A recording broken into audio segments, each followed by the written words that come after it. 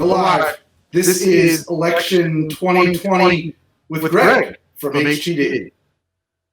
Hello. Sound is good? Sound is good. Let's stop the music. Should we keep the music going? Echo. Why is there an echo?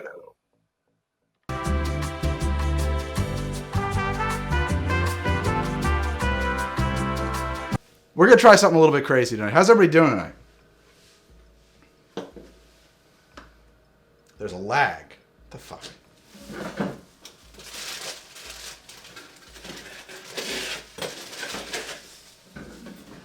A little ice cube here.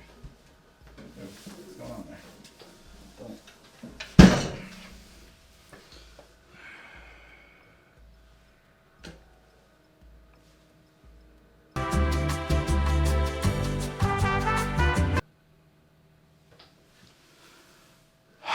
I can't win. That's the problem here. I just can't win. I'm trying to do a thing with this show tonight, a little something special, and it's just not being a friend here. I have a cool idea. That's why I put on this ridiculous outfit, and I think that you guys were going to enjoy it, but I don't think it's going to work. I mean, it's almost ready to work, but I'm making myself an old-fashioned. I hope you guys all have a nice drink, if you're allowed. And I got an idea. The idea is good. This is a good idea. We're just getting close. We're gonna figure this out. I swear, we're gonna figure this shit show out tonight. There it is. A little sticky.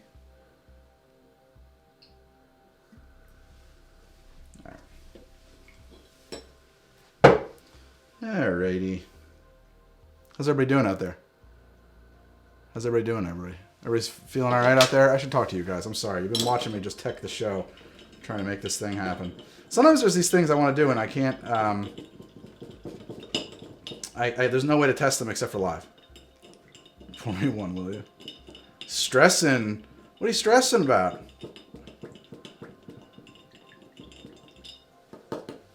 Something going on? What whiskey is in my old-fashioned Blanton's tonight?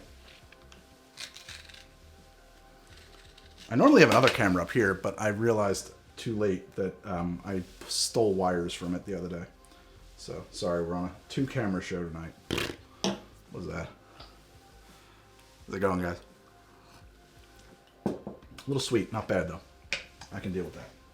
I like my old-fashioned a little sweet, to be honest. To be perfectly frank.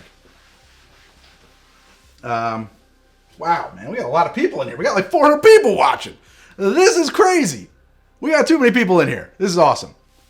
Australians stress about the U.S. George, the rhubarb, I hear you. And you're a Canadian and you're stressing. It's only democracy of our closest neighbor on the line. You know, the thing is that it's not going to get decided tonight, guys. It isn't. It's going to be... I wish. I mean, I'll throw up the AP and I'll report back results if you guys want. Associated Press, they're the trusted one. And it's not going to be decided tonight, right? Because it's going to be a battle for months that go on and on. I know that I want to be snarky about that, but I think you just have to accept that that's reality, right? You stress shopped about $300,000 today. What'd you buy? I'm sorry, Valancourt, with that heavy flex. What'd you buy for $300,000 today?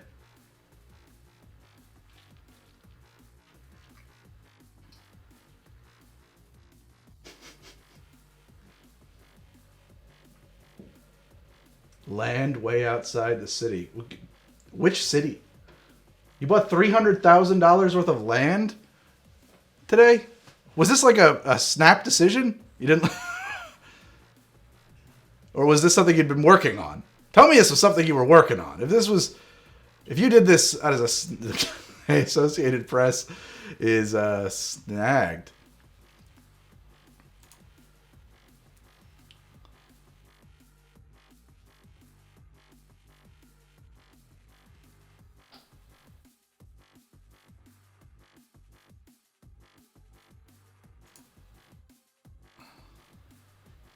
I will accept your cookies. Just freaking go.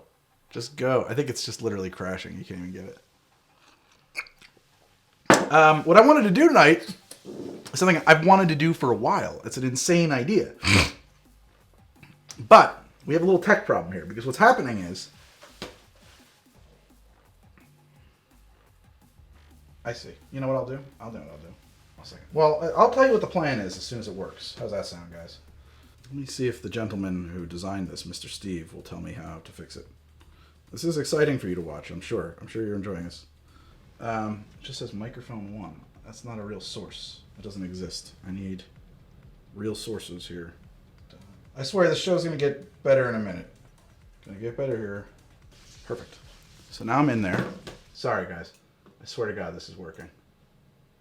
There we go. Mutant scenes. That's the button I needed. Thank you very much. Okay.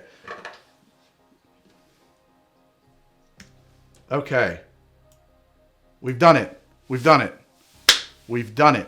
So, here's what's going to be able to happen now. Why did I call this show Coast to Coast Greg or Greg Coast to Coast? Because I can do this.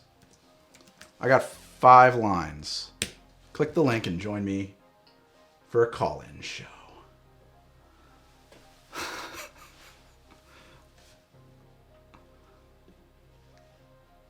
You know what? They didn't have a sticker.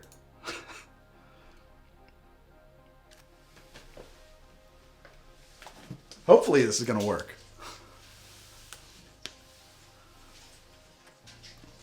Someone's in.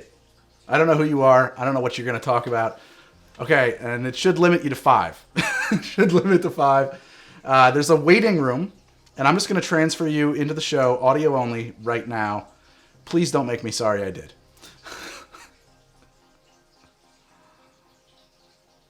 Wait, if I do that, will I have ears in the room? I should. An early vote. Some of them you're looking more at same day vote. Can you hear me? Oh goodness, I hope not. Pattern, so I can tell you You're on the what show. we're trying to do right now, which is a problem. So hold on a second. I'm going to mute that because I don't know what the fuck you're talking about. Give me 1 second while I figure out how I can hear. Can I hear you now? How about now?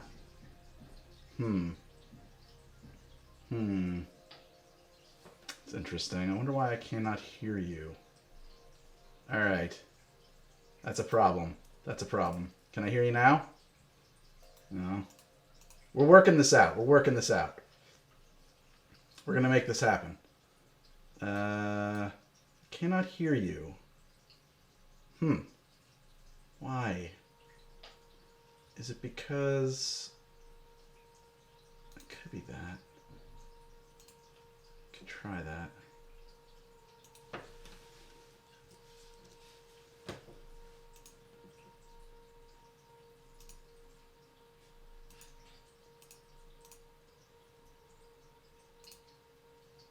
Test. Oh, that's why I couldn't hear you. I muted my headphones. It's derp. Hello. Can you hear me now?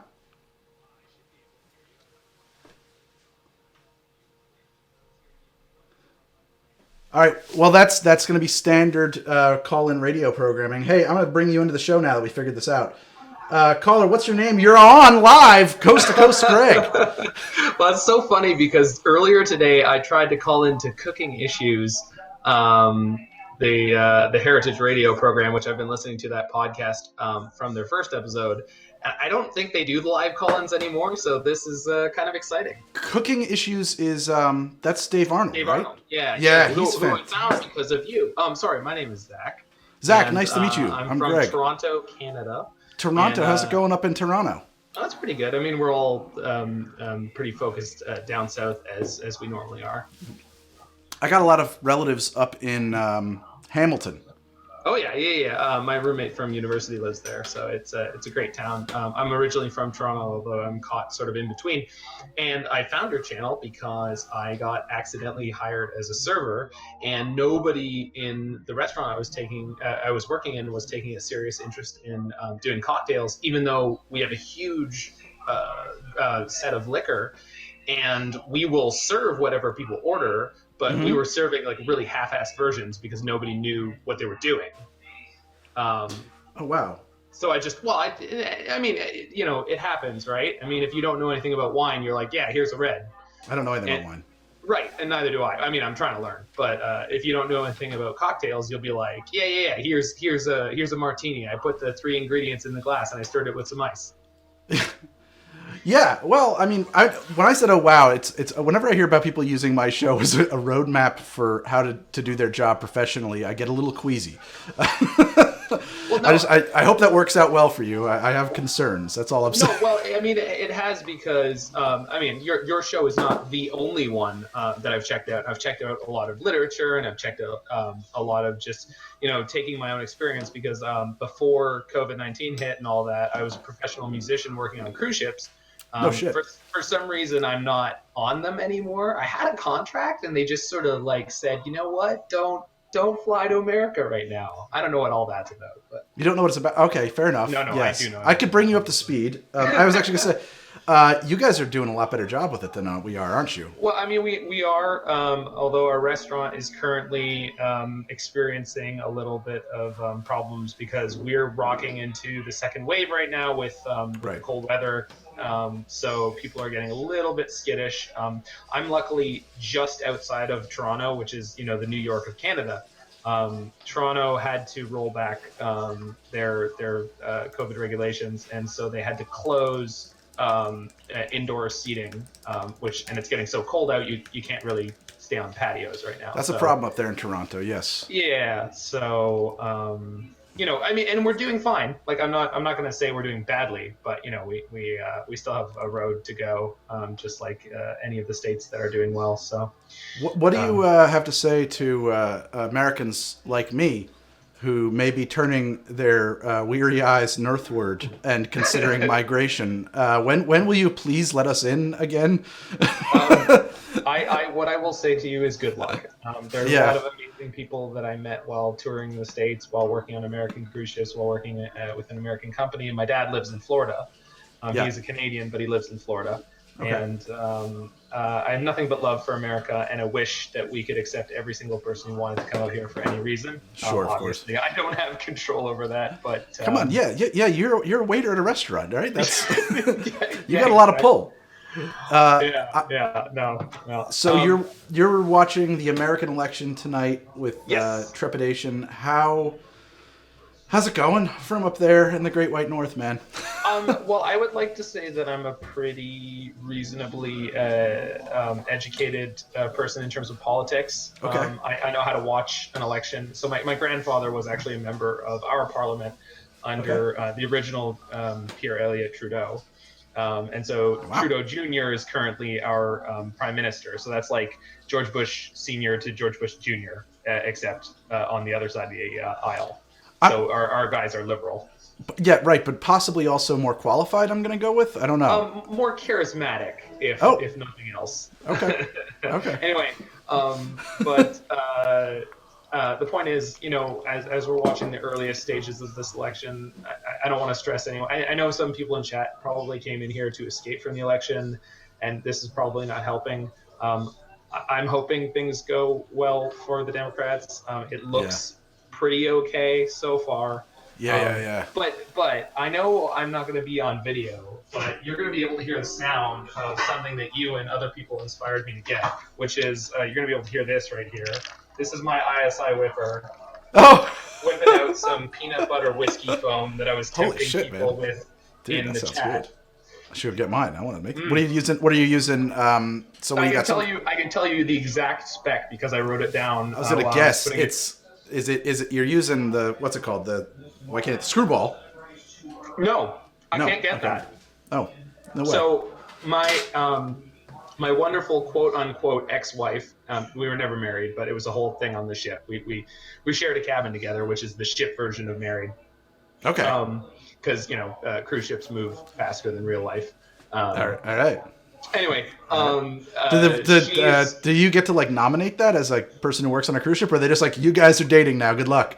No, well, yeah. So, counterintuitively to every other job you've probably ever worked on cruise ships, they're like, oh no, absolutely no hooking up with guests. But other crew members go nuts because No, because you're all stuck on the ship for 6 to 8 months. Yeah. If they tried to prevent you from hooking up with guests and crew members, I mean, there would just be carnage. There would be literally blood in the streets. So you're basically, oh, dude, oh my God, I can't believe it hasn't been done, because like you're a bunch of horny camp counselors at sea. Yeah. I mean, we could make this slasher flick. I know. There should have been a slasher flick. I know. Yeah. Only instead of like little kids, you've got angry, drunk people who want to eat chocolate buffet 24 hours a day. Yeah. No, that's our customer base. Yep. And I worked for Carnival, which is the McDonald's of cruise lines. For sure. I mean that in the best and worst possible way. Yeah, absolutely. McDonald's knows exactly who they are, exactly what they're doing, and they're good at it. And there's nothing wrong with that. So what are the specs on your whiskey foam? I want to hear about this. Yeah, I'm sorry, we got off topic.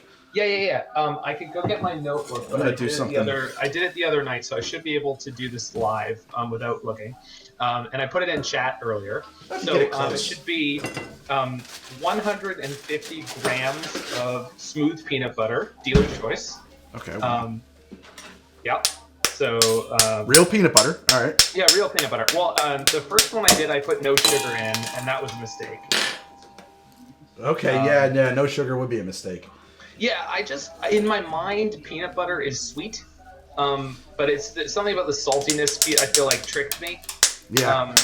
Anyway, so 150 grams of peanut butter, 100 grams of 1-to-1 simple that was warm at the moment because I had just mixed it up. Yep. But that helped melt down the peanut butter a little bit for the foaming. Right. About 60 grams of peanut oil. Peanut oil, wow. Yeah, which I think I just put like canola oil or something like that. But okay, so oil. I mean like some kind of oil just to help you make the peanut butter more viscous. Yep. I'm chilling champagne, by the way. I'm watching it live. Okay. You cracking ice is very loud. But anyway. I'm so sorry. No, it's okay. 60 grams of the peanut oil and 60 grams of I had almond milk on hand. I would use peanut milk, but I had almond milk on hand, and I figured like a nut milk will work. The first time I did it, I used milk or whipping cream. I think that would work fine too, but I also think like a nut beverage is probably a good choice for the peanut foam. Probably, yes.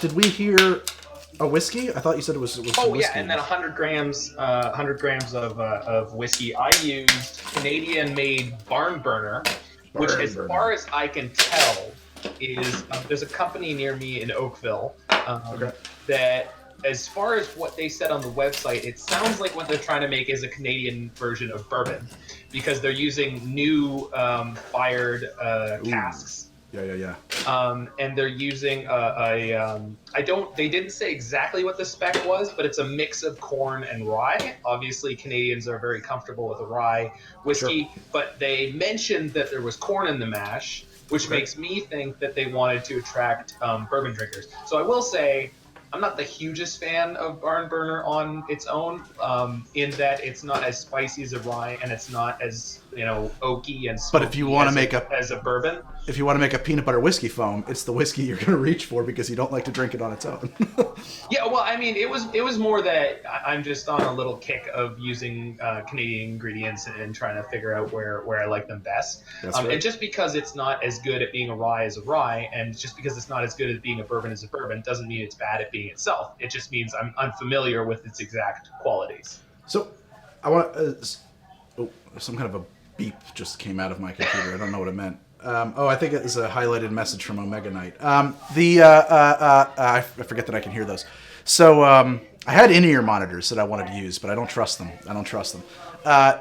Quick question. So you're working at a restaurant in Toronto, and are you guys doing indoor dining? What are the rules there? So I'm in Oakville. Oakville is outside of Toronto, about 20 minutes west, and we are legally a different town. And so because of the density, because of the numbers, because of everything else, we are allowed to continue doing inside dining, and we are allowed to continue to permit gatherings of, I think it's up to 30 people. The number changes like almost every week. Okay. So anyway. Well, whatever you guys are doing, you're doing. I mean, your numbers are crazy low. I've got relatives up, more relatives over in the Maritimes, and from what I understand, Nova Scotia, New Brunswick, and well, I'm not gonna say Montreal, but Nova Scotia and New Brunswick, if I'm not mistaken, have like 0 cases at this point. Am I mistaken? I think so. Yeah. So I mean, yeah. I mean, those are much less populous provinces, True. and I mean, as I think everyone's been aware, density Matters. matters the most, and most of Canada is very, very, very not dense. Toronto, Hamilton, and some of the bigger cities, Vancouver out west, those are being hit hard, but most of the country is pretty chill. Are you familiar with the song by Captain Tractor, "Canada is Very Large"? No, I'm familiar with the song by the Arrogant Worms. Arrogant Worms. Really big. That's right. No, I'm sorry. Arrogant Worms did it, and I think I happened to hear it on a live album by Captain Tractor, and it was like... Yeah, I wouldn't be surprised if someone had covered it. Yeah, that's what it was. And it's really big. Arrogant Worms are... Well, I mean... we have something in Canada called Canadian content laws. Public radio has to do a certain percentage of Canadian artists. So we tend to know more about Canadian artists than we otherwise would have. Which, good job, Canada, on promoting Canadian artists. Because if it wasn't... I mean, we already know so much more American culture than we do Canadian, that the only Canadian culture we know is thanks to that law, probably. Well, I was to say, too, is my understanding is that basically every country that isn't America, the United States, has that law, essentially, for that exact reason, because what we're really good is jamming ourselves down your throats. That's what we do very well. No, I mean, it's just hard not to watch. It's constantly a giant dumpster fire.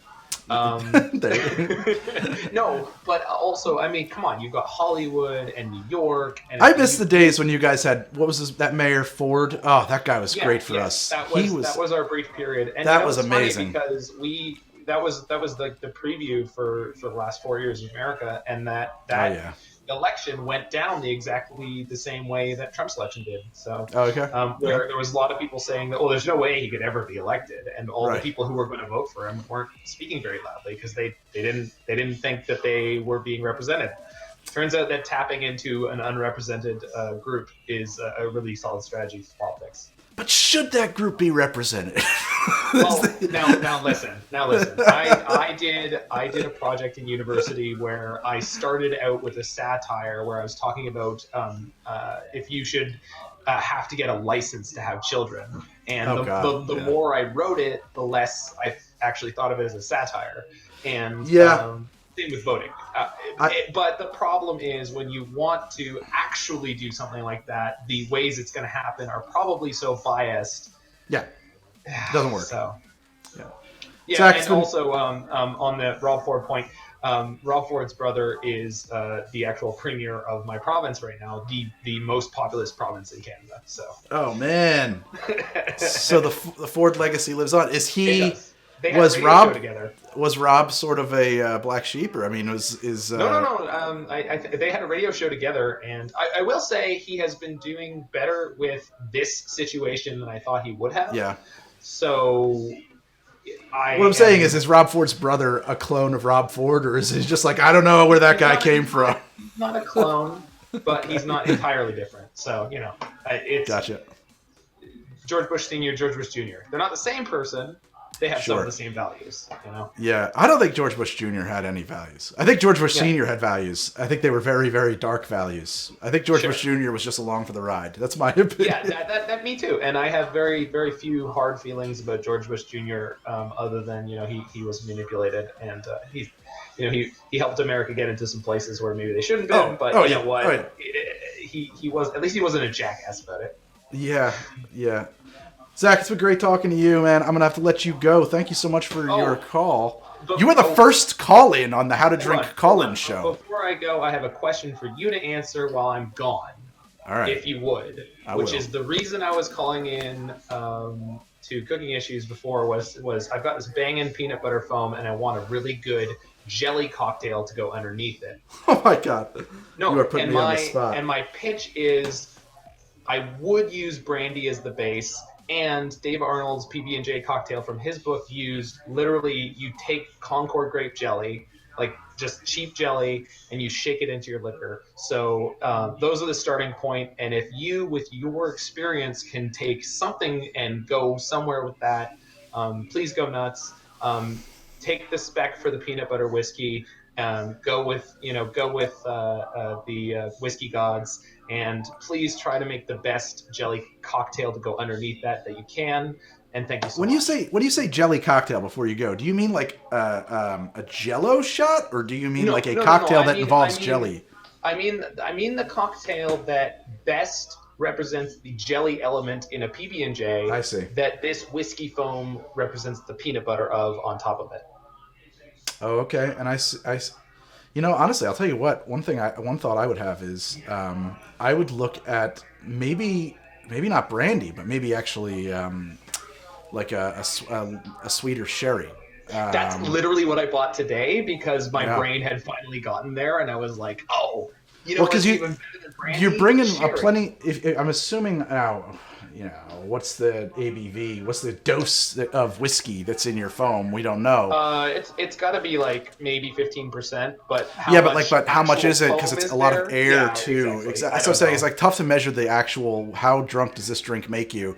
And that's one of the things I'm thinking is like, well, maybe we want to be careful about it being whiskey on brandy, but maybe not. I don't know. I just think that with you're gonna get a lot more. I mean, I always say, it tastes like raisins to me, sherry. I don't know about for other people, but I mean, like that's raisins or grapes. That's kind of grapey. That would probably be good. But I don't know. Yeah, I mean, what you're talking about there before sounds good too, with the PB&J cocktail from Dave Arnold. Anyway, you put me on the spot. That's a tough one for me, man. It's been a tough one for me because I've iterated a couple of times. I'm at the point where tonight what I'm going to try to do is a 1-to-1-to-1 of brandy with jelly that has been mixed into it, sherry, and then some kind of citrus, because I think otherwise it might get a little too, Yeah. But anyway, I will post my my further research into the comments on whatever your next newest video is. So if you want to follow along with that, please do. And let me let you get to other people. I'm so sorry. No, don't apologize. We don't know. I don't know what I'm doing. I made this is the first time I've done it. I can't believe that I actually got through and ended up being the first caller. So thank you so much for calling in, and Zach, you're the first official caller on what might be a new format for me. So stay safe up there in Canada, and I don't really have to advise you. I mean, you guys seem to know what you're doing up there. It seems to be fine. All right, Zach, it's great talking to you. I'll talk to you later. Thank you for calling. See you. Wow, guys, that actually worked. The technology works. We have figured out the technology. And what's really cool about this, even though tonight I'm flying totally solo, and this is to a lot of the people who are hanging out right now in what I call the green room, okay? So the way I've set this up is I've got a green room, and there's a link that I will periodically drop, although at the moment, even though I set it to limit 5, there are 25 of you or something like that, 10 or 15 people in the green room right now. And I don't think I'm set up so that you guys can hear me in there. I do think you can hear each other, which I hope it's a healthy environment that's going on in there. I hope there's not a lot of fighting going on. Zach, thank you so much for coming by. And what will happen is I will pick randomly, and you are nothing in there. I have no faces. I have no names. I just see connections. So I'll pick somebody randomly and pop you into the show. In a future version of this, we can have someone hanging out, like directing that room and screening calls like you would on a call-in show instead of me just kind of doing this with bubblegum and duct tape. Should we check in with the Associated Press? Because I think their website is still DDoS. I still cannot get into the Associated Press. It is not happening. That's amazing. How big is the HTD team? That's a great question. So, hold on. Let me try and get AP News up again, because I feel like I said I was going to do election coverage, but I'm not covering shit.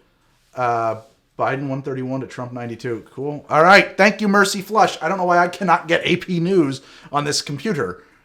Damn it. Associated Press. Come on, man. Load. Am I, like, blocked or something? Killing me. You're killing me. Oh, there we go.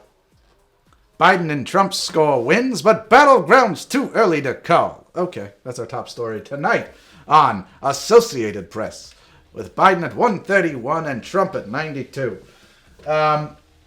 I don't think that we're going to... By the way, we're not going to get anything about this tonight. Oh, that's true. NPR's results are AP-based, so I'll keep that in mind, Gravy. If the AP is not accessible, we'll go there. And we don't need both cameras. We'll just go back to Barmaster. So I can bring in callers. This is cool. I can do a call-in show. I don't know of anybody else doing that on Twitch. Maybe there is, but I'm unaware. And I kind of feel like I want to do this. I like this format. Wicked Falsehood says, next caller. I have to say, I have a really full chat, and I'm not going to get to everybody that's in this chat, and we dropped the link once, and I will drop it again, but to the people who are currently waiting in chat, at some point I'm probably going to have to purge the chat, dump you all out when I post the link again, because there's just no way we're going to get through everybody. But we are learning an awful lot about how to do this in the future. It is very hot. There is a Discord. There's a Discord for my patrons, so it's a Patreon thing. So let's bring someone else into the show. My next drink might be a beer, so I can pace myself, but we'll see. It won't be another Blanton's. I can't go through a whole bottle of Blanton's. I'm going to grab a random name in here. Transferring now. All right, lover, can you hear me? Hello. Caller, you're on. Can you hear me? I don't hear you. How about now? Can I hear you now? Yeah, I think we've lost you. We're going to lose, we're going to hang up now. Try somebody else. Try somebody else. Man, I can't believe we got this thing working. This is amazing. Let's try you.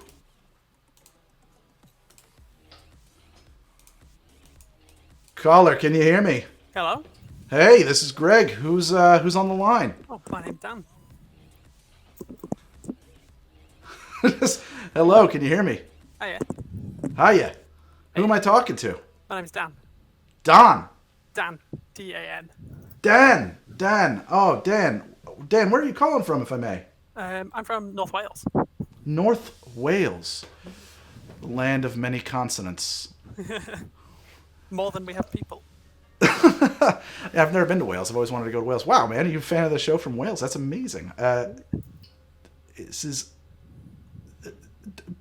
Wait a second, Dan. You seem to be known by Barkov memes. Are you are Dan TDM? Are you a figure of some renown? Is that a fact here? I do not believe I am. Okay, you're not Dan TDM. Okay. If I am, it's news to me. Well, I mean, you might be. What's it like in Wales now? I mean, it's got to be very late there, right? What time is it? 1 in the morning, I assume. 3. It's almost 3 in the morning. 3 in the morning. Yeah. Oh damn! I'm glad I stayed up for this. This is. Well, thanks for calling. Are you guys watching our? Can I use the phrase shit show from over there? Of course, we wouldn't miss this for the world. Yeah, and how does it look from the? How's the view? How's the view from the from across the pond? How does it look from your perspective in Wales? From my perspective, well, we lost in our election before Christmas. I see. Oh, I'm so sorry.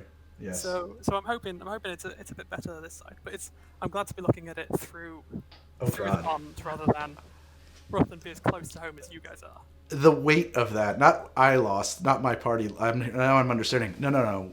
We lost. Like we all lost. It was a sad day for all of us. Yeah, really. I mean, I've been. You guys are in a lot of the same boat as us. I do feel like. Do you feel like Boris is slightly more the man for the job than Trump? I don't. It's a tough call. It is. It's. Do I want shit in my sandwich, or do I want sandwich in my shit? Yes, fair. They truly do drink from the same trough, do they not? I mean, I guess Boris, he was on a ventilator for a minute there, right? I mean, I feel like he's got to have the fear of God in him or something at this point. I don't know.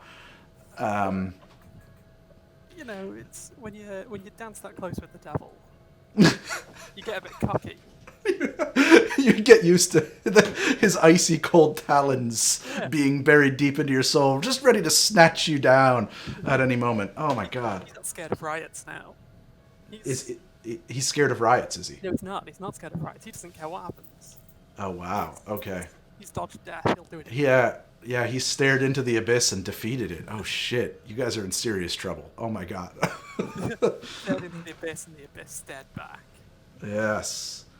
Damn, man. What part of Wales? I mean, not that I'm going to be terribly familiar, but are you from a more urban area, or I mean, I know Wales is a pretty rural area. If I'm not am I not wrong? Am I mistaken? I might be mistaken. It's pretty empty. I watched Hinterlands in English. So I did my Welsh GCSE. Okay. And we had to watch that for that. Oh, okay, because they did that. That's a crazy show, because they shot each scene back to back in both English and Welsh. Yes, I remember that. So to me is a very... it was not... I mean, I guess if I wanted to learn Welsh, it would have been to be a useful show.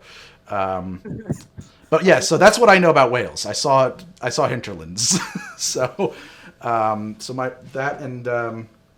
and unicorns? Are you guys the unicorn in the crest? Am I mistaken on that? It's a dragon. But it's a dragon. If you wish to believe it's a That's unicorn, right. then I'm happy. Well, I'm thinking of the crest of England. There's a dragon and a unicorn and a lion, right? And the unicorn is... maybe I'm making that. But by England, I mean the United Kingdom. I apologize. I'm, an American. I've had a drink, and I'm not good at this. Nobody is. Yeah. Wow. Okay. So, well, thank you for the call, Dan. No worries. Anything on your mind that you want to apprise us of from your view there in Wales? Can I do a dirty plug? A dirty plug. Are we plugging a cam girl? No, God, no. It's PG. Okay. Well, no, then that's not dirty. That's fine. Yeah, you can drop a... What do you got, man? So I go to a uni in North Wales. Okay. And a couple of my friends have set up a podcast, a satirical podcast that mimics radio shows from years beyond. And it's called Culture My Arts. And I think Culture My Ass. Culture My Arts. ARTS. Oh, Culture My Arts. I apologize. You have, Sorry, my accent. No, well, my accent. We're talking right past each other. I should have known better. You guys would have said arse, but Yeah, I would think it would mean the world to them if they got some through. Okay. Well, Culture My Arts. It's a podcast from the University of North South Wales. How much have you been drinking?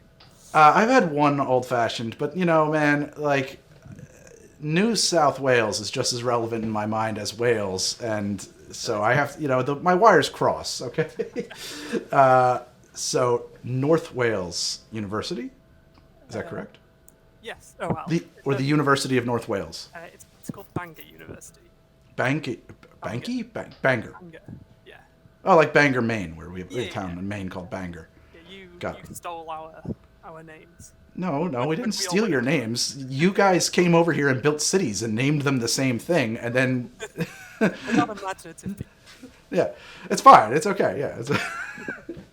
I don't think I suppose we could have renamed everything after the revolution. Actually, in some places they did. That's a good question. I don't know. I bet a lot of towns changed. We don't want to be New London anymore or something. That would be really interesting. Yeah. Well, Dan, thank you so much for calling, and it's a pleasure. And once again, the technology is working. Yeah. So I'm going to let you go. It's very late. You might want to go to bed. Oh, yeah. Thank you so much for showing up.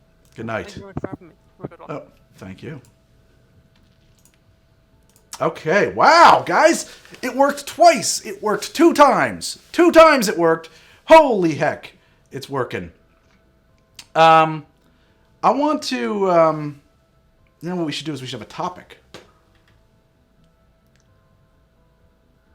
We're having problems with the microphone? Eyes of Sin? I think you're having a conversation about something else. I'm gonna do this. We're gonna do, guys. If you're in the chat, I'm gonna dump you. I'm sorry. I'm gonna dump you all. I'm gonna try to dump you. I don't know if it's gonna work or not. Might not actually do it. And I'm gonna pose a question. And here's the question. All right. I'm going to go straight up Art, whatever his name is, Art Bell. And I want to know if you've ever seen a ghost. If you've ever seen a ghost, I'm talking ghosts. We're talking about ghosts. And I'm going to drop the link for you all right now. Yeah, I got a code I can type in. There it is. Oh, wait, no. No. It's chat. I don't have a way to give somebody... I don't have any way to give somebody a specific link. So if Barkov shows up, he shows up. I have no objection to Barkov showing up. I have no mechanism to pick somebody out of chat and invite them right now. I'm not set up to do it. It's just, oh God, this is too many people in the chat. Yeah, there's gonna be problems here. Well, hopefully it's working. I'm just at a certain point, because it's a peer-to-peer connection, it could actually kind of crash. So if Barco shows up, it's rigged. Oh man, Domo Arigato, Mr. Arigato is uncontrollably doom scrolling and trying not to get plastered because he got work tomorrow. Can you call in sick? Do you got sick days, Domo? If you got sick days, it might be a good one to use it. If you don't got sick days, I understand. I understand if you don't got that. I'm going to bring in this person. We're going to see if this works again. Hello, you're on the show. Who am I talking to? Oh, hello, is this me? This is you. Oh, wow. First time caller on my end, long time listener. Thanks for taking me, Greg. Thank you. First time caller. I mean, you're the third time caller. This is the third time I've taken a call from anybody. Fair enough. Who are we talking to? I'm sorry. What's your name, man? My name is Jarod. I'm a recent college graduate, and I'm currently Jarod. living in South Dakota. South Dakota. Whoa. Okay. You are right in the middle there, sort of slightly west of the middle, I suppose. Or South Dakota. No, you're right in the middle. Yeah. Yeah, right? if you count Alaska, it's exactly middle. Oh, that's a good point. Yeah, what Alaska, for sure. So how are you watching closely, or are you kind of... Well, first off, did you see a ghost? Because that was the question, damn it. I have not seen a ghost, which really disappoints me, because I went to a college campus that was supposedly haunted, and all my friends claimed to see the ghost, and they're like, we saw the red cape boy, and I'm like, but I wasn't with you. So did I see him? No. Tell me about the red-caped boy. What college has the red-caped boy? In Minnesota, there is this college in Northfield, Minnesota, called St. Olaf that's been around for like 200 years. So there was like way too many people that have just died on campus for different reasons. So there's like this custodian that died of like scarlet fever after cleaning one of the dorms, and they think he haunts that dorm still. And I don't remember the exact story of the boy about like why he died, but yeah, just, old buildings. That's the perfect place, right?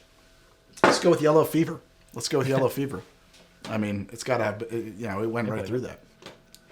But yeah, I've just been kind of casually watching the election. I'm sipping on an old-fashioned with Maker's Mark, black walnut bitters, and Demerara sugar. How are the black walnut bitters? I mean, I would imagine they're bitter on bitter, because black walnut is a bitter thing.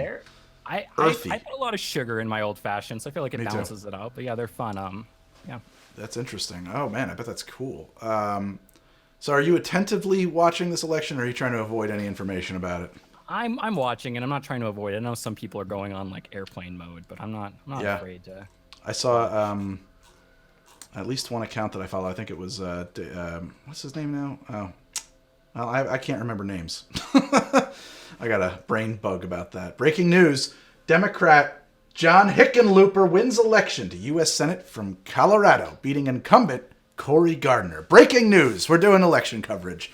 What do you make of that? What's your analysis there, Jarod? About I didn't know Colorado was reporting already. I'm behind you, I guess. You didn't know? I mean, have you ever heard the name John Hickenlooper? I have not. I like his last name though. It's fun to say. Okay, let's rate it on that then. Hickenlooper versus Gardner. Oh no, I'm team Hickenlooper all the way, just based on the name. Yeah, you can't go with Gardner. Sorry. How many syllables do you think we can make Hickenlooper into? I'm going to go 4, maybe 5 if you have a weird accent. Yeah, I'm going to say 5. I think we can do Hickenlooper.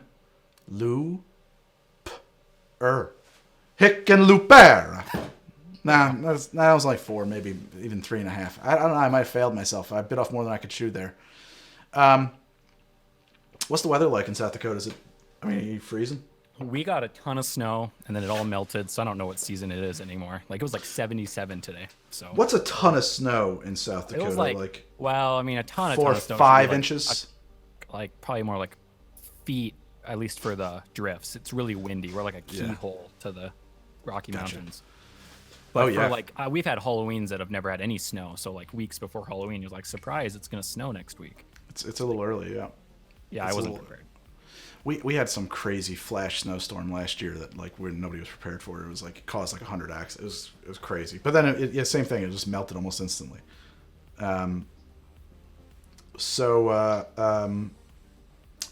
What's the climate politically up there in the folks where you're at in South Dakota? Are they all pulling which way are they pulling?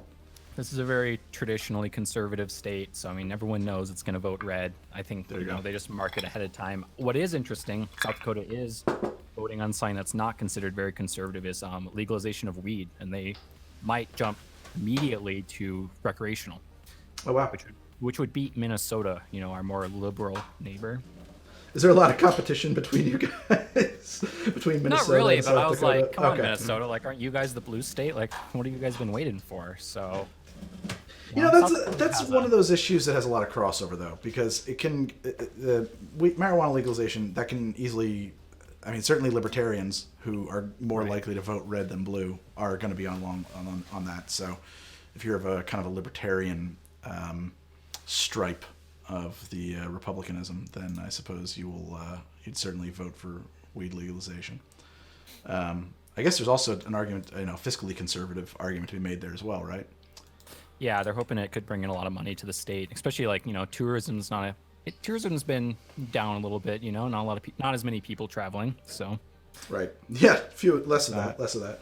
Well, I mean, even if it doesn't bring money in, right? You stop spending money on enforcement. That too. It's 1 out of 10 arrests in this state are for minor possession. So our cops. I'm actually surprised it's only 1 out of 10. I'm surprised it's not a lot more than that, honestly. Yeah, I don't really know what the other ones go to, but all kinds of things. I-90 is a common trafficking interstate, I know. So sure.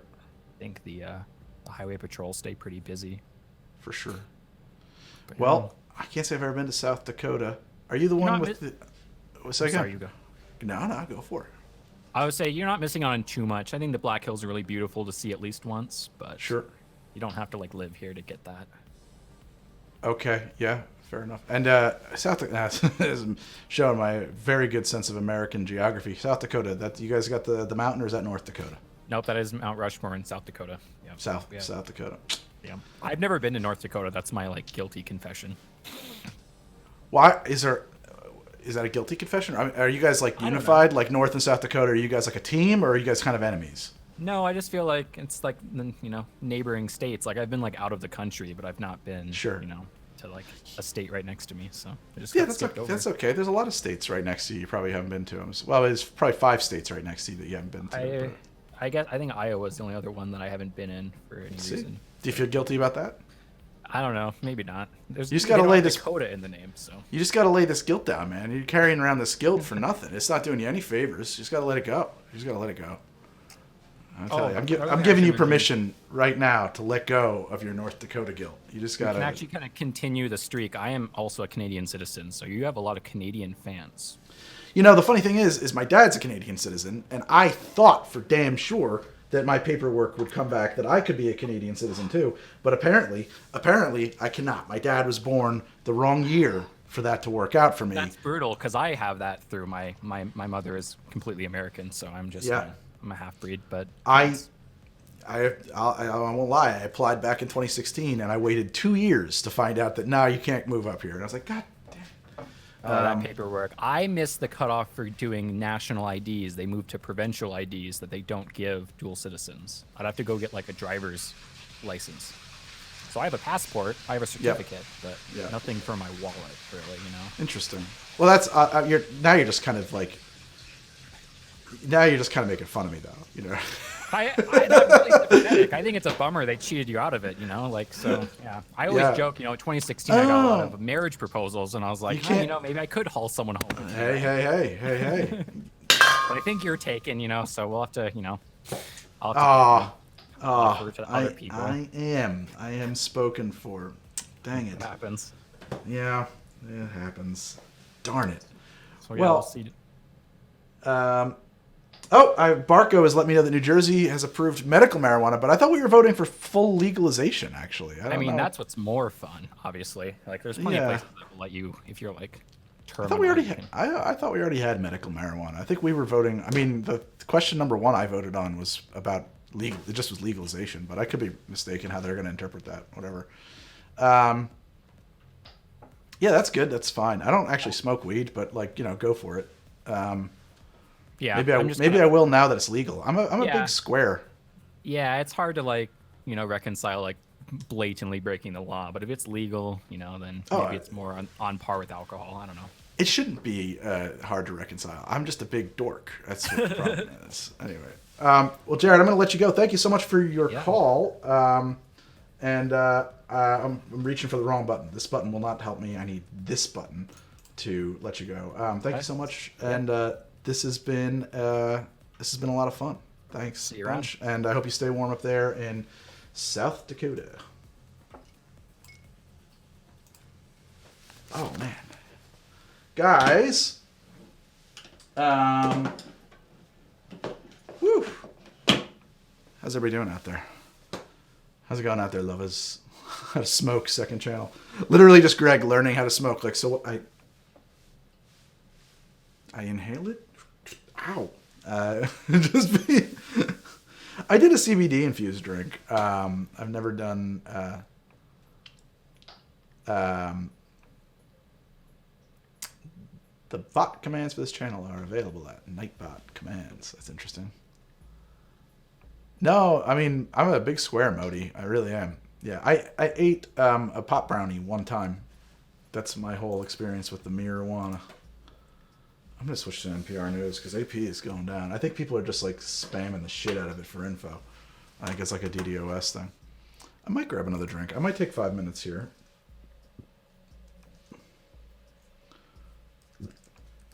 I thought I was not going to be able to like live in this setup because it's pretty hot I didn't think I was going to be able to live in this getup for too long because it's pretty hot. But Biden 131 to 98. Man, a lot of states went red. I mean, are those final or are we waiting on provisional ballots and stuff like that, That's the question. Florida's projecting for Trump. Texas is projecting for Trump. Oh, man, that's razor thin. That is so close. And only 69% are in. I don't know, man. I think Texas is still in play. Nebraska's weird. Nebraska's got like a grid on it. I don't know what the hell any of that shit means. That's fucking bizarre. News from somewhere. New Jersey is 60% in, projecting for Biden. I mean, I don't think there was ever much choice of that. Oh, they do apportioned electors, and I guess so does Maine, huh? Okay. Interesting. Kind of like having a popular vote. Interesting. I don't have elbow patches. I've thought about getting elbow patches on this. You know what's funny about this coat? I got this on eBay for like $12. It's a Harris tweed, all wool, and I got it for like $12. I had a tailor take care of it, and then I had them add what do you call they call them doctors or musician sleeves, so I can do that with them. I don't know. I just thought that was a cool thing, and I wear it almost never. Good tweed needs to be washed in pee. Yeah, I will remember that. That's insane. You look like Carl Sagan and Clark Kent had a baby. Oh my word, eyes of sin. You don't say. We should get some... Do we have some music going? I guess we do have some music. Let's get some other music going. Let's do the jazz show. Let's do the tiki show. Let's do the jazz show. I can't really hear it anyway, unfortunately. Barco needs to plug his propaganda. Barco, I don't know, man. Listen, I can't... I can't. I physically can't control this. I really can't. I mean, I kind of wish I could, and I feel like I've just sort of lucked out that the last two people didn't just scream "Baba Booey" at me. I don't know if any of you guys know that joke or if that's still a thing. I don't know. Do any of you guys Baba Booey? Baba Booey? Yeah, Barko knows what I'm talking about. Of course he does. How long have I been live? I've been live for a minute, right? I've been live for 2 hours? Holy shit. Where does the time go? Yeah, so let's take a 5 while I go to the... It can't have possibly been 2 hours. That can't be right. What? I guess it's been 2 hours. 1 hour. Yeah, this timer is funky. Crazy! It's a crazy number down here. Jake, I'm glad I got you a barback job. That's awesome. Hey, Greg, longtime viewer, first-time stream viewer. Thanks for the much-needed stress relief. I'm tuned in with a drink and loving this format. Well, you know what? Let me take 5 minutes, and I'm gonna get myself another drink. And by the way, in case anybody was wondering why I was chilling champagne, if by any chance this thing gets called for Biden before it's done, I wanted to have that ready to go. Okay, I'm not expecting to crack this tonight, but I had to be prepared. I had to, and I'm not ashamed. I'll tell you right now. We're pulling for Biden over here. I'm pulling for Biden. Can you stream the drink making? I do stream the drink making, but I think I'm just going to open a beer. Yeah, there's no way it's going to get called tonight. But I had to put it here. You know, I had to put the champagne on the mantle. I had to put Chekhov's gun up on the mantle. So I'll be back in 5, guys, maybe 10. We're going to run a commercial while I'm gone from Twitch because I'm obligated to do that. This is, it's a Veuve Clicquot demi-sec. I'm not big on ultra-dry champagne, or I've never been big on champagne. I'll be up for a while, Editor Dev. So I figured, what the fuck? Let's get the demi-sec, see if I like that, I don't know. Try like a less of a brute, No, Veuve Clicquot is real champagne. It's like this one and I forget the other brand are like the two champagnes. I did a video about champagne making. I forget which one it was.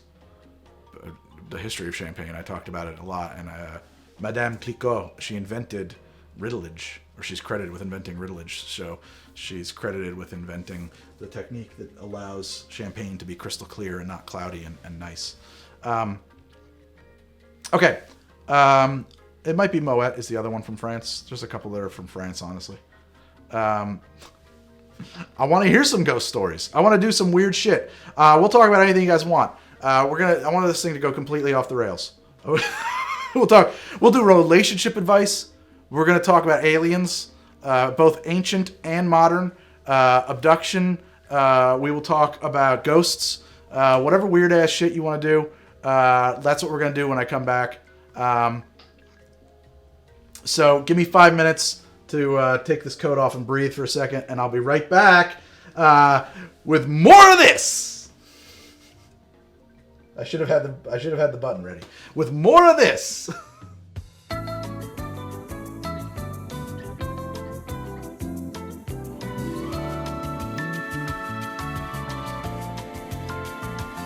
Thank you for the break there, guys. I'm sorry you had to wait. Oh shit! I didn't bring a bottle opener. Yeah, I did. I think I'm making a HTD bottle opener. You want to drown out the politics? I can't promise you're in the right place. How do I like whiskey finished in rum's casks? I don't know if I've ever had Angel's Envy.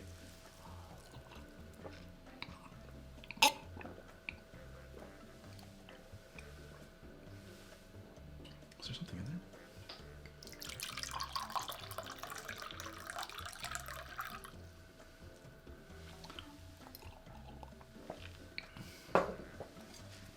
Working on a bottle opener is a good idea. And somebody was asking what am I going to drink. Next caller. Hold on a second now. I'm just getting back into steam here. Jesus. What am I going to drink? I'm drinking this Mad Elf beer. I don't even know if I'm going to finish it. But I do like this. It's a pretty good beer. It was a weird. Went black there. And I'm going to drink it. I'll tell you what. I'm going to drink it. I'm going to drink it from a fucking mason jar. Is that insane? Yes, it is. Does any of this matter? None of this matters.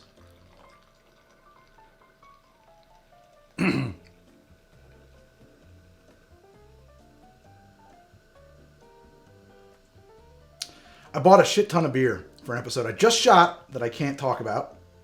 It's a secret episode. There's a sponsor involved. And this was one of the beers, and I liked it. It was good. So I have a couple of these left. I don't usually buy beer. So. All right. Here's the deal. I'm clearing the chat.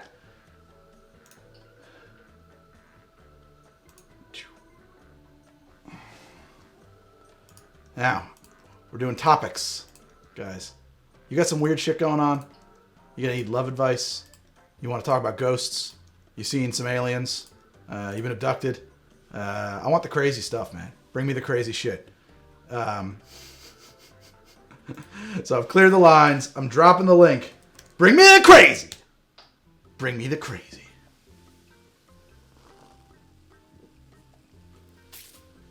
Let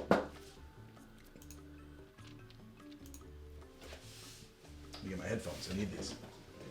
Which way is the wire going? What happened here? What's even? Oh my! What? Oh jeez. Yeah.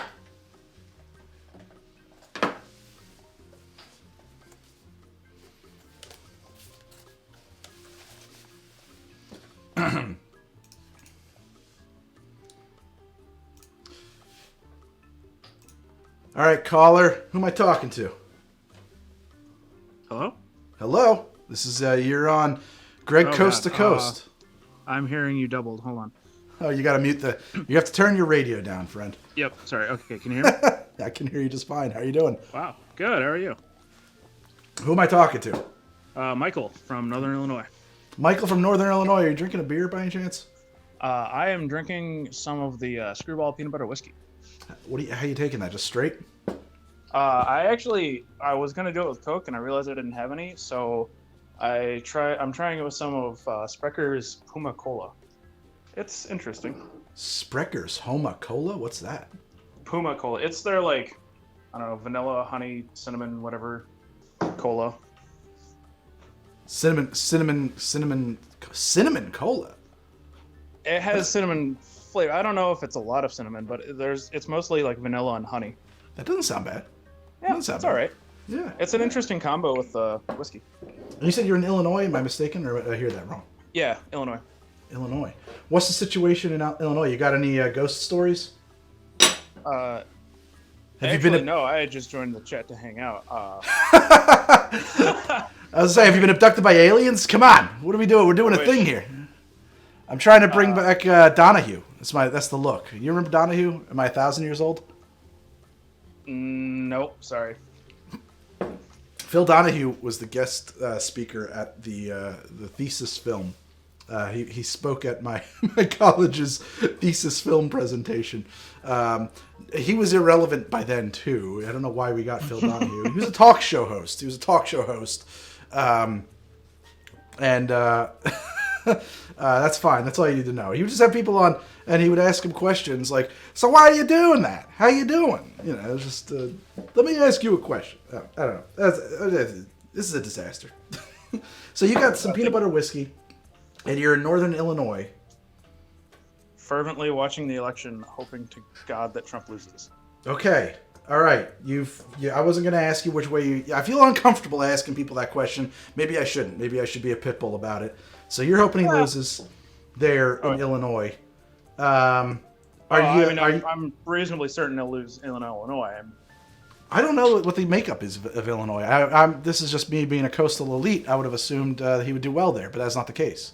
No, Chicago. Right, of course. Yeah, of course. Right, duh. I forget that you have a city.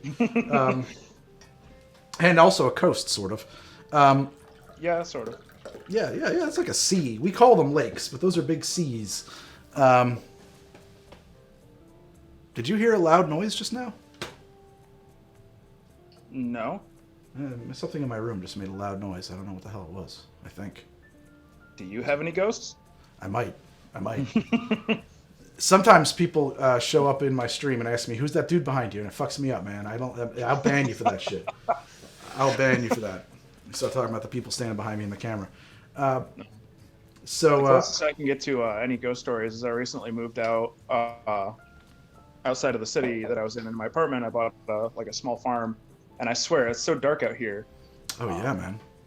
Like it's pitch black. I can't see my hand in front of my face. I hear coyotes at night. I walk outside and it's like, this is how I die. Well, it might be. I would be careful I'm walking around at night in the dark. Well, probably not. There's nobody around. You're out in the middle of a farm there. No one. No. You got good stars out there? You got good stars? That's the first. Oh, you broke up a little bit there. Say that again? I said, yeah, it's fantastic. Fantastic, yeah. I've driven through Illinois. I got a hell of a speeding ticket in Illinois once. Ooh. Yep. And I had out-of-state plates. And I was... Yeah, they'll get you. They will. There it was. Oh, you know what that sound is? That I said, what's that sound? It's these highlighted messages, man. The chat program I'm using makes a loud noise in my ears. Okay. And the cop was a ghost the whole time, says Kane. No, we got pulled over. Me and my buddy Newman, who I've talked about on the show a lot. We were commuting back from somewhere out. Where the hell were we? We were in St. Paul, but we had to go through Illinois. We had to do this drive on a weekend to get a film color corrected. And I was just booking it, driving as fast as the car would go. And I was like, I should probably slow down. I think 127 is probably too fast. And I eased it back down to 118, and I got pulled over. Yeah, and the cop was real, just very matter of fact, like, so I pulled you over doing 118 and a 65. That's a very severe speeding ticket, and unfortunately you have out-of-state plates, which means I cannot issue you a summons, so you will either have to pay now or come back with me to the station. I have a credit card machine in the car. And I was like, oh, okay. Shit. Yeah, and we were college students, so away went our money, and we lived on the candy bars we had for the rest of the trip home. Wow. Yeah. I got a little bit luckier with a ticket I got outside of, was it Birmingham? No, not Birmingham. Montgomery, Alabama, I think. Ooh. I imagine you gotta be careful. Yeah, we were entering a construction zone where the speed limit dropped suddenly, and I was trying to get over before my lane ended, so I kind of tapped the gas, got in front of somebody, and then immediately got pulled over. Going, what was at that moment 30 over in a construction zone? That's not good. It wasn't like an eighth of a mile prior, and we were all going the same speed, but whatever. Because it was 2 states away from me, he just wrote me the ticket, and then I basically just had to go home and pay it online because I wouldn't have been able to drive the 400 miles back to the court date. Well, that was not the worst way for that to go, I suppose, other than the enormous hit to your wallet. No, not the worst, but yeah, it was a few $100 ticket that sucked, but whatever. I'm gonna. I hope you don't mind. I'm gonna let you go, and we're gonna try and rip through some more guests. If you're that all right with you? Go for it. You all right?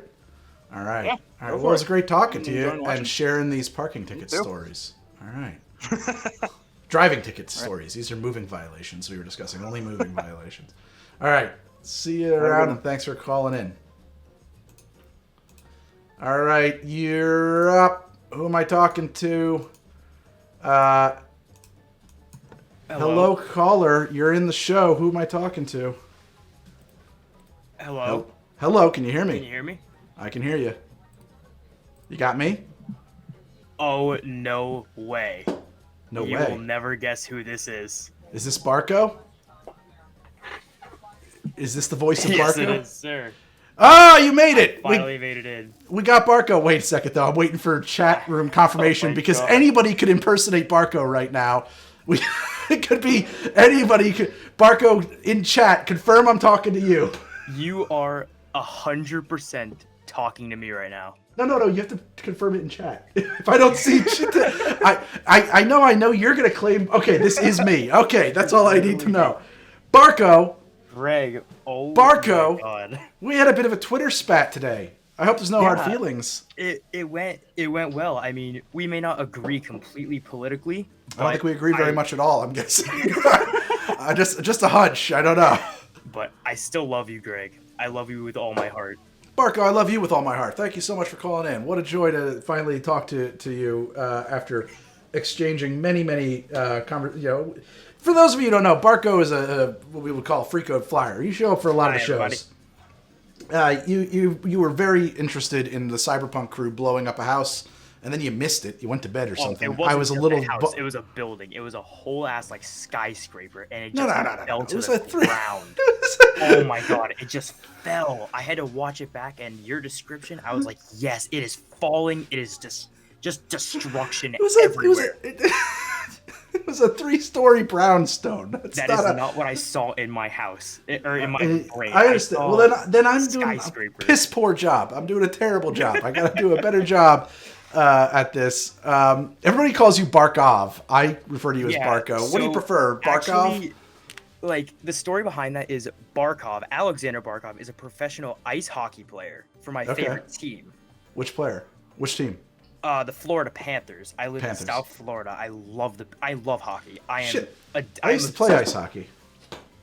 I never got into watching it, but I did love playing it. Fun fact: I actually have the opposite. I love watching it. Never got into playing it because I can't ice skate. I live in Florida. Well, you could learn. I mean, I couldn't play. I promise you, I tried. I couldn't ice skate when I showed up for my first tryout either. I just ran on the ice on my shitty skates as fast as I could into everything I saw, and they were like, "Well, he's useful for that." So they didn't let me touch the puck, but I did. They love me. They love me. Oh my god! We've created a monster. Army. I feel like this is an unhealthy thing for your ego. They love me. Oh my god! What part of South Florida are you from, Barkov? I'm from Broward County, which, as you probably know, is the deepest blue county in all of Florida.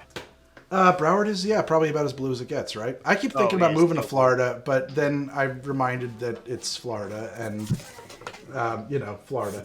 It's interesting because North Florida is where all the Florida man stories come from. South Florida is pretty normal. It's pretty normal out here. I love it. Yeah. I always want to move to the Keys. I can't afford it, but I would love to do it. Oh, I love the Keys. Where, I live about maybe like 2 hours from the Keys. I take day trips down there all the time. Oh shit! Beautiful. No way, really? So wait. What town are you in? I'm in Weston, Florida. Weston. Okay, yeah, I know what it is. It's not that bad. By like Pompano Beach. Yeah, it's about like a 30-minute drive from Pompano, I believe. Mm-hmm. It's in that whole like area there, though. I know where you're at. To me, in my brain, if you were to look at that as a map, that would be one contiguous mass of suburbs. Yes. Yeah, it's definitely just suburbs, especially Weston. Like, oh my god, it is all just houses. Yeah. There's nothing to do here. Are you closer there to Fort Lauderdale or Miami? Fort Lauderdale, definitely. Okay. Miami is about a 45-minute. Fort Lauderdale is like 20. What's the hipper city, Miami or Fort Lauderdale? That's tough. What's the cooler spot? Miami, yeah. But I actually go to Hollywood, Florida more. Hollywood Beach, my favorite beach in Florida. Beautiful. Now, is Hollywood Beach a city or is that a town? Hollywood Beach is in Dania, Florida. It is in Dania, Florida. I don't know. What is Dania? Dania is where Hollywood Beach is. It's a small city, coastal city in Florida. It's great. I love Dania. Dania is a beautiful city. If you're ever down here, you have to visit it. I'll check it out. I'll drive through. We've every time we go down to Florida, we say let's check out this town and see if we want to live there. And we have a list that's always kind of growing. We've checked out what was that one over? It was Winter Park. Boy, that's a pretty town. Oh, Winter Park. That's up in Orlando. It is in Orlando, which is my main problem, and it's not like on the water, which is a problem as well. And then I sort of like I don't know. I have fond memories of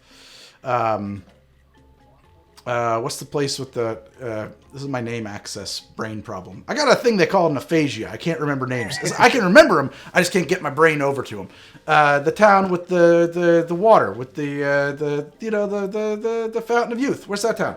Oh, that's St. Augustine. Thank you. I have fond memories of St. Augustine, and then every time I go back, I'm a little disappointed. It's not what I remember. It's not as cool as I thought it was. They got the shopping district. They got all the ghost stuff. I have a ghost story from up there. I want to hear it. Let's hear your story.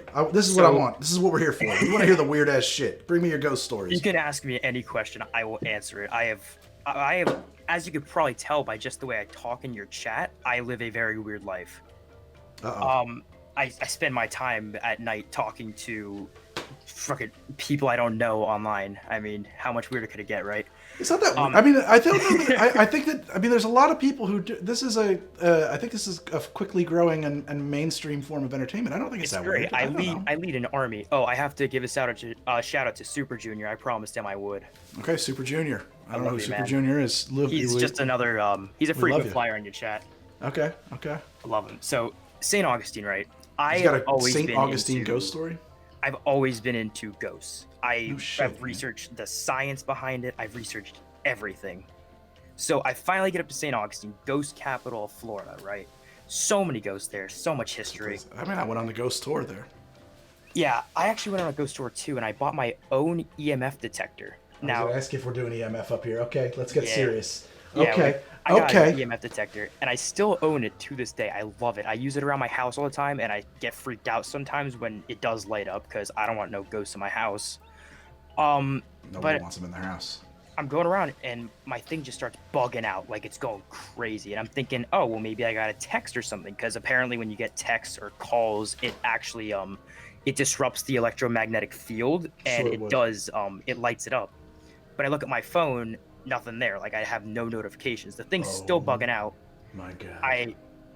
Right? So my tour guide comes over, and we decided to take pictures in like UV light or whatever the hell he was talking about. I don't remember exactly because it can like catch anomalies, right? And later on, I look at the picture, and there is just a huge white orb like in the center of the picture. No. Yeah, man. That's intense. Just a huge ass white orb, and I looked at the picture, and I'm like, no way! Like there was a ghost just standing there. What was it thinking? What was it doing? That's intense. What was it thinking? What do you think it was thinking? Probably like, what the hell is this kid doing in my house? What were you doing? Wait, you were in a house? I was in like an abandoned jail. There's an abandoned jail up there that I went to. Oh yeah, okay. I think I know which jail that is. It is very house-like. It was crazy. I've never really experienced anything like that. That is some crazy, crazy, crazy stuff. Before you kick me off, is it time for my propaganda? Wait, we're not gonna kick you off yet. But wait a second. You've been fighting and screaming and clawing to get in here. I'm not gonna throw you off. Come on, man. We'll get to what kind of propaganda are you gonna what are you gonna do? I'm my finger's hovering over hang up, just so that you know. Just so that you know, I can sever this connection at any minute. I wasn't done talking about the ghosts. What's that town down there with the witches? You go to that witch town? The witches? Yeah, man. What's that? The town full of psychics. I'm gonna look it up right now.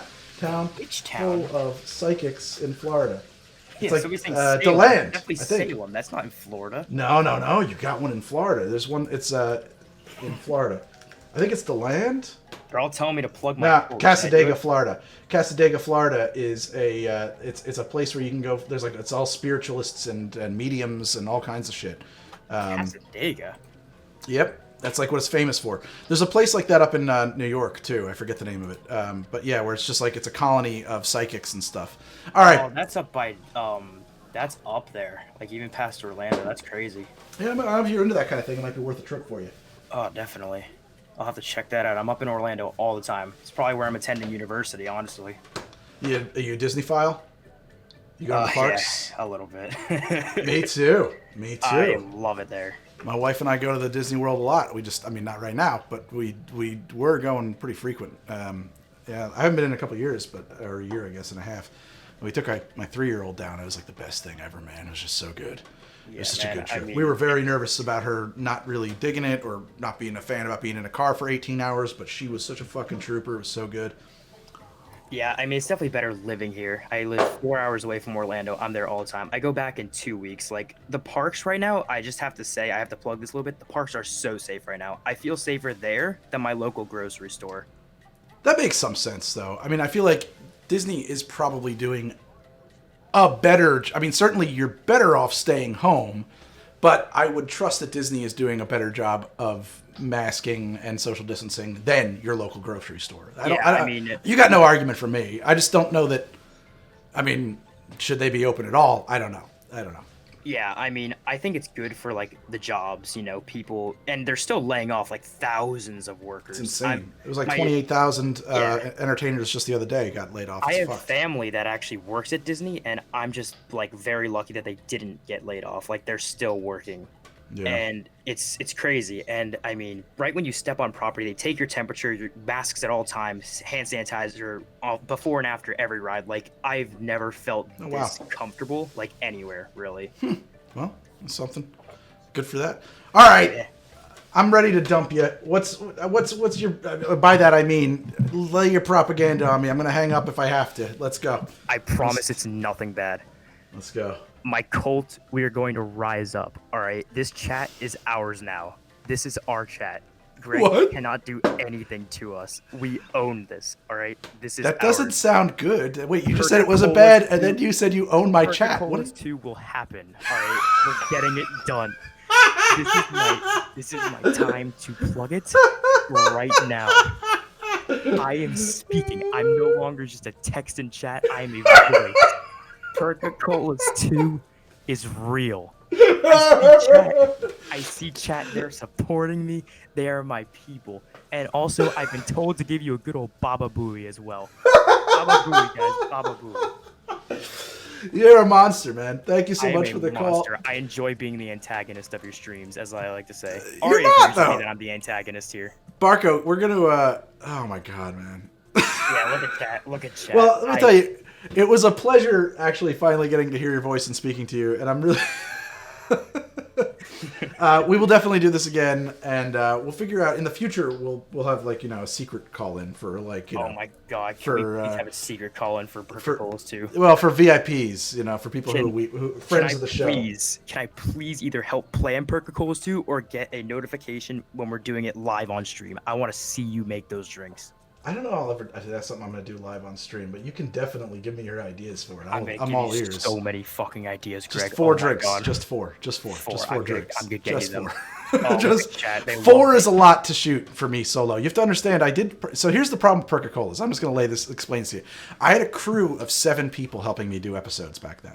Yeah. So I'd be here at the bar, and I would say, okay, we need this washed. Can I get those ready? Can you print those labels? Can you bring me the thing? And it was just like, it was moving, right? But now it's like every single thing, literally every single thing has to be done by me, which I know it sounds like a total, like a whiny bitch first world problem, but it's just like, it takes so much time. It just takes so much time, and I can do like,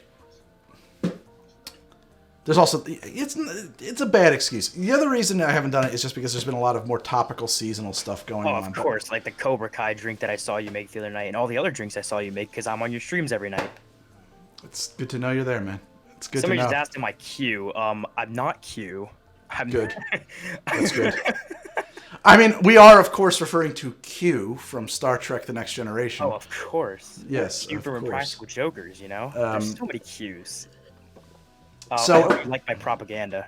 I did. That was good propaganda. That was fair. Chat loves me. Oh my God. I'm sentient. I'm sentient. Barkov, you might have you might have the temperament for this. So you should consider streaming. I mean, I've tried it honestly, and you should follow me back on Instagram, Greg. I guess I should. I probably should. Really I only follow like a very small number of accounts on Instagram, but I'll give you a follow. I think that you should poll the chat on if you should follow me back. Chat. They're gonna side with you. I don't need to poll it. I'll follow you back, man. Just relax. All right, man. I'm gonna let you go. Thank you so much for calling in. It was a crazy, weird pleasure talking to you. I'm glad we got you through it because I really had the way this is set up, I have no facility to actually like pull you in. So I'm glad it just worked out. Honestly, my heart stopped when I got pulled in. I was like, I'm actually. This is it. Like I won the lottery. It's real, Matt. Well, no. No, this is better than the lottery. I would rather win the lottery. Awesome. I don't know. Like, I could buy a lot of stuff. I could probably buy my own stream. You can. It's very cheap to buy a stream. You can just start you out, Greg. Nope. I will own your channel. I could write a price for that. But well, thank you so much again. I'm definitely hanging up now. Goodbye. I love you, Greg. All right, man. Next time you do this, I'm calling. I don't care. I know you will. This is what we're doing. We're building a network. And your ghost story freaked me out, man. I'm hanging up. Love you, Greg. All right, love you too, man. Bye bye. Yeah, that ghost story. I felt that. That really set my cackles got all raised up. You're talking about that orb floating in the fucking camera. Holy shit, man. That's some real shit. Let's That was some Barkov. That was the coolest moment of your entire life. No, it wasn't. This is the shit, man. Get back on the call because I want to tell you, you got a whole lot more cool moments ahead of you. The coolest moment of your life was not calling into some fucking stream with 400 people watching. You've got better stuff ahead, I promise. What did you stumble in on? Okay, so I'm seeing some stuff here. The chat room. Nah, Blub. I own that. Only the owner can use that. Only the owner can use that command. I'm drinking a beer, actually. It's a Trug's Mad Elf, and I'm going to wrap it up and then I'm going to have another one. So here's the deal. We are doing a call-in show. We're doing a call-in show on Twitch, and I've wanted to do something like this for a really long time, and let's do that. Let's do election coverage. Let's check in on what's going on. So North Carolina, someone just asked, can Biden win North Carolina? Oh my God, it's within 1%. 92% are reported. It could go that way.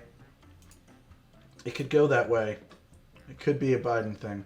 It's a good beer. I liked it a lot. Trugs. I like this one a lot. It's just so you guys know, it's a Christmas offering, which is weird, but I like it. It's ale brewed with honey and cherries. Comes once a year. It's very nice. It has a very I said it had like a real dark chocolate finish, like a cherry dark chocolate like thing. It's good. I should make you a mod or something, Bark. I don't know if I trust you for that. You're kind of a wild card.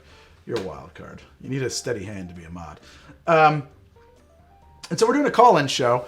And so the deal is that there's a link that I will drop every so often. And right now the room is full. And then you go into a... Oh, my phone's doing a thing. My dad's calling me. I don't want to take my dad's call from right now. And what happens when you click the link is it will push you into a green room. And then I will randomly pull somebody from the green room into the show.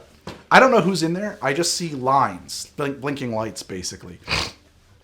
And so I got no previews on this. There's nobody screening calls. In the future, we could have a screen caller, a call screener. We could have Meredith or somebody be in there and kind of like find out if you guys are insane or not, and pick who's going to be good. This is really kind of a tech demo, and we're figuring it out, and it's really working. I mean, it's awesome that it works. I'm blown away that it works. It's very, very cool.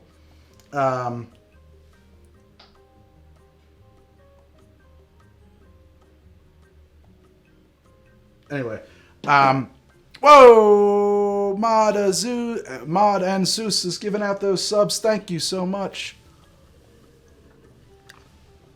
And so we're bringing in people into the chat room now. I put out a call for weird stories.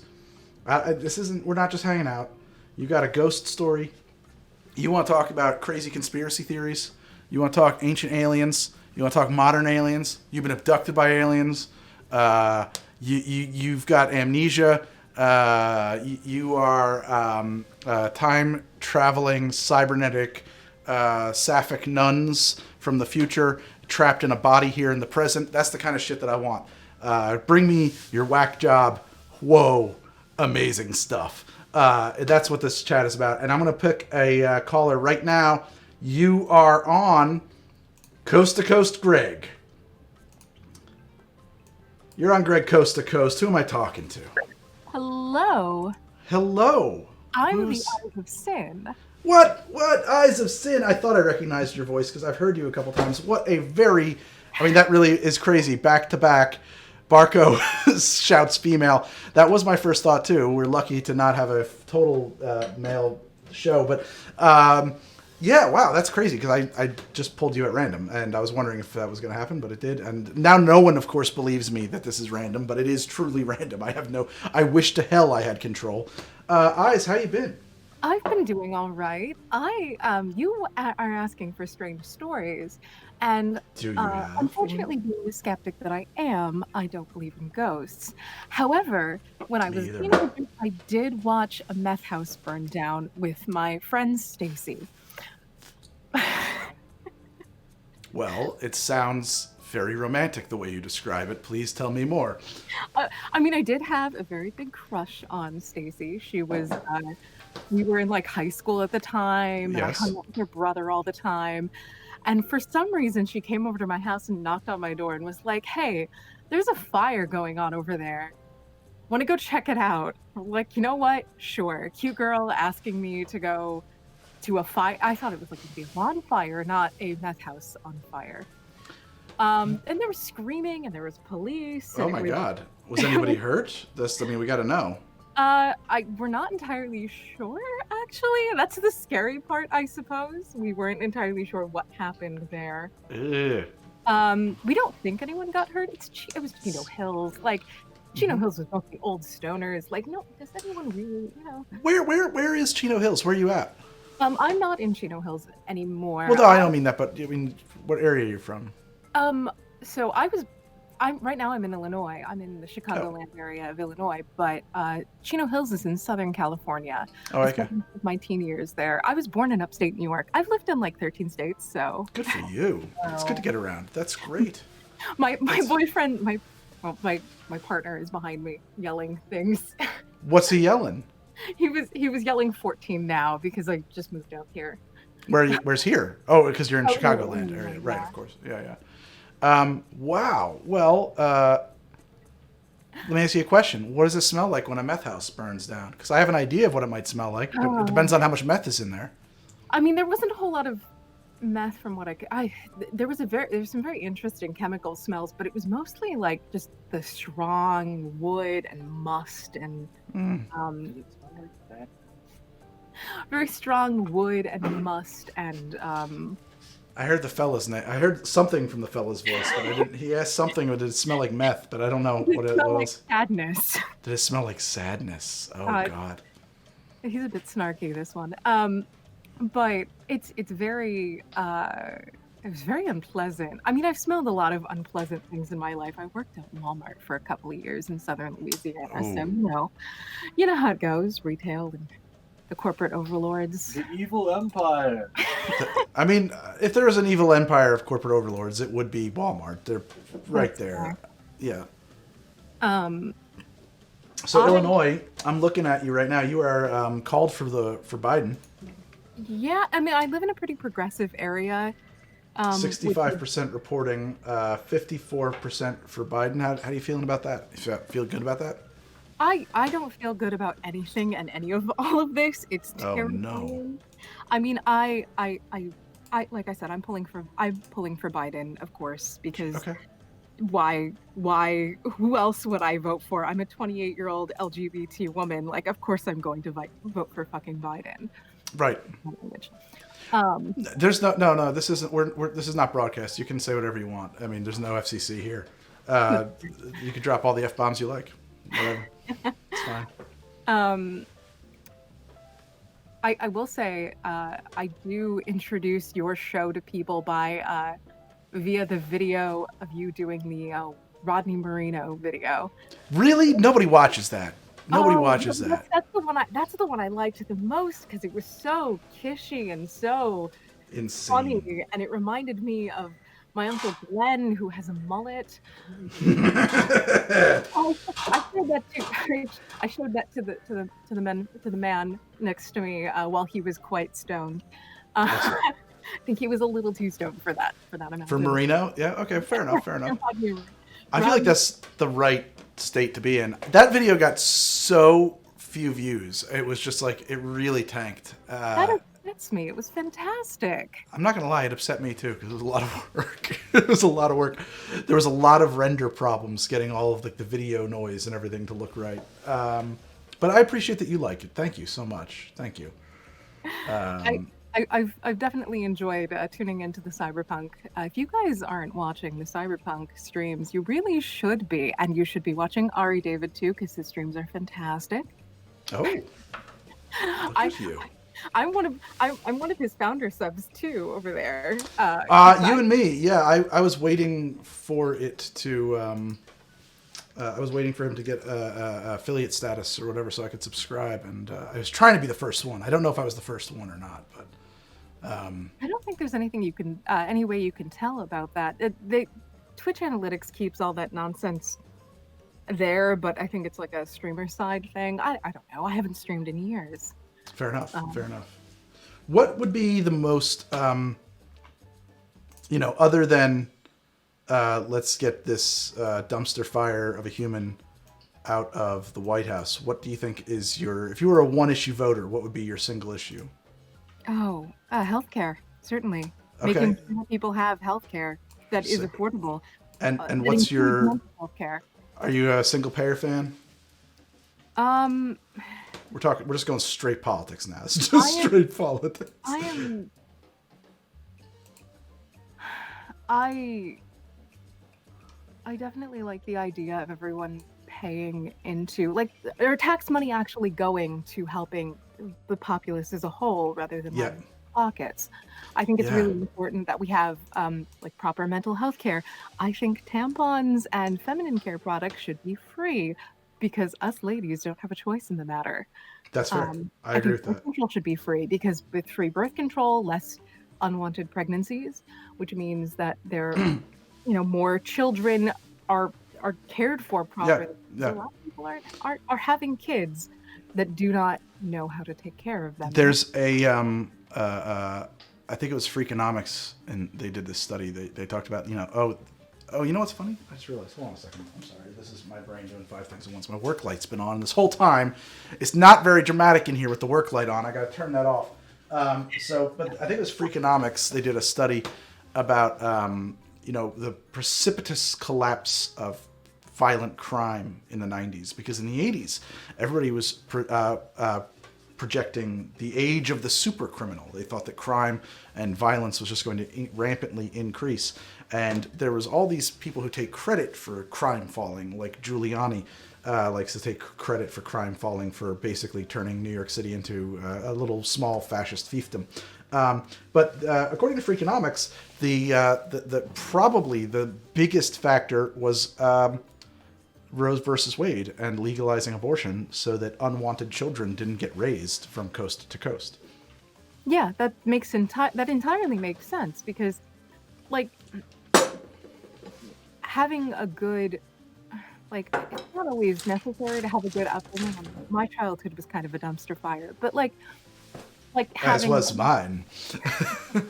Having that love and care in as you're growing up is really important. And it like having parents who raise their kids to be empathetic, intelligent, grow into empathetic and intelligent adults, they make empathetic and intelligent decisions. And unfortunately, we're at a point where empathy and intelligence is not encouraged. It's discouraged because the people in charge do not like that. Like the people in our current political spectrum, they're not terribly fond of us thinking for ourselves. Yeah, or empathy in general. Yeah, I think you hit the nail on the head. Eyes, I should just hand the show over to you. You have a beautiful voice. Chat is observing your beautiful voice. And I want to point out that you are a voice actress, if I'm not mistaken. I do voice acting. I'm not on a good mic. I'm on my laptop mic. You sound really good, honestly. I mean, and that's a testament to the powers of OBS.Ninja, the architecture that we are using to run this show. But you sound phenomenal in my ears. I never would have guessed you're on a laptop mic. I thought you were on some kind of a high-end, close mic'd kind of setup. No, I have an AT20. Well, I had an AT2020. It's unfortunately broken at the moment, but no. It happens. It was my first voice acting mic. Mm-hmm. But I've done work for like Sony Interactive when I did the Horizon Zero Dawn board game. I've done small time work. I'm not Ari Rubin. Ari Rubin's repertoire is impressive. He's been in so many games, and I keep recognizing his voice play. Like, oh man, it's pretty weird. Yeah, it's weird when you start hearing him places. Yeah, he works, man. He gets the gigs. So I mean, good for him. Sin's voice is so good, says Super Junior, that even her laptop cannot ruin it. They're all so sweet to me. You guys are all so sweet to me. She deserves the sweetness. Do not let her convince you otherwise. He doesn't like that I'm self-deprecating. He's standing behind me just like giving me this look like, don't talk yourself down like that. Well, I think we've found the dynamics of your relationship, guys. I think we see how it works. I don't know the fellow's name, but yes, I would say keep going there. Yeah.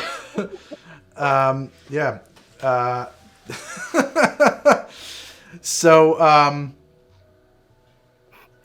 All right. Having a field day in chat. It was very nice to hear Barkov's enthusiasm. It was like, yeah, that's really infectious, man. You go. You do your thing. I was really terrified when we got Barkov in the show because I don't know. You know, I shouldn't say Barkov. Don't take this the wrong way, but you don't know. You don't know. You know, fans scare me because I don't know. I don't know what kind of. I just assume that to like this show, to be a fan of mine, you'd have to be an unfit, deranged person on some level. I mean, some of us are unfit and deranged. I'm a little bit better at hiding it than most. I have my facade. I have my front. I've got like my little mask that I put on when I go out. I do my face up. Like, you know, girls do their makeup. Us ladies, some of us ladies do our makeup.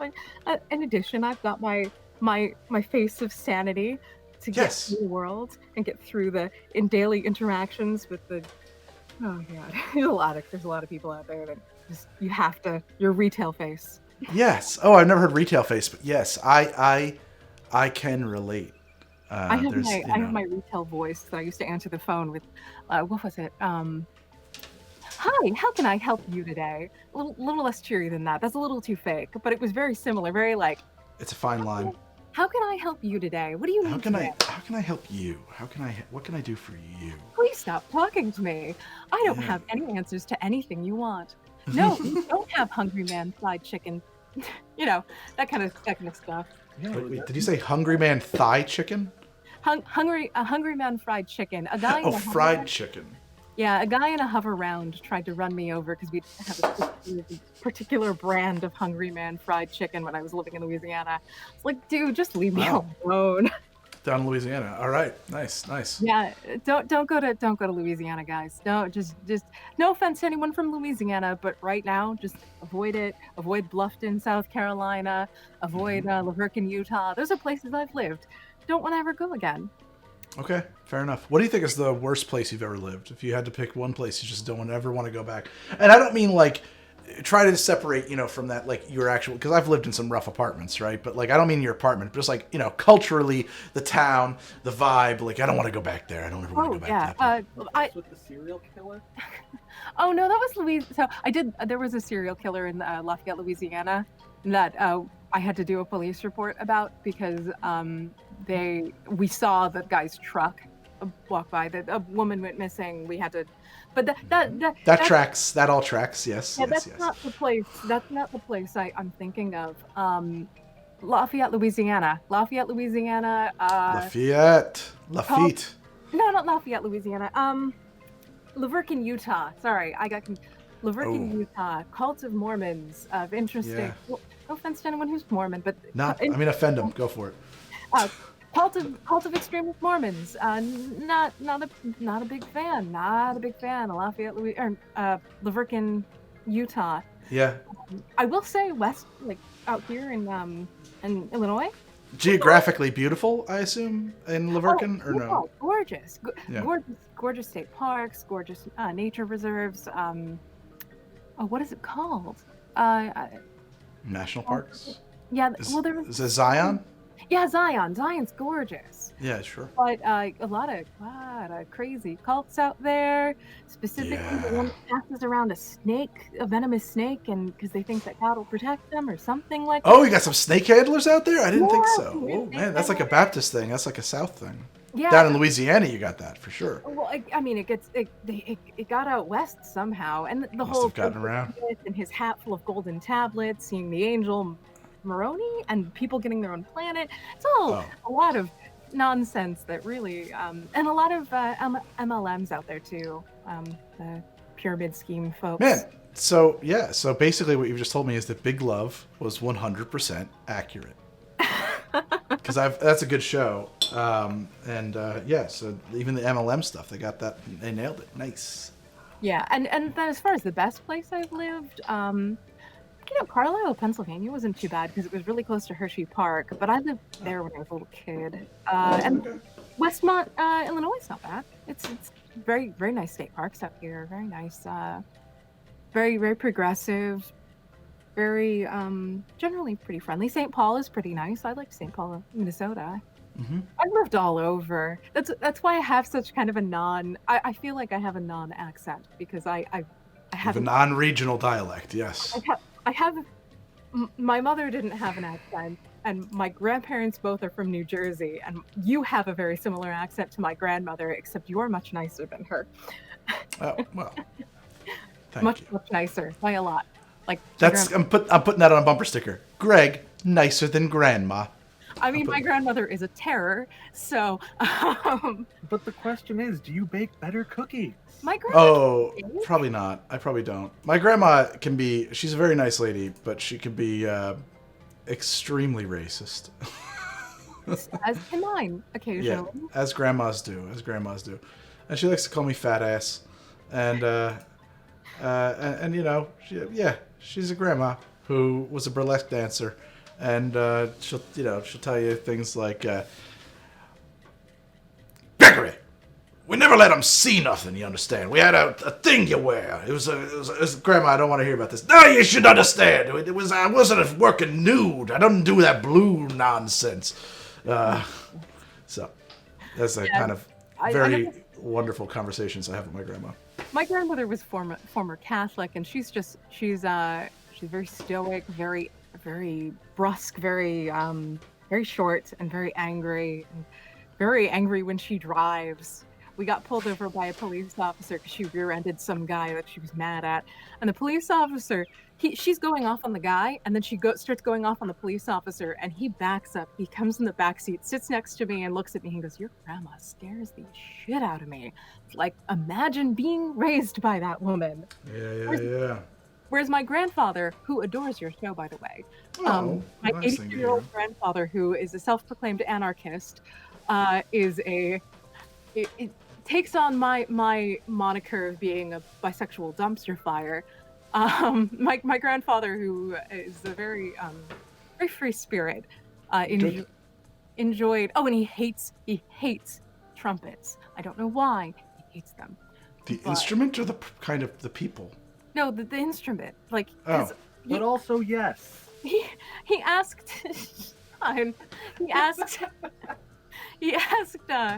He asked me what. Every time I date someone, he asks me if they play the trumpet, and I don't know why. And he's like, if I say no, he's like, good, fucking hate the trumpet. He knows what he likes. Yeah, I mean, yeah, I guess so.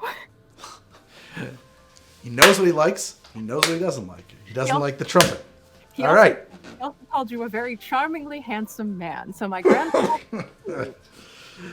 I can see I'm winning over the grandpa demographic. All right. Nice. What I've been going for here. The ladies in his retirement community, when I lived back there, they would ask me about him. Like, oh, is your grandfather around? All the old elderly ladies, all thirsty for my grandpa. It's like, man, I'm not Tinder, guys. Get up, go over there and ask him yourself.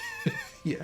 I don't need to be a part of this. To be the cock of the geriatric walk. That sounds very nice. You've incited laughs. Congratulations, Greg. I think I referred to Ari. Oh, Ari, and I was talking in Ari's chat, and I believe I referred to you as a force of nature and chaos and whimsy. I mean, thank you. I don't know. That sounds great. I love that. That's awesome. Thank you very much. I deeply appreciative. I don't know what else to say there. Explain how he met you regarding Vampire the Masquerade. Yeah. I just picked him out as somebody. I was like, I bet you play Vampire the Masquerade, and we're gonna bond over that now. Yeah, that's true, and I was correct actually. Yeah. That's a very on-brand thing for you. I've noticed. that sounds so like that's a. I want to use the word. The Greg thing, but I like the phrase. Gregarious? The Greganing. There we go. The Greganing. The Greganing. Yes, the Greganing. Oh my word. I don't know how to respond to that. Eyes, thank you so much for the call. We're going to, I'm going to let you go. This has been awesome. I can't believe how good this is going way better than I ever would have dreamed. This is awesome. Was lovely chatting with you, and It was lovely chatting with you. I hope the chat has a nice. I will talk to you guys in the chat when I return from the Aether, whatever we're doing. It's fine. When we return you to the source, we shall return you to the source from this rarefied aether into which we ascend, called the live stream. I appreciate you, sir. Oh, thank you, sir. I appreciate you. I appreciate you. You know, one of my big fans there. You're dating her. Take good care of her. You know, I think that we... thank you guys so much. I really appreciate you guys calling in. I don't know sir's name. I actually don't know either of your names. And you know what? That's the way I like it. That's the way I like it. Twitter, but everyone calls it? In. Yeah, my name's Amanda. It's on Amanda. Oh, I think I've seen. Oh, yeah. Because you're Amanda on Twitter. Okay, cool. Yeah, got it. I know who you are. Amanda, but maybe a fish person. I don't know. There's a story behind that. It's fine. It's fine. It's fine. I'm sure it's fine. It's all good. Right. Well, it was lovely talking to you. It was lovely talking to you too. I will be in chat. I'll of course we'll continue. Thank you so much for calling in. This was a great choice. This was awesome. It was guys. That was Eyes of Sin, frequenter of the show, and apparently a wonderful conversationalist. Yeah, and I should have another drink, shouldn't I? God damn it, shouldn't I? Shouldn't I have another drink? Why the hell not? Who's to stop me? I don't know. No one's going to stop me. Let's throw this sucker in the garbage. Let's get rid of this melt water. And yes, Eyes, right? Editor Deb, doesn't Eyes have a wonderful voice? She does. She truly does. We got some Ice Cube shenanigans here. We'll get another guest in just a beat.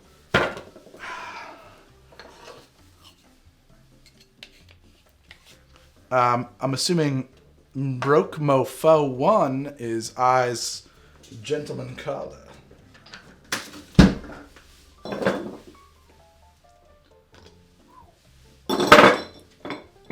It's not fun. Wait, hold on. We gotta do a good spot. There we go. That's what we're going for.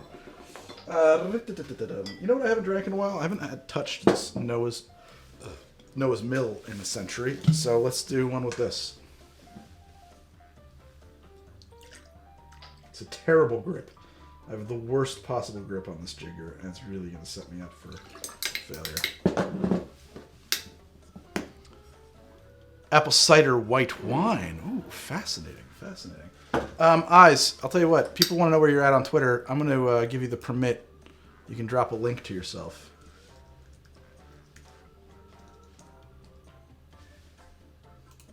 Give me 1 second.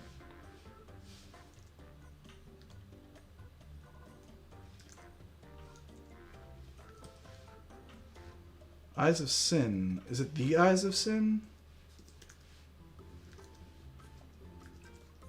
There it is.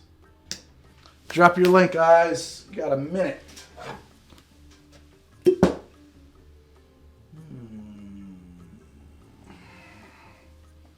little simple.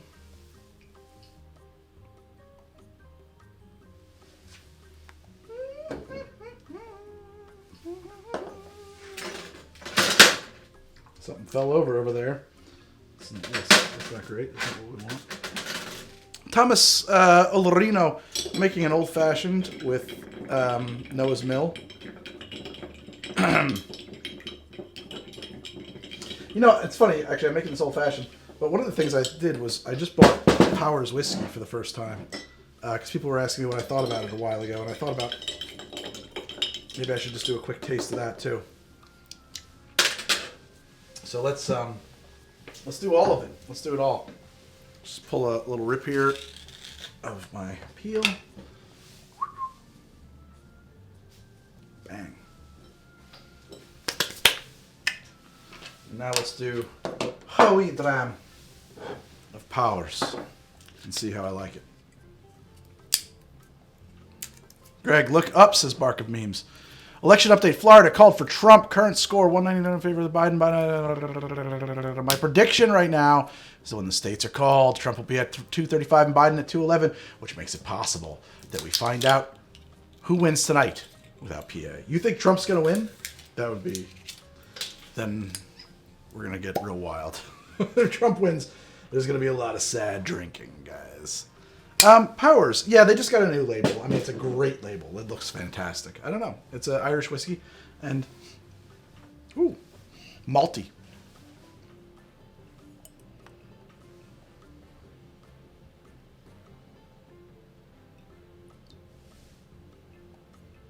And citrusy, but that's probably, you know what that is? That's the orange oil on my fingers from the squeezing an orange peel. Why don't we bring in the next guest while we do this? All right. Guest coming in. Good luck to you all. I don't know who you are, but you're on the show. Hello. Welcome to Coast Greg. Hello. Hello. Who am I talking to tonight? My name is Corey. Corey, how you doing? I'm from BC, British Columbia. I'm doing pretty good. You're up in BC. I've not been up that way, but I would have loved to have visited before the border got sealed. How are things in BC?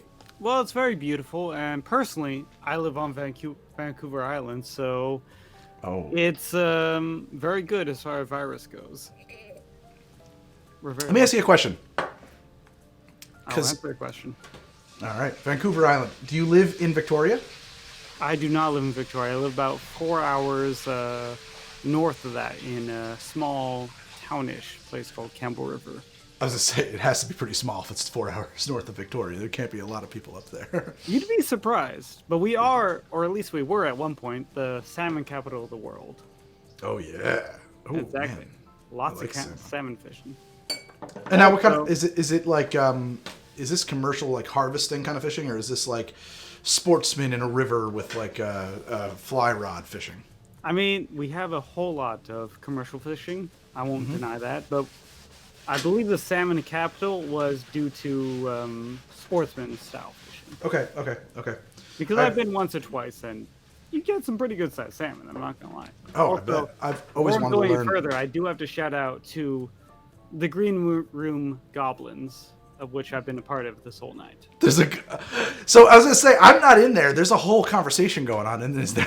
There? Every time you clear that room, the same people are going back into it right away. Oh God! All right, good to know. Yes. Right. So. Well, we're gonna have to work on the system.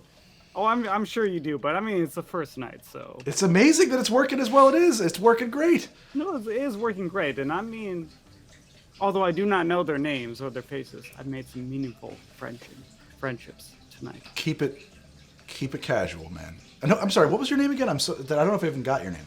I'm Corey. Corey, I did get your name. Thank you. I'm so sorry. That's all right. Yeah, keep it casual, I'm sure Corey. We're all a few drinks in at this point. It's probably better if you don't know who's in there. Now, let me see. Victoria versus what's that other city that's over there? The bigger one. Vancouver. Vancouver, yeah, Vancouver. Where do you want to be, Victoria or Vancouver? Which city has got more going on? Which one's the one to live in? Well, the thing is that Victoria, that's like the beautiful city. That's a city that is wonderful and nice and gorgeous. Oh wow. But Vancouver, they call it like the Hollywood of the North. They do that. Which is both for the film production, but also for like the greasiness and like the just not niceness of the town itself. Interesting. They got great food, though. I hear. I mean, I've seen some like travel shows that talk about like the amazing food and. Of course, especially when you get into like Asian cuisine. That's what I've heard. Yeah. Exactly. You can get like some of the most authentic, some of those wonderful like Chinese, like Japanese ramen, sushi, Korean barbecue, even though that's not actually technically Korean food. Oh. In Vancouver. Yes, it is great. I highly recommend going there. It's even just for food. Okay. Yeah. Okay. Cool. Well, I'm working. I mean, I think if you've been paying attention, you might have heard that my citizenship was declined, but I am working on permanent resident status. Yes, because you said your father was Canadian, correct? Correct. Yeah, he is Canadian. Yes. He remains Canadian to this day. Are you sure? You might want to double check on that. It's been a few years. It's been a few years, yeah. I mean, he is technically still a Canadian. I don't know if you guys are happy about it, but he is. I mean, we're a pretty accepting culture. Absolutely no.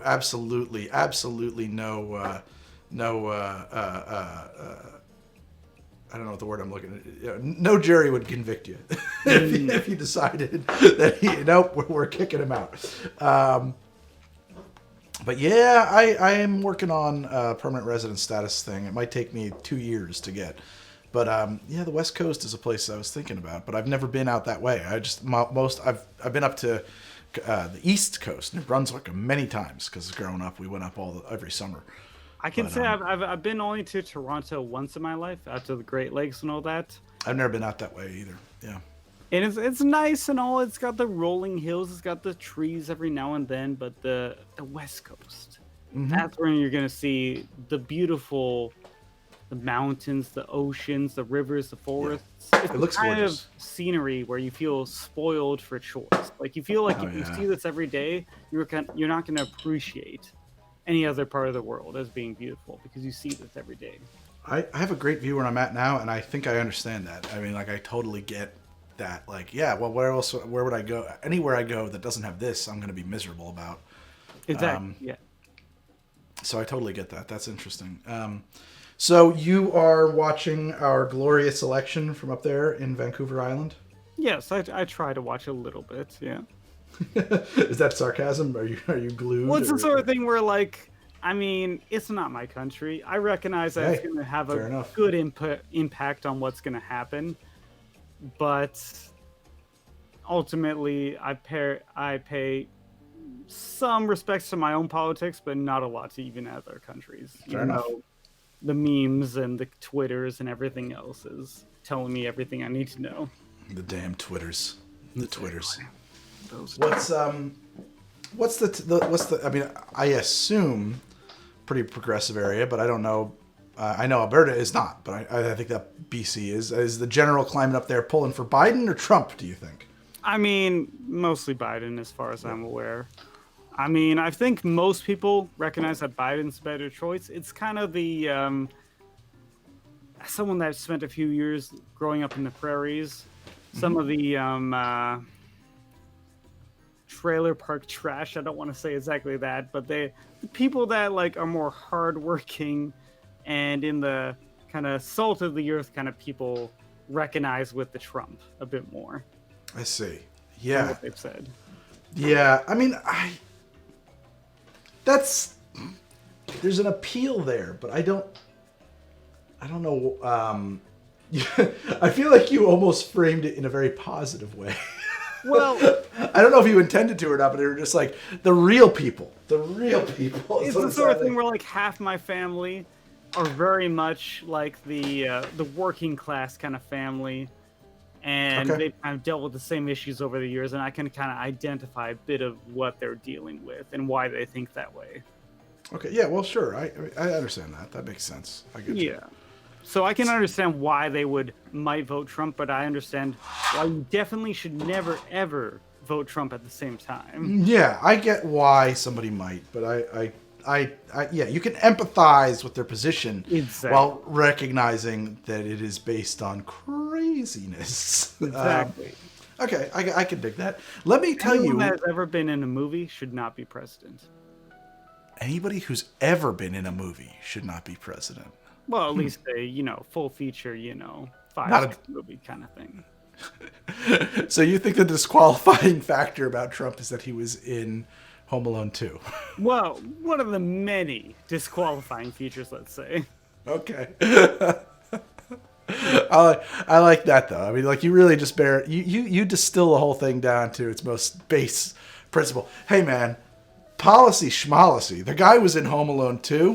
That's it. Can't do it. Can't do it. Can't be Trump. Exactly. He wasn't even the best Home Alone.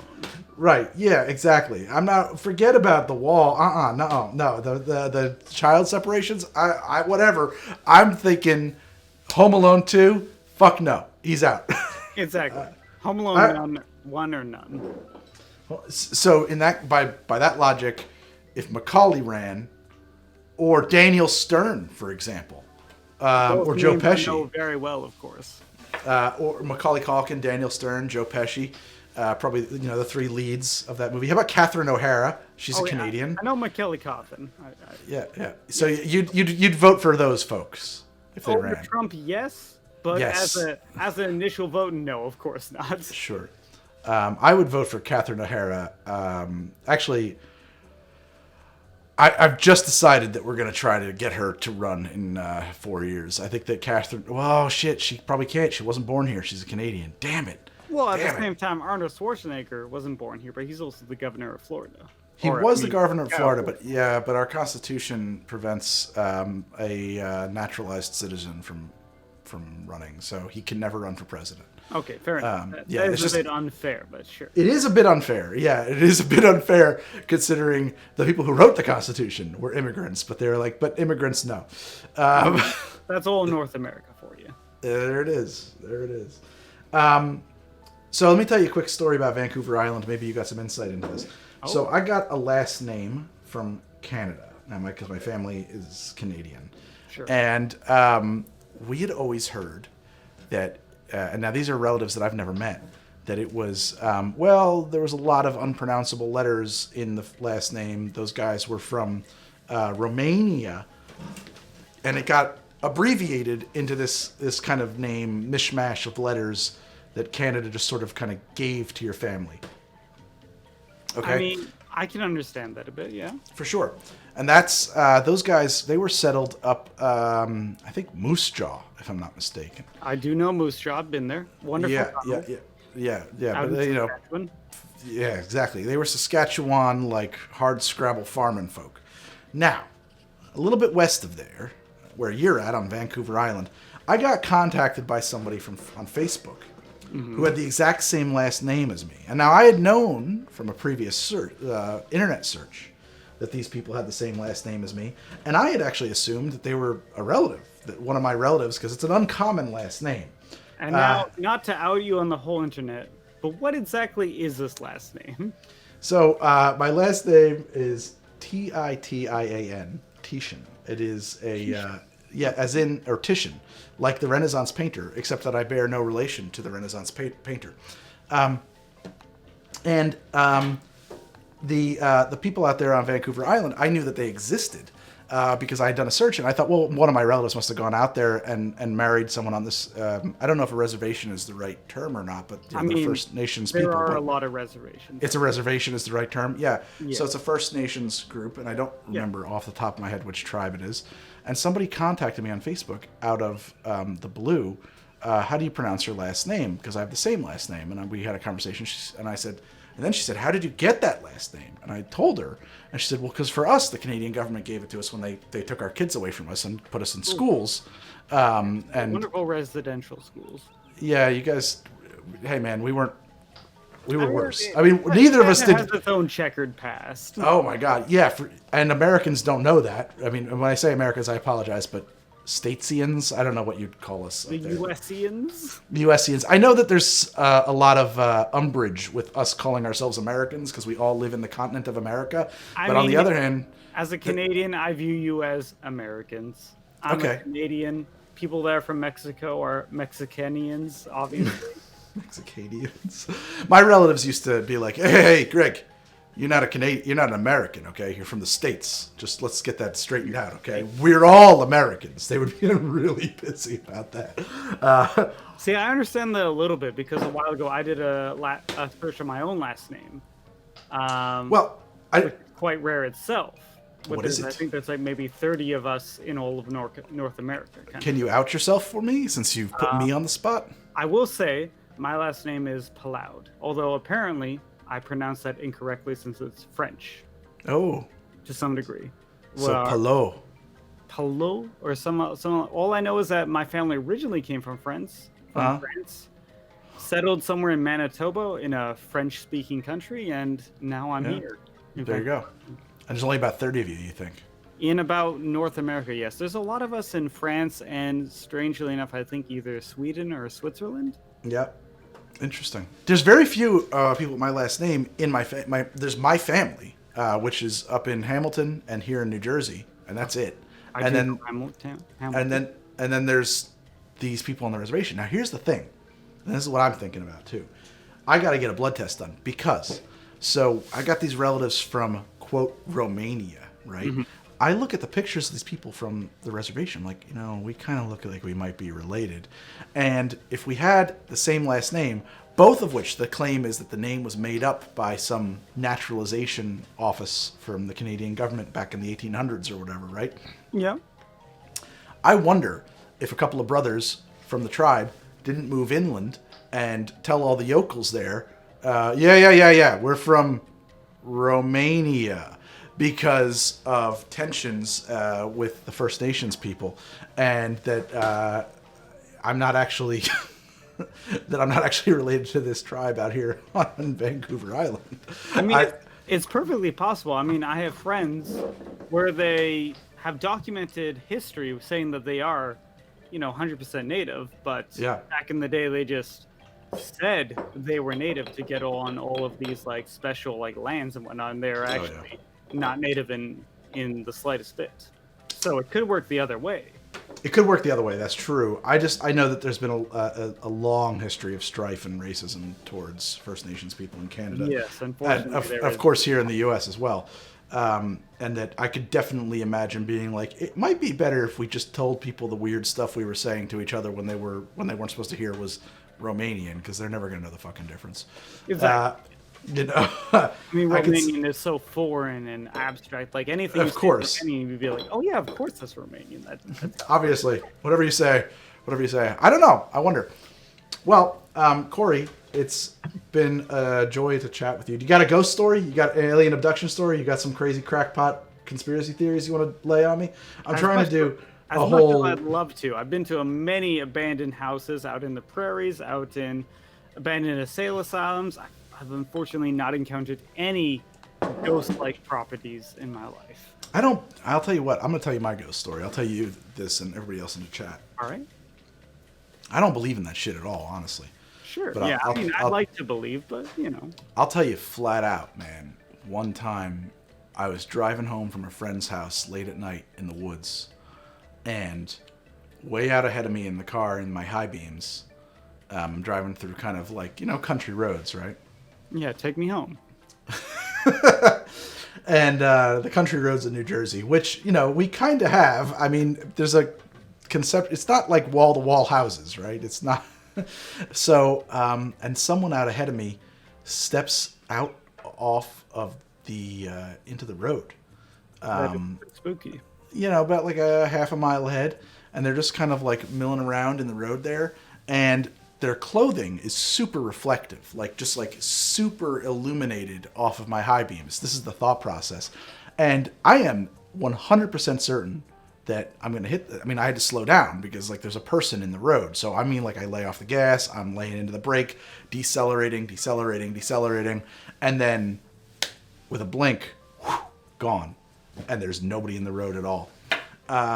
And only in retrospect do I realize, oh shit, that wasn't like my high beams reflecting off of some like shiny clothing. That was like, they were luminous, But I still think that like it must have been a hallucination or something. Anyway, that's my ghost story. I saw somebody in the road one time and I don't know what the hell it was.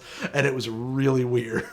I go on, it's a bit spooky. That's more than I've got. It was spooky, man. I mean, that shook me for a while. So that's yeah.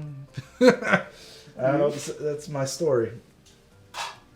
Anyway, Corey, I'm going to let you go. It was great talking to you tonight. Thank you so much for calling in. Big time fan. Thank you so much. It's been a pleasure. Guys, we're going to keep this train rolling right along. I'm going to pick someone else out of the room. Oh, wait. Was that in Central Jersey? Says Rat Army. I guess you'd call it Central Jersey. Ocean County. Rat Army. Yeah. Or maybe the very southern end of Monmouth County. But Ocean County, I think. I was headed back to Ocean County. Greg says, we'll talk to the chat for a second here. Hold on a second. Can I ask that you recommend some drinks on a recently forgotten flavors, such as Sloe Gin, Galliano, or perhaps Grand Marnier? Well, Grand Marnier, you can use... This is a bigger question than I can answer right now. Grand Marnier is triple sec, so anytime I call for dry curacao, you can use Grand Marnier. B&B, as in Benedictine and brandy. That is already kind of a cocktail in its own right. It's sort of a liqueur that's meant to be enjoyed on the rocks, sort of in its own way. Slow gin, make a slow gin fizz. Galliano, I don't know what to do with Galliano. There's a lot of disco drinks there.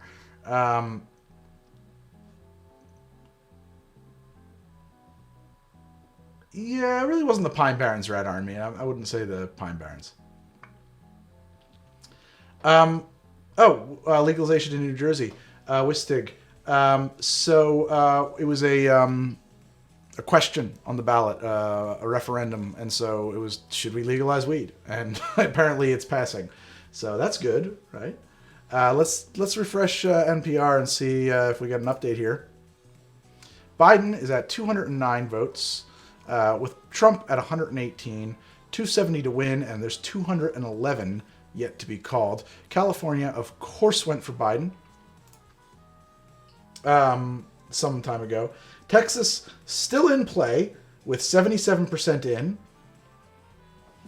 But I do wonder about this, though, because there's so much, votes to be counted after the election. I wonder if a lot of these red states will flip to blue, if blue states will flip to red. Who knows? Who knows? This whole thing could be, I don't know. Editor Deb, you're getting anxious about what? About the Trump thing? Look, I gotta tell you guys something. I tweeted this earlier. Don't be anxious. Trump's a cheater, so he's gonna win. That's how it works. Cheaters win. That's why you cheat. You cheat so that you will win. If it doesn't work out that way, be very, very happy. But I always assume a cheater's gonna win. So, the voter suppression, that's a powerful tool. Voter suppression. Pennsylvania is only 51% in. So, that's barely reporting, and they're not calling it for anybody, but Trump's pulling ahead right now. A kamikaze with Saint Germain. Oh, that's an interesting notion.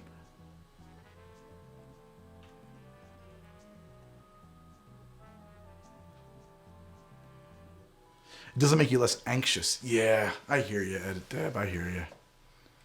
Oh, thank you, Parmas. I hope we're all safe, too. We are. Are all the simple syrups in your recipes 2-to-1? Yes, they are, Ruiz. Yes, they are. Exactly. Trump will fight forever. That's what I'm saying. Is it like he'll fight and fight and fight and fight, and ultimately the ultimate court in the land is kind of in his pocket. So, if this ends up going to the court, man, a 3-to-1 simple. If you could get 3 parts sugar to dissolve in 1 part water, that'd be great. It would be even better than 2-to-1. Well, let's bring someone else into the show and a drink for the Mandalorian. Yeah, that mushroom thing, or do you mean the spotchka? I've thought about spotchka. I could do spotchka. I want to do that. Tell me, is there anything good Trump has done? Not in not in an objective way. No, there's nothing good he's done in any objective sense at all. There's only good that he has done if what is good for you is being horrible to other people. Okay, let's do it. Transferring in now. Hello, lover. You're on Coast to Coast Greg. How can I... Who's in the room? Oh, just you and me. You're on the show. Hold on. I've got to mute the stream. You got to mute your... Yes, you have to turn the sound of your radio down. Oh my God, there's such a delay between the stream and the Oh, it's long. It's long. That's right. Yeah, there's probably like 30 seconds, actually. Before we do anything, can I just say shout out to the Green Room Goblins? Those guys are awesome. Having a great The Green Room Goblins. This is such a weird thing we've built. We have created a secret chat room of people hanging out in the Green Room. I really can't say where it came from. It just kind of happened. The GRGs, yeah. Exactly. It's amazing. I can't believe this is all happening. What's really interesting is that this is OBS Ninja that we're using for this. This is very technical. This is bad TV at this point. But it's a peer-to-peer connection. So you guys are not actually in a room. You are on an open mic channel that's directly connected to each other. Dear goodness, you're using peer-to-peer with me. I am on copper wiring that drops out every 50 minutes. I'm going to apologize to everyone who's watching stream. Hey, these are you are singing the praises of OBS Ninja, a miracle architecture built by, as far as I know, a singular person. Oh, really? And I'm responding to a text very rudely at the moment. I apologize.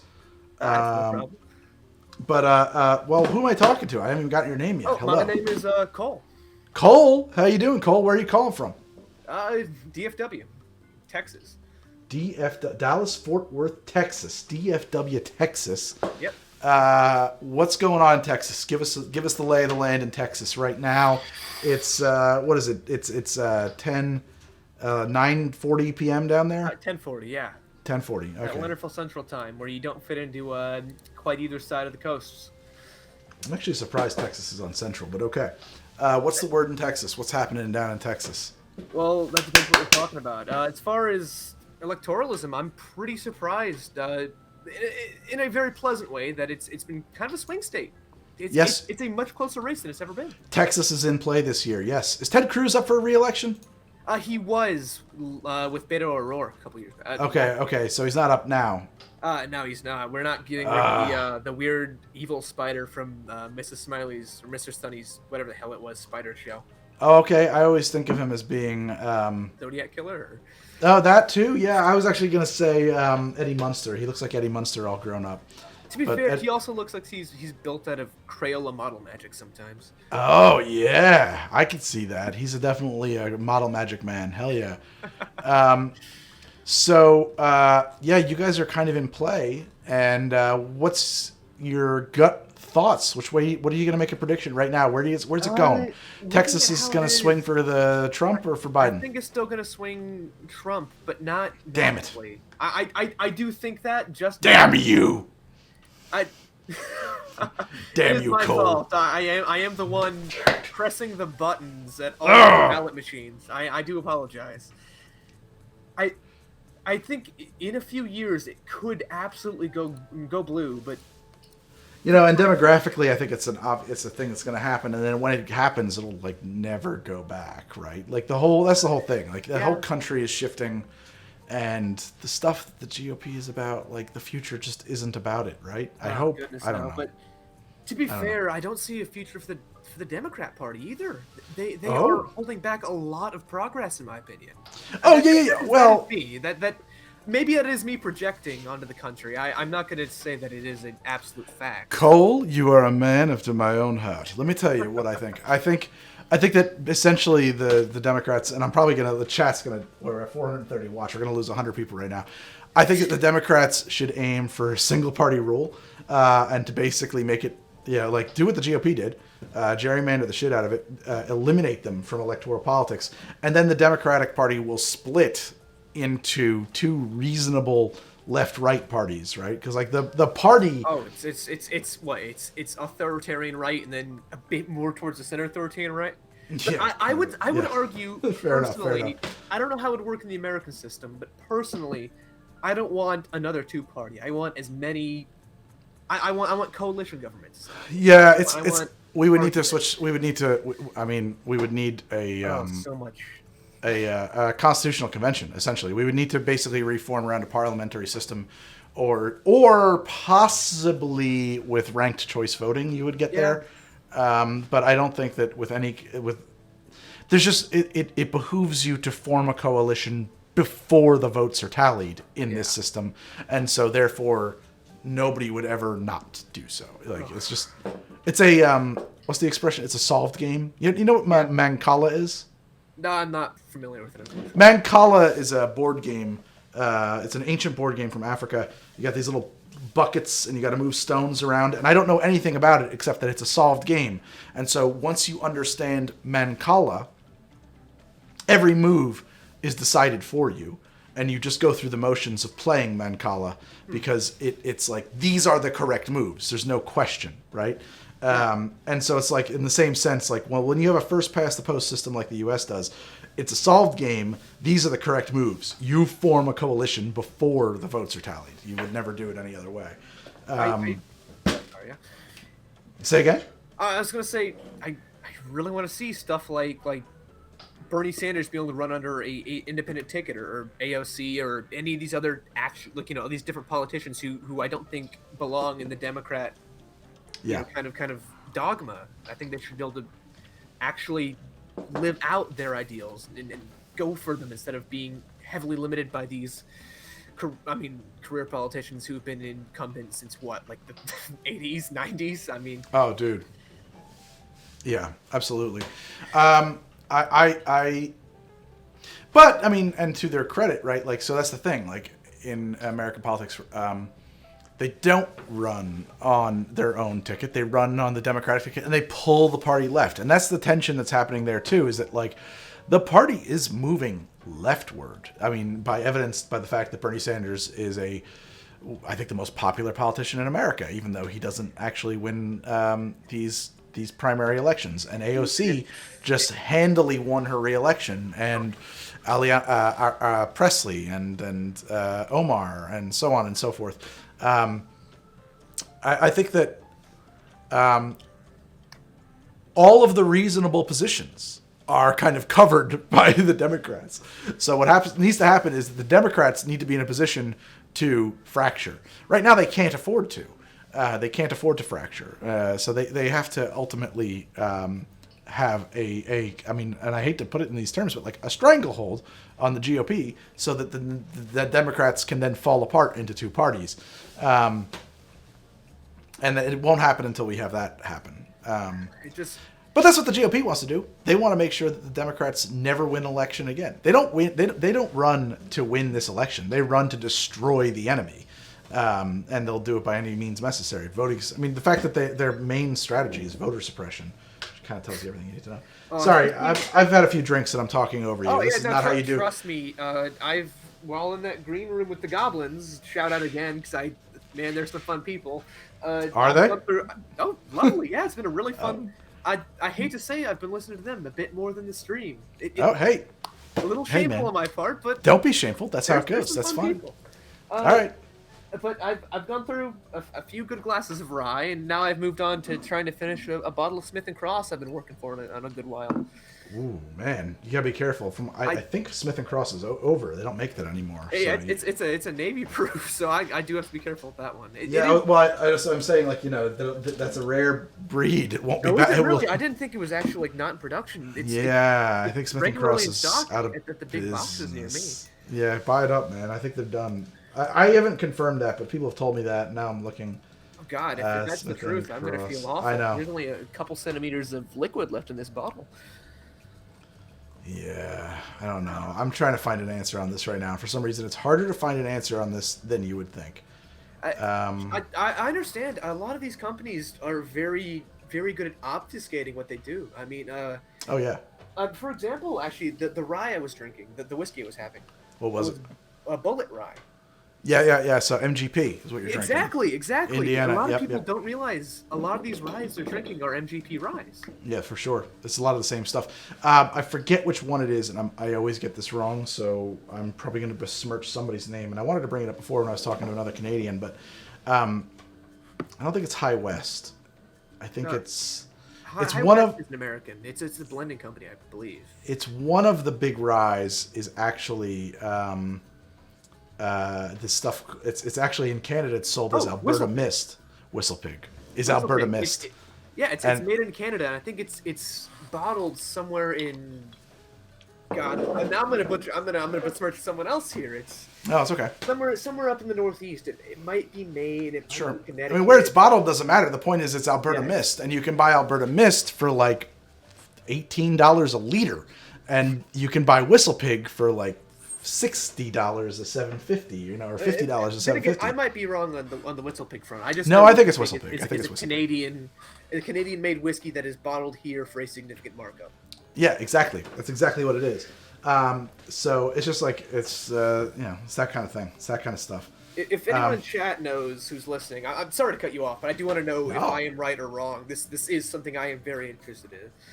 Yeah, I agree. They call it non-distilling producing. Or non-distilling producers. Yeah, well, actually, Bullet itself was an MGP bourbon until, I think they stopped relying on them for their new distillations in, 2016, 2017. That sounds about right. I'm not up on all of this stuff. I don't really care either, because, MGP makes good bourbon. MGP makes good rye. There's nothing wrong with it. The question is, well, what is the best in your region? who's got the best deal on MGP? That becomes the question. Yeah, that really it comes down to that quite a bit. But I have to say that I like the transparency in it. I've been subscribed to you for a while, so I remember your old Iron Price drink. Hey, look at that! Shouting out, go watch that video, chat. That's a great video. Give us some metrics. Away with you. Check that out. Yes. Actually, wait. Put it on your watch later. Continue watching the stream. Maybe give some metrics here. Then we got to play the game here, right? Yes, we do, Cole. But Compass Box, who made that Glasgow, the Great King Street Glasgow blend. Oh, Glasgow game. Yeah. That's a fantastic whiskey, and I that's love a blend. them. Yeah. Because they are very transparent about how they source their whiskey. Absolutely. And that's a big difference between Scotch and like the traditions of like whiskey in Scotland and America. I think this. I mean, I think we can. If you want me to, I think I can draw a circle around the difference here between our weird myth of rugged individualism that's a bullshit lie, and also just like the whole culture here and why this sales pitch works. But like over here, whiskey companies come up with a fucking lie about I found a recipe in my dad's. The old recipe from Grandpappy's. Yes, I found a recipe in my. I found a recipe in my grandpappy's hat, and he was a rum runner for Al Capone back during Depression. So I thought we got to bring this whiskey back, and I brought it back, and that's what it is, and it's bottled here in Indiana. What they don't tell you is that in Indiana, to be distilled in Lawrenceburg, Indiana. Exactly, where MGP is exactly. Yeah, exactly. And so, and so there's all these lies on the labels of your American whiskeys, and then when you look at Scotch, they're like, it's a blended whiskey, and this is what we're sourcing because we've been doing this for 200 or 300 years, and it's kind of silly to pretend we're not. I don't know. There's just people over here, they want the story, and it's tricky because like you don't want to throw anybody under the bus. Everybody's trying to make a buck, and it's just like it's just the marketplace, right? From my perspective, and then on top of that, like people believe in these myths, and who am I to disabuse them of these myths? But like on the other hand, it's like.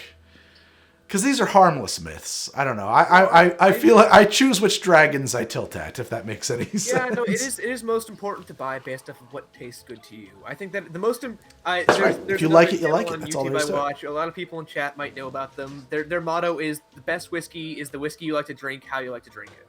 Oh, hell yeah, man. I love the tribe. Oh, okay, good. I didn't want to try and... overshadow anything. No. I'm a big fan, actually. Again, and there's some great guys out of Texas, so I got. They're fantastic. I'm doing this thing with my fingers to indicate what I refer to as just this misconnection where we've been this close to doing like collaborations like 5 or 6 times, and like every time, usually it's me failing to reply to emails because I'm a total flake. No, I understand that. But like, we've just barely failed to collaborate a few times. So. I mean, I've been dying to try some of their Eleanor bottlings, and they got some really interesting stuff they do down there. I would love to try some of their whiskey. Oh, absolutely. If you team up with them, trust me, it's gonna be getting likes and subscribes and all the metrics for me. I'll be watching that thing twice a day. All the likes and subscribes, you dare say?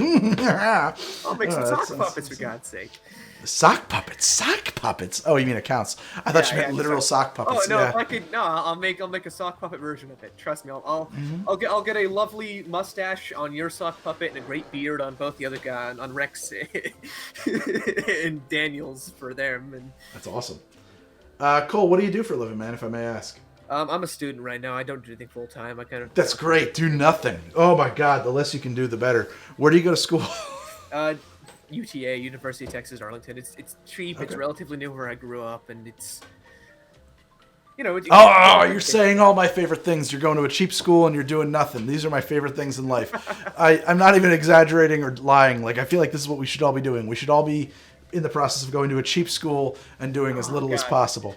I'm sorry, Barkov just put something in chat. Apparently, Texas. I know. I saw that too, and I'm refreshing, but it. So am I. But yeah. 78% is in. I don't know how they're calling. It's 52 to 46, which is the best I've seen it in years. But it's only 78 though. Is the other what? Is the remaining percentage not enough to swing it? I don't know. I mean, given Texas Texas's heavy gerrymandering and voting habits in the past. It might be obvious. Yeah. Before, I don't want to stay on the election too much because I know a lot of people are here to get away from it, and I mean, ostensibly, this is supposed to be election coverage. So, is it really? I mean, that's what I said on Twitter. I was like, we're doing live election coverage. See, from the way you're dressed, I thought it was supposed to be just the radio talk show, because you look like a radio talk show host. It's a little bit of both. It's a little bit of both. The real news anchor look would obviously be the suit and tie. And then no pants. You're wearing underwear. You got some nice boxers or something, right? I am. There is no pants under the bar. Oh, dear God. Okay, really? Mm-hmm. Well, I gotta respect... There's also no legs. I have a you're just little... floating upper half. You're like a ER model. I have a, what do you call down here? It's sort of like Krang from the Teenage Mutant Ninja Turtles. I've got like just the lower half with like repulsor lifts that hold me up. And I just kind of... I just float around back here under the bar. Yeah, it's a mess. Again, gotta plug a video. Hey, remember that time we made the flaming Mo? Oh my goodness, go watch that video. Look at this. So I had my legs amputated as a result of that video. Yeah, so bad. It had to be removed. I had both of the legs removed because I thought, I might break the other toe at some point. Just fucking take the leg off. Fuck it. Now I'm back. We're online. I can say fuck. Yeah, that's right. This is not television. I've been censoring myself this whole time. And now I'm not. Wow, you look like a radio talk show host. Is a low key burn. Lion Knight. It's not a low key burn. I'm wearing a costume. Though, I think the best. These are not real glasses. I think the best costume would be just going back to Magnum PI every once in a while. I love that shirt. That's a great shirt. It's a great shirt and it's a great show. Tom Selleck's a heck of a good looking guy in my opinion. At least when he was young. Tom Selleck, he's a heck of a good looking guy now. Okay, there's a lot of ladies are still a lot of fellas too, still quite excited about Tom Selleck and what mustache. It is and what he's laying down when his medication is up to date, because it's definitely it's not happening without a little blue pill. But you know what I'm saying. I mean, he's got to be 78 years old or something now. Jesus. I'm not even gonna keep track. Yeah, he was the young stud. When Magnum PI aired. Let me ask you a question, Cole. How old are you now? Are you a young stud? Oh God, I'm about to turn 22. I'm a young man. You're a tiny little. Here's a little tiny baby. Let me tell you something. The years, they just kind of slip right off of you, and you don't even notice. They just, and then next thing you know, all of these things start becoming yardsticks that tell you how old you are. And like every day you wake up and it's another one of those days, man. You got to get them. You got to grab them. You just got to grab those days and keep them. I'm telling you, man. It comes off fast. It comes off fast. You're a young stud. You never stop being that young stud in your mind. You get old and your brain doesn't catch up. And I think when it does, you just die. I think that's what happens. Oh, yeah. I think is that what happens whenever you just kind of just give up in your sleep? You just kind of realize, oh, I'm 80, and then. Yeah, you suddenly realize all of a sudden. I think that's what happens. I think the minute you realize, holy shit, I'm old, it's over. I want to be in favor of that, but I have to say, the best old people are the ones who realize they're old and out of touch and just try to have fun with it. Yeah, I mean, I know I'm out of touch. I do my best to stay in touch. I have a couple of friends. Relatively in touch. Thank you, sir. Thank you. I do my best. I have a couple of friends who are. I mean, they're not old. I don't think we're old people. My friends are. How old are you? 30-something. And you can be honest. We all love you here. I'm 37. And that's not. Trust me, dude. What Germa 985 is near 34 now? 35? Trust me. If you're near Germa, you're fine. If I'm near what? Germa, okay, he's been their popular streamer on the. Oh, okay, I don't know Germa. See, okay. I'm out of touch, and so, but I have a couple of friends who I think wear it like like a badge of pride that they don't know what's going on, and I like, what the fuck's wrong with you? Just like talk to the kids, man. Find out what's up. That's all. Yeah, no, that's. I mean, stay in touch. Look, my old man, he ain't perfect, he's a little bit old-fashioned, but the one thing he does do is he tries to keep his ear to the ground and keep up with stuff, and he also accepts that he's old, he doesn't try to cover up gray hairs, he just goes, yeah, I'm old, what about you? No, I mean, I don't have to yet, but I'm gonna dye the shit out of my hair when it turns gray, holy God. I think plugs for days, baby. For you. I got the gray going on in the beard, and I don't like it. That's one of the reasons I keep it so short, because it does make me look really old when it grows in thick. I like the mustache seems to be completely still just. I know. Color. I got this going. I like this. I like this. I keep this dark. But when this gets a little long, I start to look old. And I don't love it. But there's nothing wrong. I don't think there's anything wrong with being like, hey, I look better like this. I'll just do this, you know? I don't feel like that's like, I'm afraid of my age, you know? Oh, someone has reached their points in chat to highlight saying grow the gray. Nah, man. I don't want it. I mean, I see it every other week, you know? I got to trim this beard all the time, so. That's also a whole other thing. Cole, you ever been abducted by aliens or see a ghost or anything like that? I've got a couple of stories vaguely haunted, but nothing myself. Nah. I've got a great uncle who did a lot of reenacting back in the day and has thus camped out at Antietam. Oh. So that's like if you're gonna believe in ghosts, if I'm not that's not me, but the older generation tends to, but. They do. You know, that you know what happens when you get older? You really just hope that you're not running out of time and that you get to turn into a ghost. A ghost. It's better than nothing. Oh, God, please let me haunt something. Yeah, I know, but there's a lot of...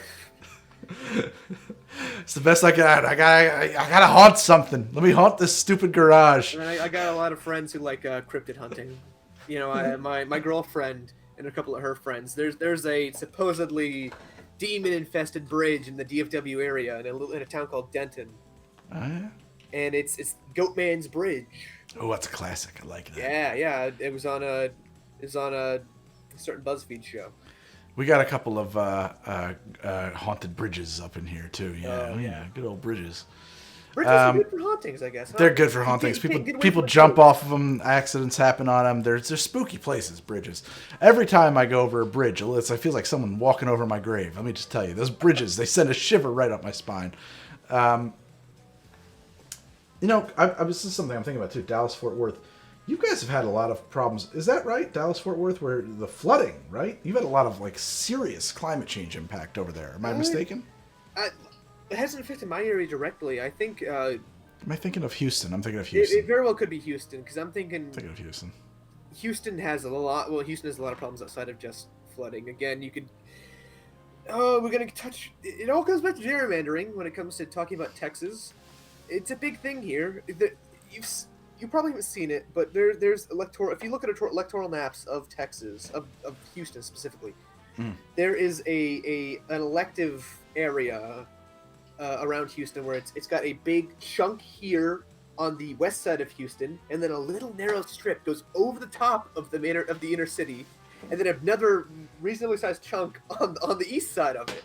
Okay. It looks like almost like a very spindly like man hunched over, and it is one big district that, shockingly enough, being just outside the city, tends to vote red. Okay. Yeah. Yes. I understand what you're saying. There's no. It's not that shocking. I'm trying to, Yeah. I got you. I read you. Around it, but yeah, it is the least surprising thing in It's existence. built to do that. Oh yeah, and then also there's a famous one. This one may not be up to date. They've updated the electoral maps a few times because you are required in the state of Texas to take a class on Texas politics or Texas history, essentially. Wow. And my professor was a very aggressive guy. Are you from Texas, by the way? My voice kind of gives it away. I'm actually from Illinois. I was going to say, you have the least Texas voice I've ever heard. I was just connecting the dots. I'm like, wait a minute. Hold on a second. I used to have a much thicker Illinois accent, which, unless you know what an Illinois accent sounds like just the most generic American voice. Let me hear it. Drop it. Lay it on me. I really can't even. I can't do it. I'm going down. Here's the line. Here's the line. If you could drop for me. I'm heading down to the corner store to pick up some pickles. Let me hear how that sounds in Illinois. I'm heading down to the pickle store. I'm heading down. Okay, I've had a few drinks. I apologize. I'm heading down to the corner store to pick up some pickles. Yes, that is a non-regional dialect. It is to anyone outside of the U.S. It sounds super American. Just In the US, American. it just sounds. You're somewhere between the Appalachians and maybe a bit somewhere to the east of the Rockies. Yeah. They can't place it. Illinois has unless you're from Chicago, and I mean like inner Chicago, you don't have an identifiable accent. Fair enough. Cole, I'm going to let you go. All right. I will release you back to the goblins. Put me back in thank the you. ocean, yeah? Thank you so much for joining me. This has been, it's wonderful how wonderful this is working. I'm so thrilled. Cole, thank you so much for jumping on. Let's see who's next on our calling. And guys, give it up for Cole. Thank you so much. Let's check in on the electoralism situation over here in America. 209 electoral votes for Biden, 118 for Trump, 211 not yet called.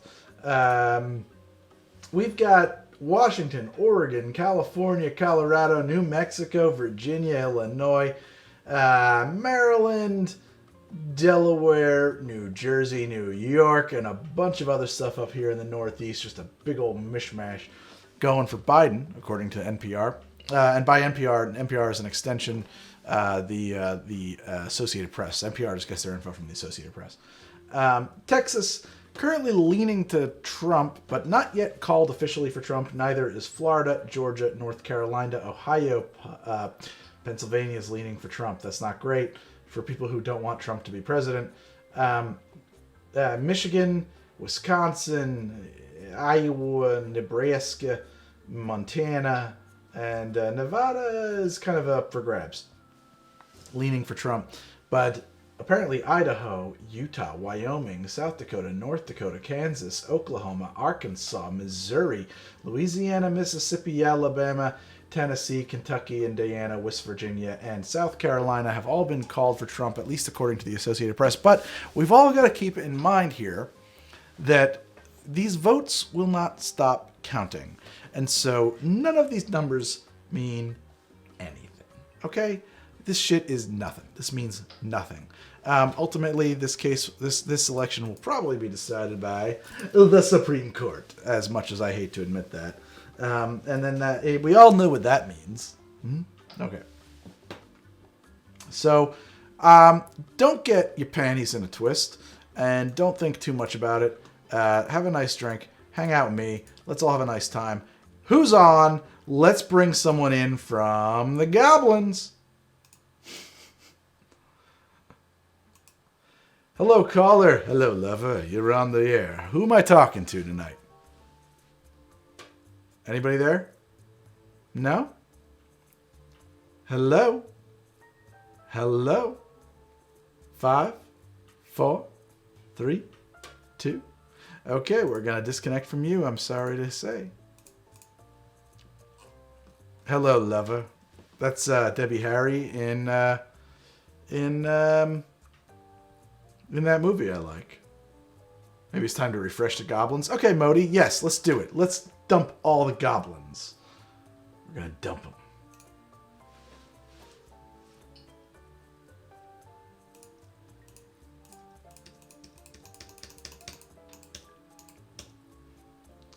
Alright, guys. You got some weird-ass shit you want to talk about? You got relationship... Let me give you some relationship advice. I want that. I want to do that. Let me be that guy. Let me give you advice. This is now an advice show. Giving you advice. You don't want it. That's the link. Get in there.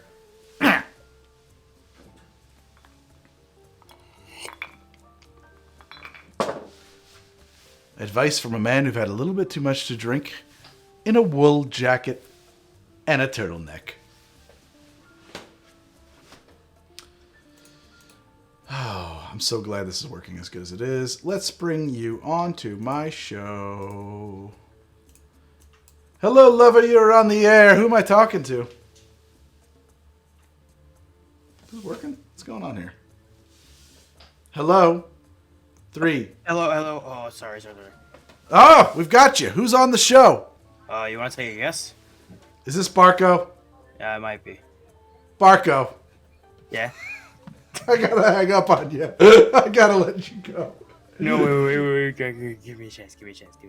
Just give me a chance. It sounds like you've had a little bit more to drink since the last time I talked to you. Greg, I am underage. I am drunk off the election, I guess. I'm just so tired. Okay, go to bed. Barko, No, you got school tomorrow? I won't go to bed, Greg. Do you have school tomorrow, Barkov? You're not my fucking dad. Do you have school tomorrow? I might. I just came on to spread a little bit more propaganda. To my followers. I will be moderator of this chat one day. I will make it to the top. Oh my God. They're telling you to cut the mic. It's not fucking happening. Yeah, I see chat right now. They want it so bad. They want it so bad. Hashtag mod Barkov, get it fucking trending. Holy shit. Barkov, I gotta let you go. Go to bed, kid. Come on, man. You got school tomorrow. What's your first class tomorrow? I got economics in the morning tomorrow. Economics. Are you going to college or are you going to high school? I'm a senior in high school, man. You're a senior in high school. This is information I wish I didn't have.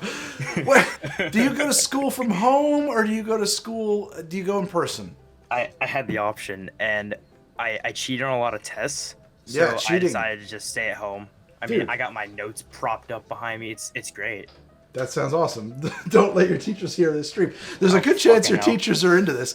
They're all calling me children in chat. Well, yeah, man, you outed yourself. Child. Well, yeah, but, well, someday,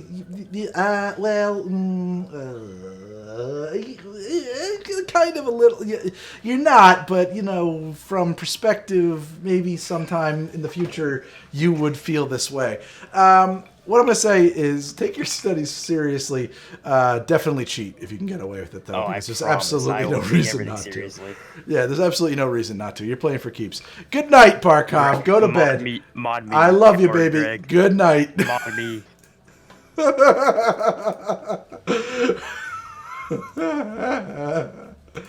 That was perfect. Oh my God. Hello, who have I got on the line? Oh shoot, is it me? Yeah, this is you. Is this Eyes again? Oh, my goodness. No, that's not Eyes. Who is that? Who am I talking to? No, this is Meagan.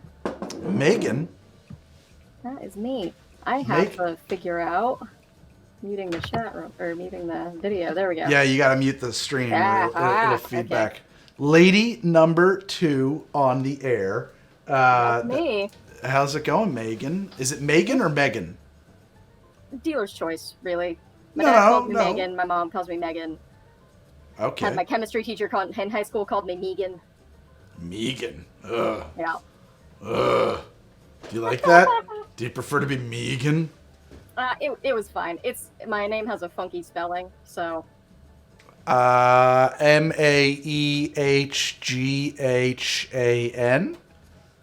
Meagan. M-E-A. Oh. Yeah, that extra A fucking throws people. M-E-A. Like a Greek thing almost kind of. Okay. Oh, good. All right, Meagan. How's it going out there? Where are you at? Where are you calling from? I am in Central Oregon right now. Oregon. How do I... Now, I've been told I say Oregon wrong. How do you... Say it again for me. Oregon. All right. Yeah, that's... Oh, you know what it is that we do on the West Coast? On the East Coast, we sometimes say Oregon. And you guys don't like that. Oregon. Yeah, that's what we do. Oregon. Okay. Oregon. Yep. Are there people who emphasize the E? Because I've definitely seen people write it. No, Greg, you pronounce it Oregon. And I was just like, really? Do you? Oh, hell to the no. Okay, I didn't think so. What Central Oregon, man, that's a hot state. A lot of shit going on out there. How first off, before we get into the boring politics questions, ghost stories, alien abductions, any cool unsolved mysteries out there, please? So I have never seen a ghost per se. Good. It's for the best. I have smelled a ghost. Hold on one second though, because I'm still hearing. You have smelled a ghost? I have smelled a ghost, and we somehow have an extra green room goblin in our chat. I just noticed. Really? That could be a glitch or something. That's interesting. I mean, there's nobody. so weird. They're not in the show. I can't hear them. I can hear him. Hold on. Really? Okay, I muted one of the chats. Can you hear me? Oh, I don't hear him anymore. I just hear you. Okay, I was like, how am I still hearing someone? I'm sorry, fellow Green Room Goblin. You know, it's a peer-to-peer connection, so it's possible that like something didn't unlatch or something like that. And I will key this moment to Steve and ask him what happened there, man. Steve is the guy who developed this software, and so kudos to Steve for making all of this possible. Steve. He's amazing. I don't know. He's some kind of a wizard. So tell me about this ghost you smelled, because that is definitely the most interesting thing I've heard all night. Yes. So my house that I grew up in is the house that my mother grew up in. Ooh. And she had what I would consider the master bedroom. It was the larger bedroom in the house. Okay. As I was growing up, I had the smaller bedroom. So naturally, I assumed my bedroom must have been her bedroom when she was a child. Okay. Sometimes, when I would walk into that room, I would smell cigarettes. No one in my house smokes because my mom has asthma. Okay. And I mentioned it to her one day. I was like, man, sometimes I walk into that room and I smell cigarettes. And of course, her first assumption was, well, are you smoking cigarettes? No, I'm not. Thanks, though. Yes, Mom, that was my ploy. Yeah, my so ploy to throw you off the trail was, gee, Mom, there's this mysterious smell of cigarettes in my room. Right? I know. That was my thought, too. Us parents like to believe that we're good at understanding child lies. Your mom is terrible at it. All right, moving along. Yeah, she's pretty bad at it. So I was like, no, I'm not smoking. She was like, well, you know, my mom did smoke a lot in there. And my first thought was, what the fuck? Was she smoking as she put you to bed? Like, see you tomorrow, sweetheart. Like, yeah. That was but then you found out that it was Mom's room. Yeah. So that Mom never room was switched actually rooms. my grandmother's room. My mom was in the larger bedroom growing up. Holy shit. Anytime I walked in that room and smelled cigarettes, my mom was like, oh, well, you know, Grandma smoked in there a lot. That was her bedroom. Whoa. And it wasn't like just like in the carpet or something like that. You wouldn't smell it all the time. It No, was we had just hardwood floors. Oh my God. Yeah, That's no brutal. shit. I would walk in, get a big whiff of cigarettes, and then, this is a good one. Like 30 seconds, a minute later, it would go away. This is a good ghost story. This is a good Oh, one. good. I'm glad I got to. Meagan, you've got the killer ghost story. This is a good one. I like this. Sick. Nice. Well, I have another small one for you if you want another one. She's got two, guys. We've got a medium on our hands over here. What you got? Lay it on me. So in the house that my husband and I currently live in, it was very weirdly laid out because it was an older house that got extended multiple times. So it's a split level home. In the downstairs of our house, there was a odd bedroom that technically was not a bedroom because it didn't have an egress window. So that's fun. And then off to the no side, window bedroom? Yeah, well, it had a window, but it was like a tiny casement window. And not one that you could like squeeze your body out of if you needed to get out in case of a fire or something. Oh, so not a real bedroom. It's a prison. A little bit. Feels that way. So there was that room, a very small hallway down to the left of it. I'm talking like 3 feet wide. Yeah. And a weird door that when you opened it up was just this unfinished cinder block room with nothing in it, cement floor, like storage area that we affectionately called the murder closet. As one does. Yeah, straight up, it was just this janky old door that like squeaked when you opened it. It was dark, one light bulb hanging from the ceiling. Sketchy. So it was that way for a while. We eventually decided, well, the closet that's in that room downstairs sucks. It's a long, weird little like narrow thing with shelves on one side. Fuck that. We'll knock out the walls in between where that hallway is and add on a walk-in closet. So we did that. The murder closet was no more. It was a nice new walk-in closet. Totally finished. You know? Awesome. So that room downstairs is our bedroom. I put a thrifted desk in there, called it a vanity, hung up a mirror. The mirror has a little shelf on the front of it. and I have all kinds of little trinkets up there. Okay. We have cats, so cats knock shit over. I'm just going to preface with that. Yeah, I got cat. I have come into that room multiple times now and had stuff on that little shelf shifted just enough that it was like a quarter or a half rotation around. Yeah, very weird. Or I've had things knocked down onto the desk, but never onto the floor. Just like if somebody put their hands behind it and swiped it straight down onto the desk. Wait a second. Say that again for me, because I missed what you said there. So I've had things either rotated on that shelf, Sure. or I've had things knocked down straight down onto the desk. But you don't think it's the cat? I don't think it's the cat, because nothing's ever on the floor, and nothing is ever in such disarray that I think it's like, oh, my cat batted off the shelf and then hit it again, like cats do. Okay. It's like everything all at once was Okay. grabbed from behind and shifted onto the desk. Okay. Wow. Yeah. Yeah. That started that's happening less and less. That's 'cause like I some was poltergeist shit. That's like rearranging the chairs in the kitchen in Poltergeist. Oh yeah, straight up. And in the upstairs of that house, I have also had the door to our computer room or craft room or whatever open or close by itself. Well, which is it? Is it a computer room or a craft room? Come on, make a decision right now. I call it the craft room because that's where I do my goddamn crafts. It's the What are your computer crafts? room with my husband because that's where his stupid fucking computer is. Well, is his computer stupid? That's pretty great, actually. I guess it's a computer room. Well, what kind of crafts are we into? I do some cosplay stuff, so like foam crafts or, painting stuff, sewing. Okay. Well, you know what? Maybe it's a computer cos room. Multi-purpose room. A multi-purpose room. Ooh, I like There that. you go. But it's also That haunted. really covers it all, doesn't it? It does cover it all. I'm pouring myself. Chat wants to know what's in this mysterious-looking bottle. I do too. This is the weirdest shit I've ever drank in my life. This is Dagger. It's it's What the hell is that? it's literally called Dagger, and I'm going to read from the back of the bottle. Fermented from New York State cherries, honey, and locally farmed and foraged herbs, aged in a barrel for a year. This is mead from Enlightenment Meadery, and it uses tart cherries, fir, hemlock, yarrow, chamomile, and mead in its distillate, and it is the weirdest shit I've ever drank in my life. And this is the first time I've poured myself any for recreational purposes. I'm probably going to regret this, but I didn't feel like having an entire old-fashioned. It is a really weird. It is the strangest beverage I've ever drank in my life.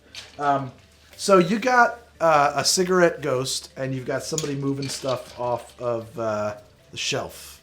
Yeah, two different houses. Damn. Is it possible that you are the haunted one? Do you think it's you, or do you think it's the place? It could be. It could be me.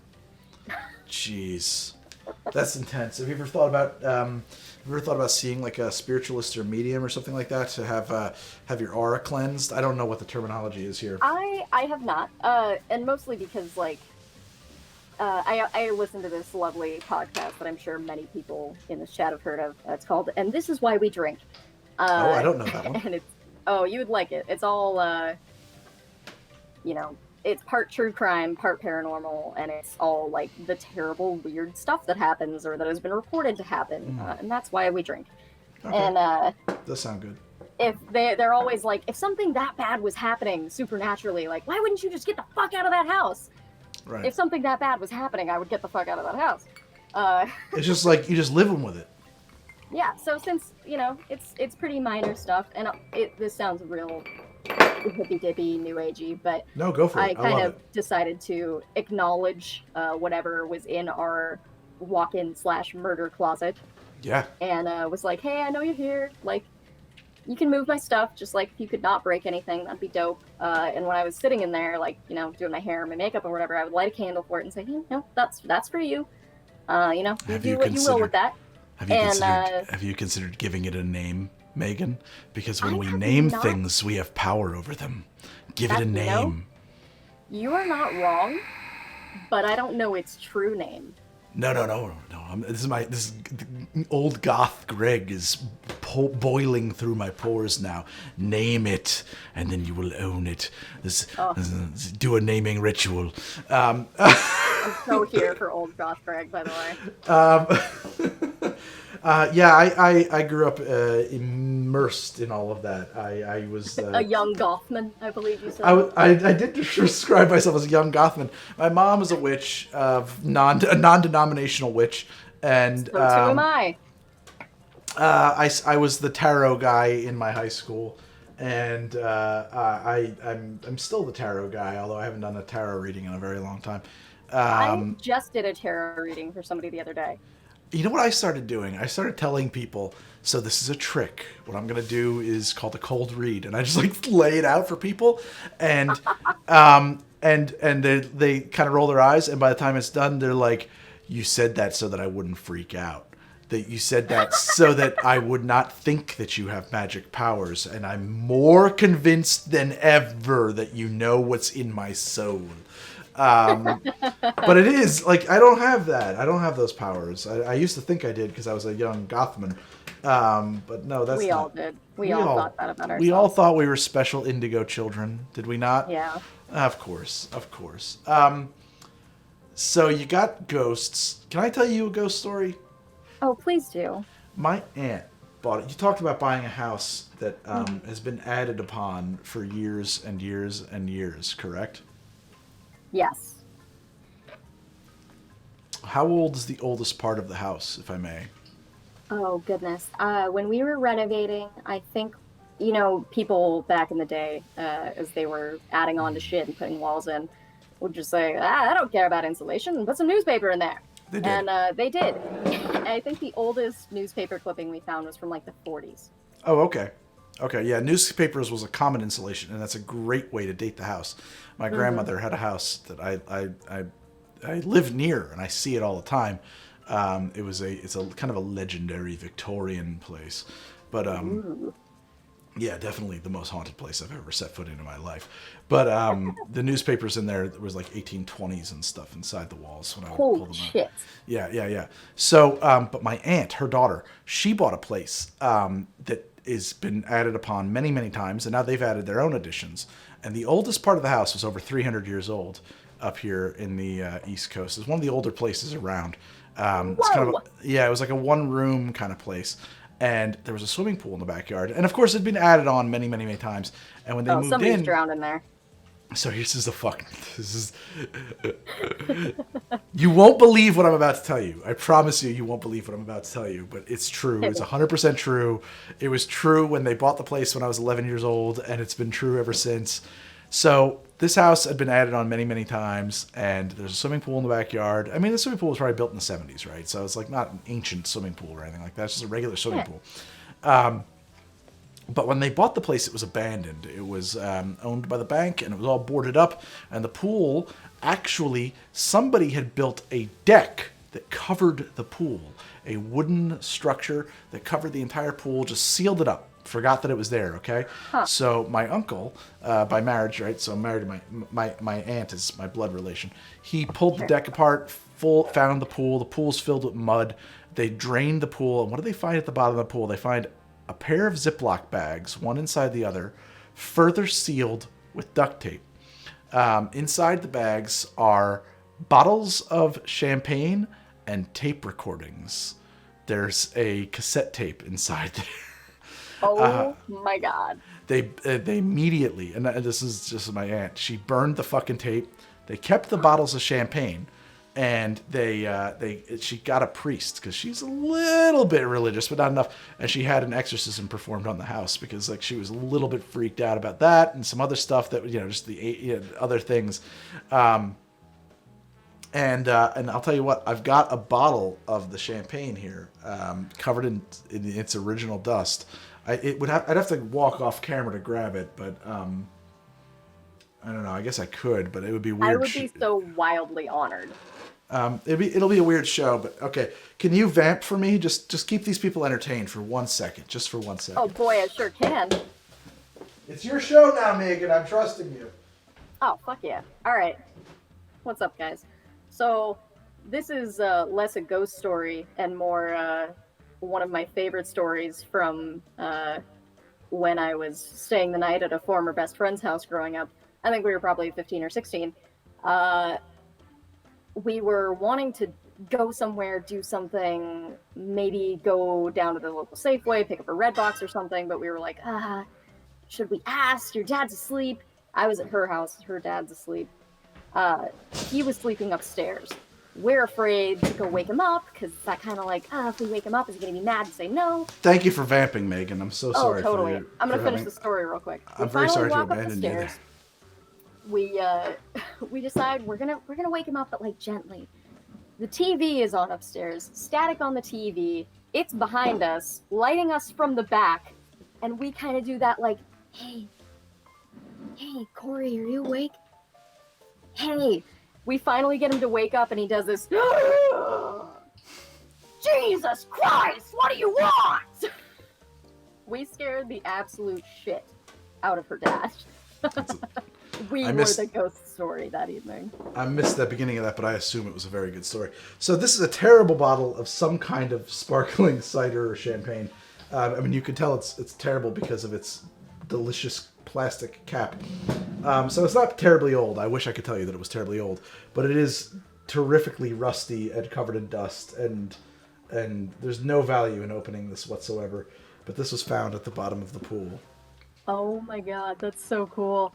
I'm sad she burned the tapes. Like, maybe I'm the dumb person in a horror movie, but I would Same thing. I can't believe she didn't listen to those tapes. I still can't believe she didn't listen to those tapes.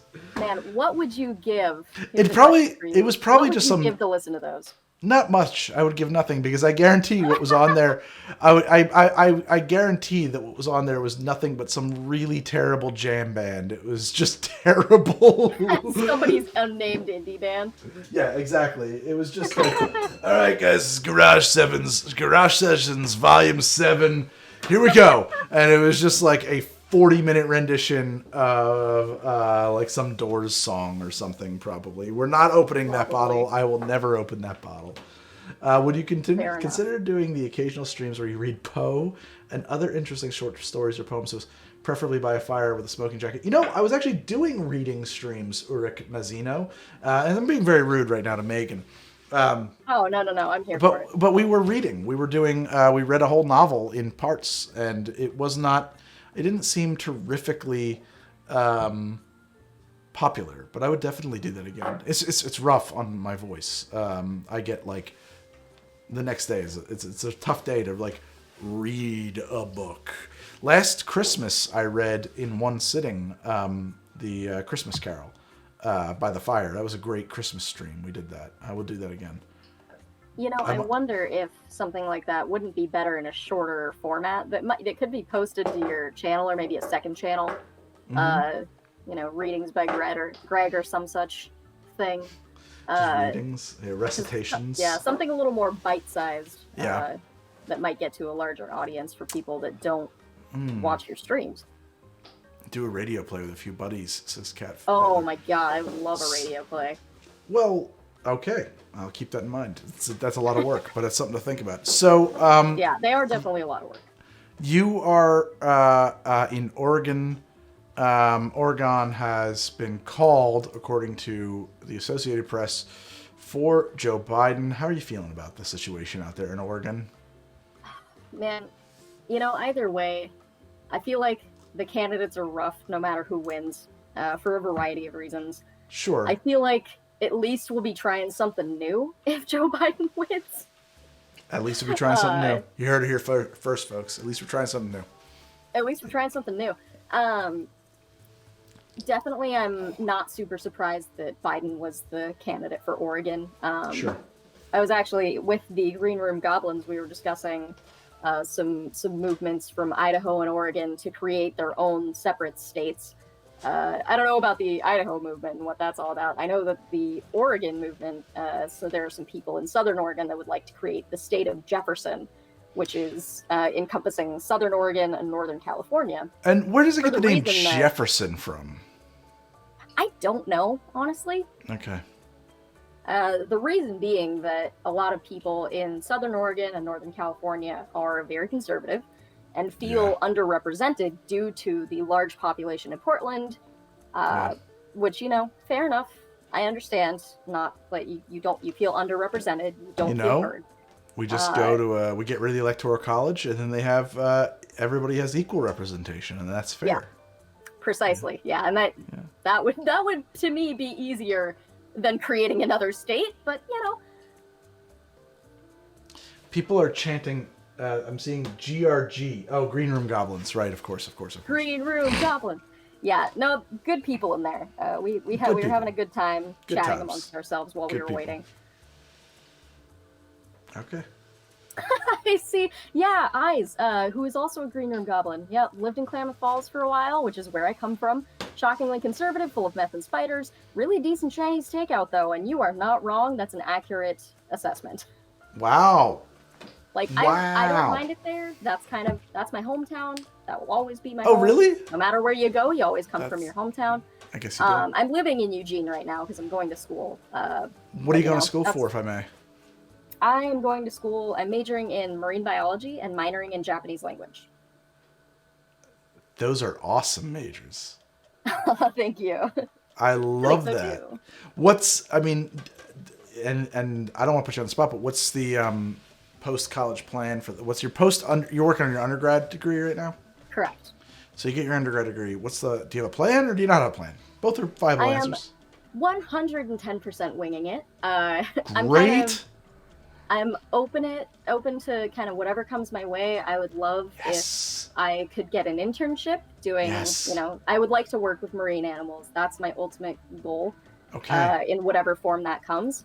It would be extra neat if I could do a cross-cultural internship in Japan.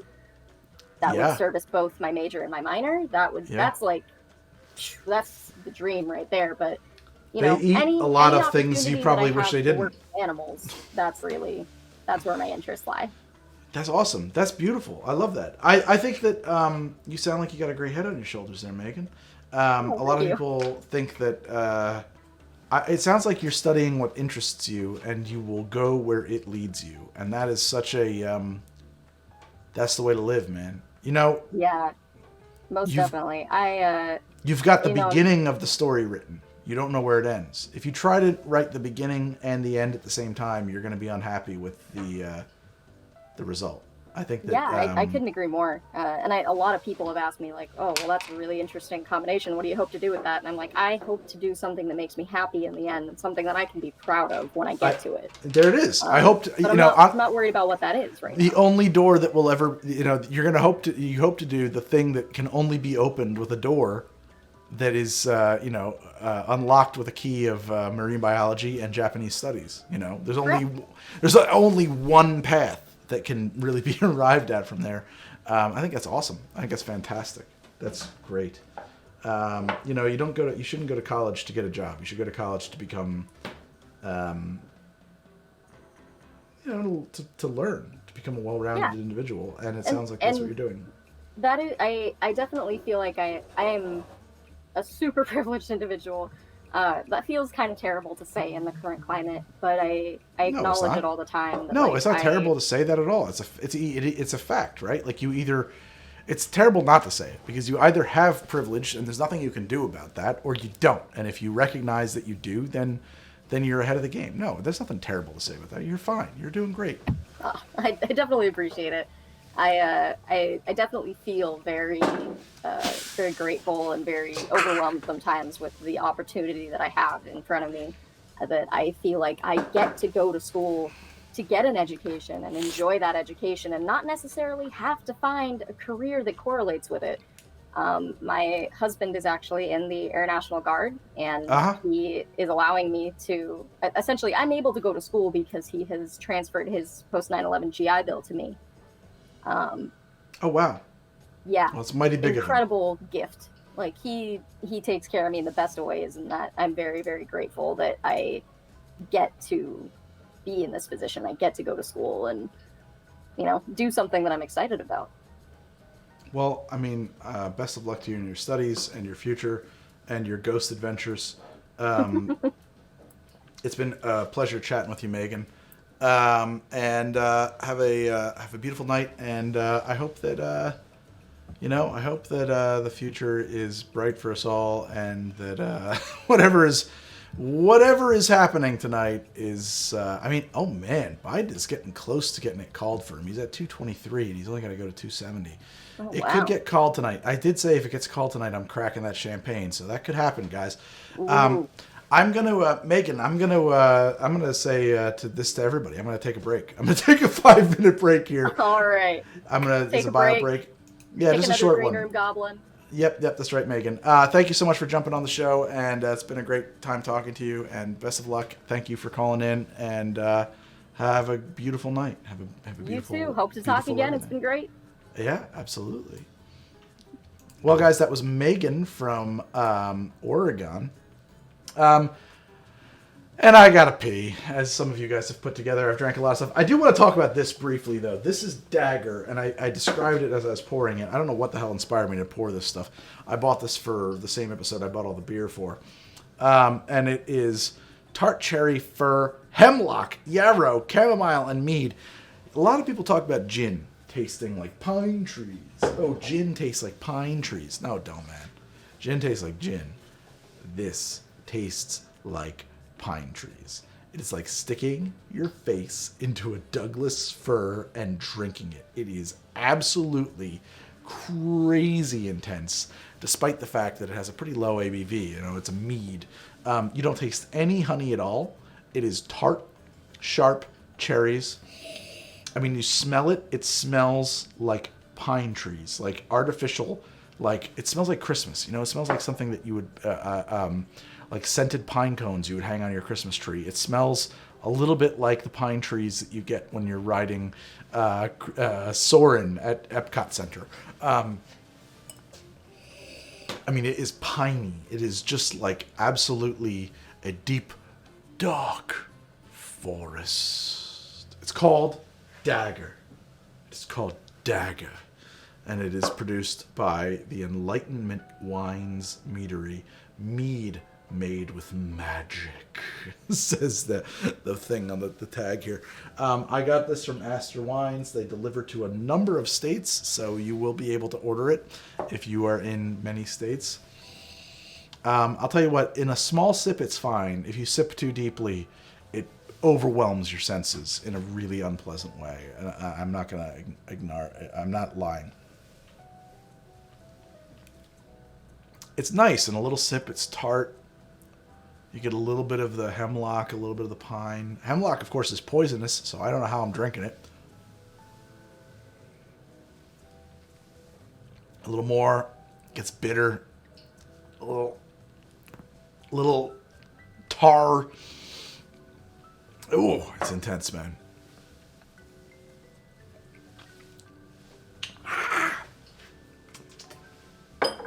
It's intense. It's not like, well, this is a pretty sweet mead, okay? This is a mead that tastes like honey, kind of a great baseline for a mead. It's nothing like this. It shows you, these two meads show you the enormous variability between the meads. Oh, it's definitely magical. That shit is made by druids or some stuff. Anyway, guys, I will be right back. Give me 5 minutes. I just got to take a little bio break, run an advertisement, and I will be back directly. You guys have been great. This has been probably one of my favorite streams ever. So please don't go anywhere and enjoy this message from Twitch's sponsors.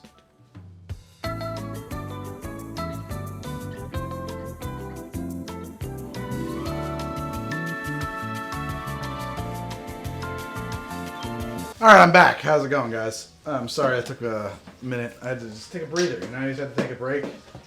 Sometimes you just gotta take a break. I had to take a break. I'm back. How you doing? How's everybody doing out there in TV land? It's 368 of you guys watching Artistic Simplicity. Do you know that? 368 people? That's a lot of people. The Gregonator.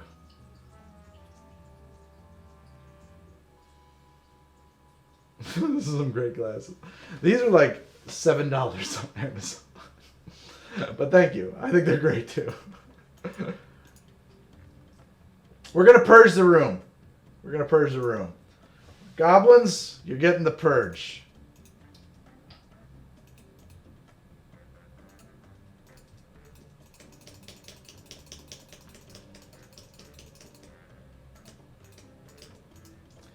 So I need another drink.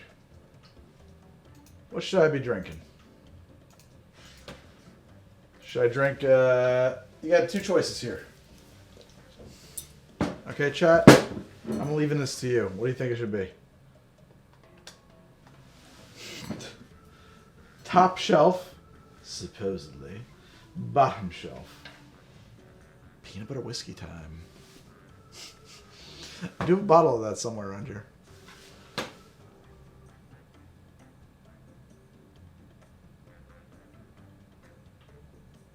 Bottom, bottom, bottom, bottom. Blue label. Blue, black label, and not only black label. You want that early times. Blue label is passable. It's passable. Bottom, Johnny. Blue, bottom, for show. Bottom. Bottom until we win Georgia. I like that. Bottom till Georgia. Nothing wrong with this. This is good whiskey. I found out myself recently. Should we bring someone else into the show here?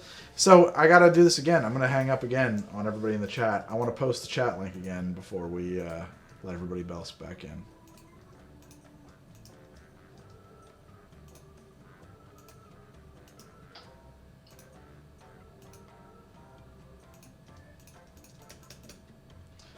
All right. So here's what we're gonna do. I'll post the link. Here we go. So if you want to have a chat, particularly if you've got a weird story or a conspiracy theory or something stuck in your craw you want to get off your chest, get up here on the show. Let's talk about it. On Greg, Coast to Coast. Click the link. I'll put you in the chat. Let's. I've been drinking all night and streaming all night.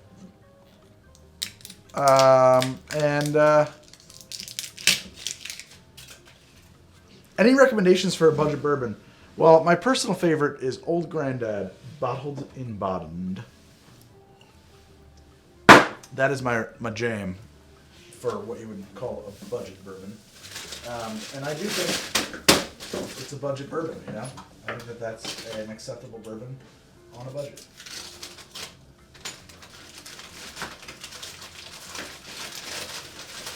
Trying to get this ice cube out of here. They're a little bit stuck together. I don't know why I left a knife in that freezer. I don't know why I left that knife in that freezer. I don't know why. And so this is an Old Grandad Old Fashioned. You know Old Grandad's good because it comes in a fantastic plastic jug.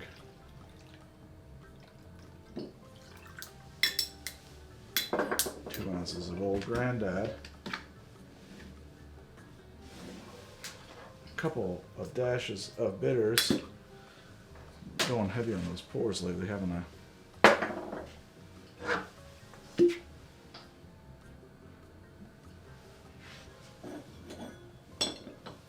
Some simple syrup. And a stir. Whoa, hey guys.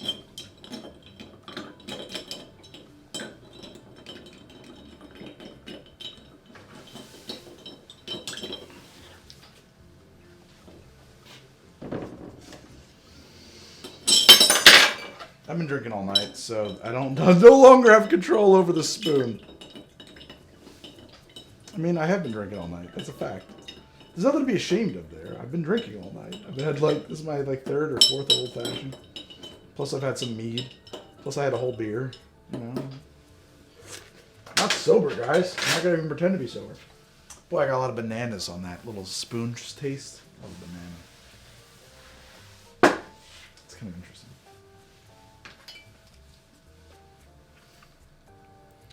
I'm good here. I'm great here. Let's pull off our peel.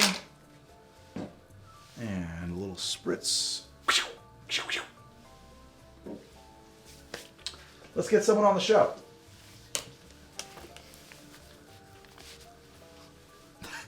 Thank you, Ghost of Sparta. Thank you very much for observing how clean my bar is.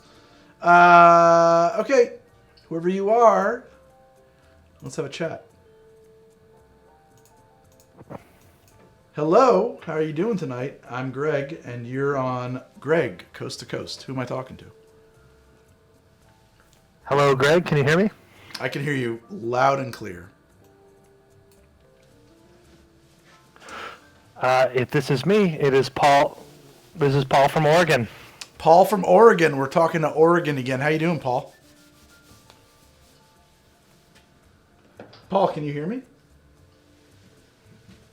Paul, can you hear me? I am doing fantastic. First of all, yeah, I can hear you. Sorry. There's a bit of a delay, so I muted it. Yeah, there is a bit of a delay. You should be listening not to the live stream, but to the chat room. Is that working all right for you?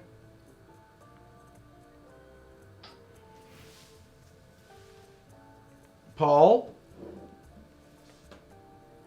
All right, copied that. Greg, is that better or worse? I don't know. Sorry, my fault. No, it's not your fault. Just tell me, can you hear me in real time? You should be able to Yes, hear me. I can now. This sounds great. Oh, okay, great. Yeah. Don't listen to the live stream. There's like a 30-second delay. Guys, for those of you who are still in the chat room, when I bring you into the show, ignore the live stream. You gotta mute it. It's a chat room. This is my first time being brought in. Been since the beginning. All of my green room goblins, I love you. You all are fantastic. Thank you very much, Paul, for your candor. You know, nobody's been on the show before because this is the first time we've ever done this show with the call-ins. I've never done it before. It's a whole new thing. I've just figured out the technology. And I think it's a lot of fun. I think it's a lot of fun, too. I really appreciate your stream. I appreciate your YouTube channel. I really love the Cyberpunk. Thank you, Paul. Thank you. I especially loved when you were going through and you were using Trello as an organization tool Do you for use Trello Cyberpunk. a lot? I love Trello. And so there was also a moment where it felt like I tuned in like the next week after a Trello conversation where you were creating certain backstories and everything for your Cyberpunk, and it seemed like your fellow people did not want to go through that storyline, and we just had to move on. Yeah, it happens sometimes. I mean, are you don't take this the wrong way, Paul. Are you a big fan of Trello? You're like a Trello guy. I am not the hugest fan, but I have used it in the past, similar in a Kanban software environment. So, as someone who is very involved in software, I work for Sony Interactive. I have used it in the past. Wow. Am I allowed to ask what you do for Sony Interactive? You can, but I can't give you an answer. Okay. Holy shit. Paul is a fucking assassin for Sony Interactive. You heard it here first, folks. He kills people for Sony Interactive. So, yes, my official title is Sony Ninja. What? Oh my god, guys. We're talking to a real-life ninja for Sony. So there are certain things I can say, and overall I can't say. Otherwise, I might have to find you. You have to kill me. Yeah, you have to kill me. Dude, that's legit. Paul, so what's happening out in Oregon? You got any ghosts out there? You've been abducted by aliens. Okay, so I do have a great ghost story. Okay. I have not been abducted by aliens. Damn it. Hey, believe me, man. If I wanted to disappoint two people at the same time, I'd have dinner with my parents.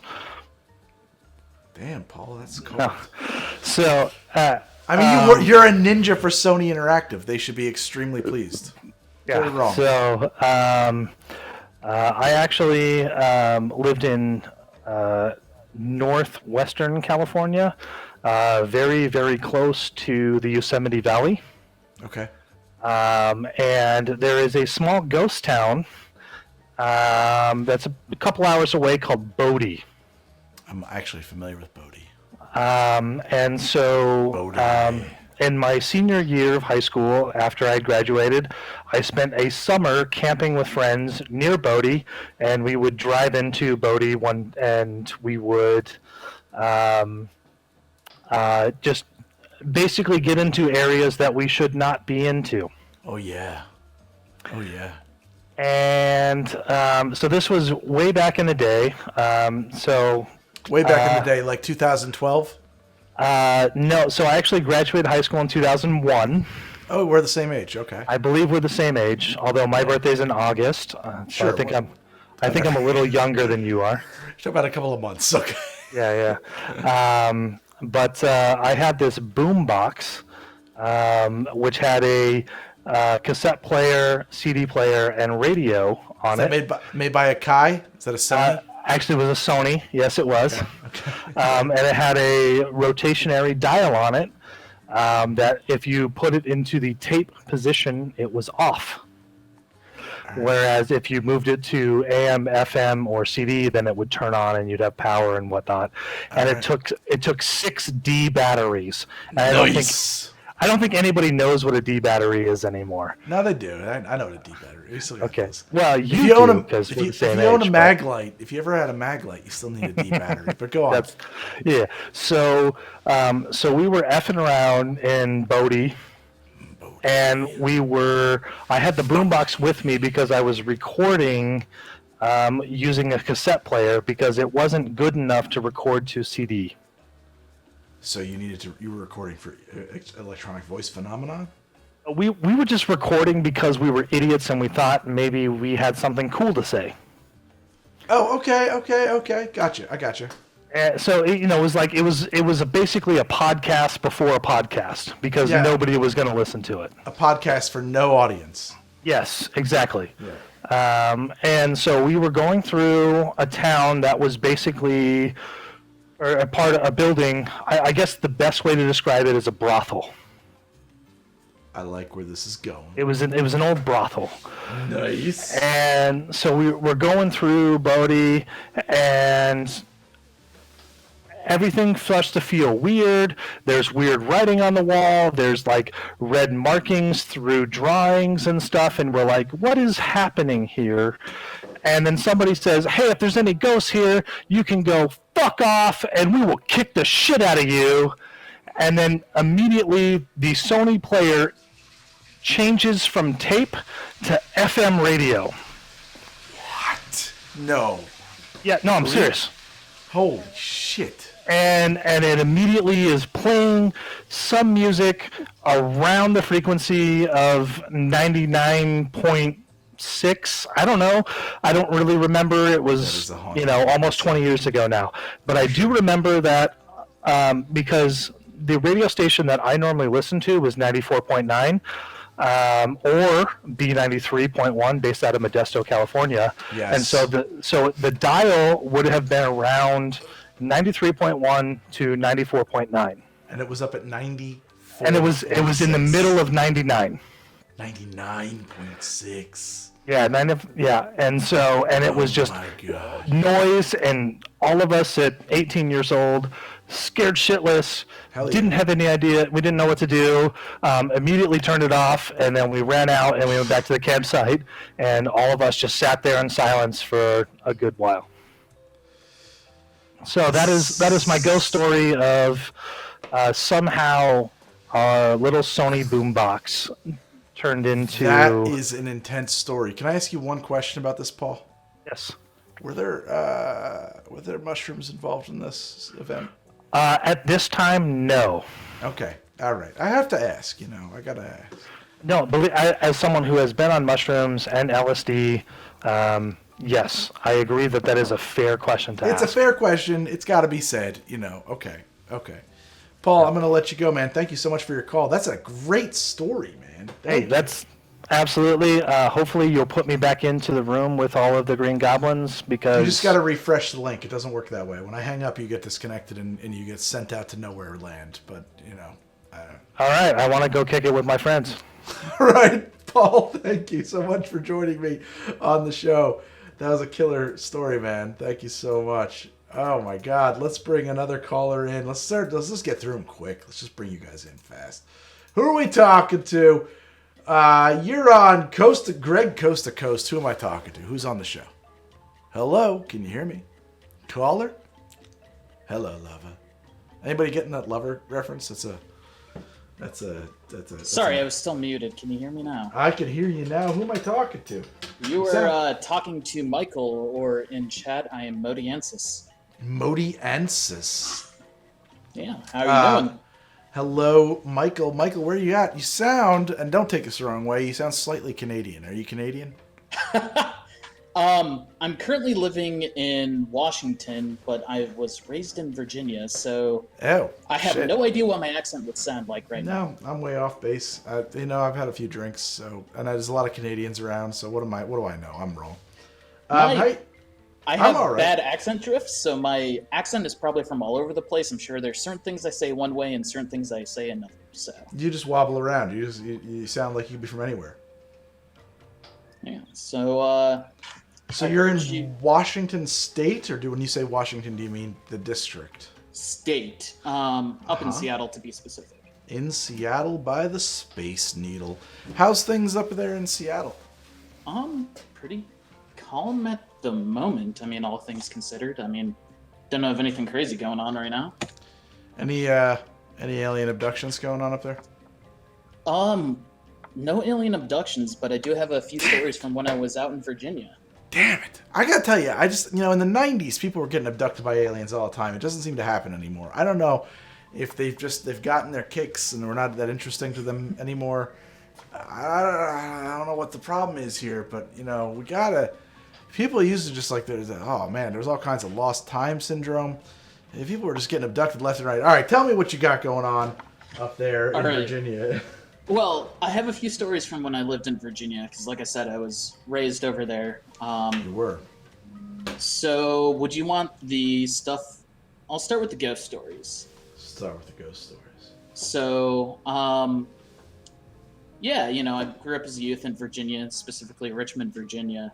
And, as a kid who was probably mostly nocturnal and enjoyed hanging out late at night. So in downtown Richmond, there's this cemetery called Hollywood Cemetery, famous in fact for having a vampire that stalks it, despite, no sightings of that ever really existing.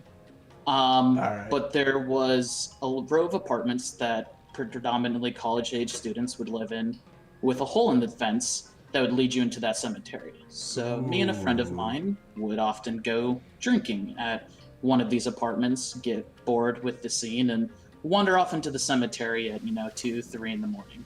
All right. And, we would be out there with a bottle of Night Train or a case of PBR and enjoying ourselves amongst the graves because, we're 22 and completely disrespectful. I don't want to interrupt, but have you seen Return to the Living Dead, the greatest zombie film ever made?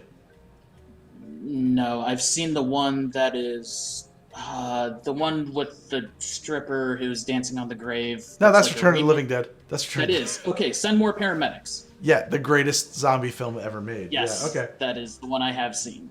Yeah, okay, that's all. Continue your story. I just wanted to know. So, despite all the times that me and my buddy have been there 3 in the morning, drinking and all the other stuff, I have not encountered a single ghost or anything like it. Well, which is a bit disappointing. It is disappointing, but I mean also to be expected. But continue. So on the UFO front, there's a little bit excitingness. So this friend of mine, also his parents, happen to have a property out in the west area that is out in the outside of Richmond, that is out in the fields. And so we're out there one night, completely stone sober, no drugs, no alcohol, no anything. Yeah. And we're sitting out there, and there's a meteor shower going on. That's why we're out there, so we're past the city lights. Leonid meteor shower? I believe so. Yeah, it's a good one. That's a classic. I had a great night set to the backdrop of the Leonid meteor shower. Go on. So there's this cloud. So there's a little bit of clouds, but for the most part, we have clear sky. There's a little bit of the Milky Way. Yeah. And so Richmond itself is covered, so we're enjoying. And out of nowhere, this light goes against the direction of the rest of the meteors out of the city and kind of starts hovering above the tree line. And we're like, okay, that's a little weird. That's extremely weird, bro. And we're watching it, and, it keeps making, turns at right angles. So it's going up, then all of a sudden it's going to the right, hovers for a moment, completely reverses course, hovers for a moment, completely disappears, and we both look at each other, and we're just like, completely what the fuck is going on. You had a sighting, is what was going on. We saw something. I mean, neither of us got abducted. There was no probing, no aliens, nothing like that. But but you saw something. Saw something. I'm excited by this. Did you by any chance check the time? Did you lose any time? We in fact did check the time because, you know, we're old enough, or young enough, I guess is a way to put it, to have cell phones. Neither of us lost any time whatsoever. Damn it! We used to lose time all the time.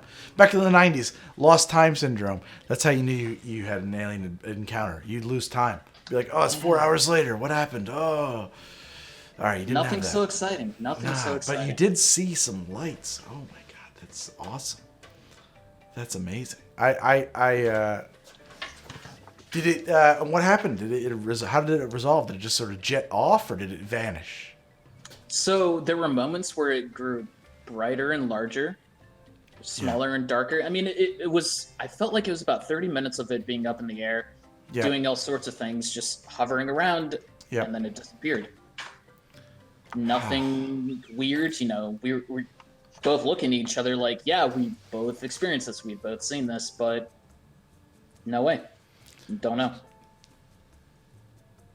Well, what do you think? Do you think now, looking back with the clarity of time, do you think that you had? Do you think it was just sort of one of those things where like, well, you know, I saw what I saw, but really it was probably this, and that's what my brain was painting it as, or do you look back and say like, no, man, we saw visitors from another world, like that's. I mean, like there's two different ways you can interpret that. How do you feel about the situation?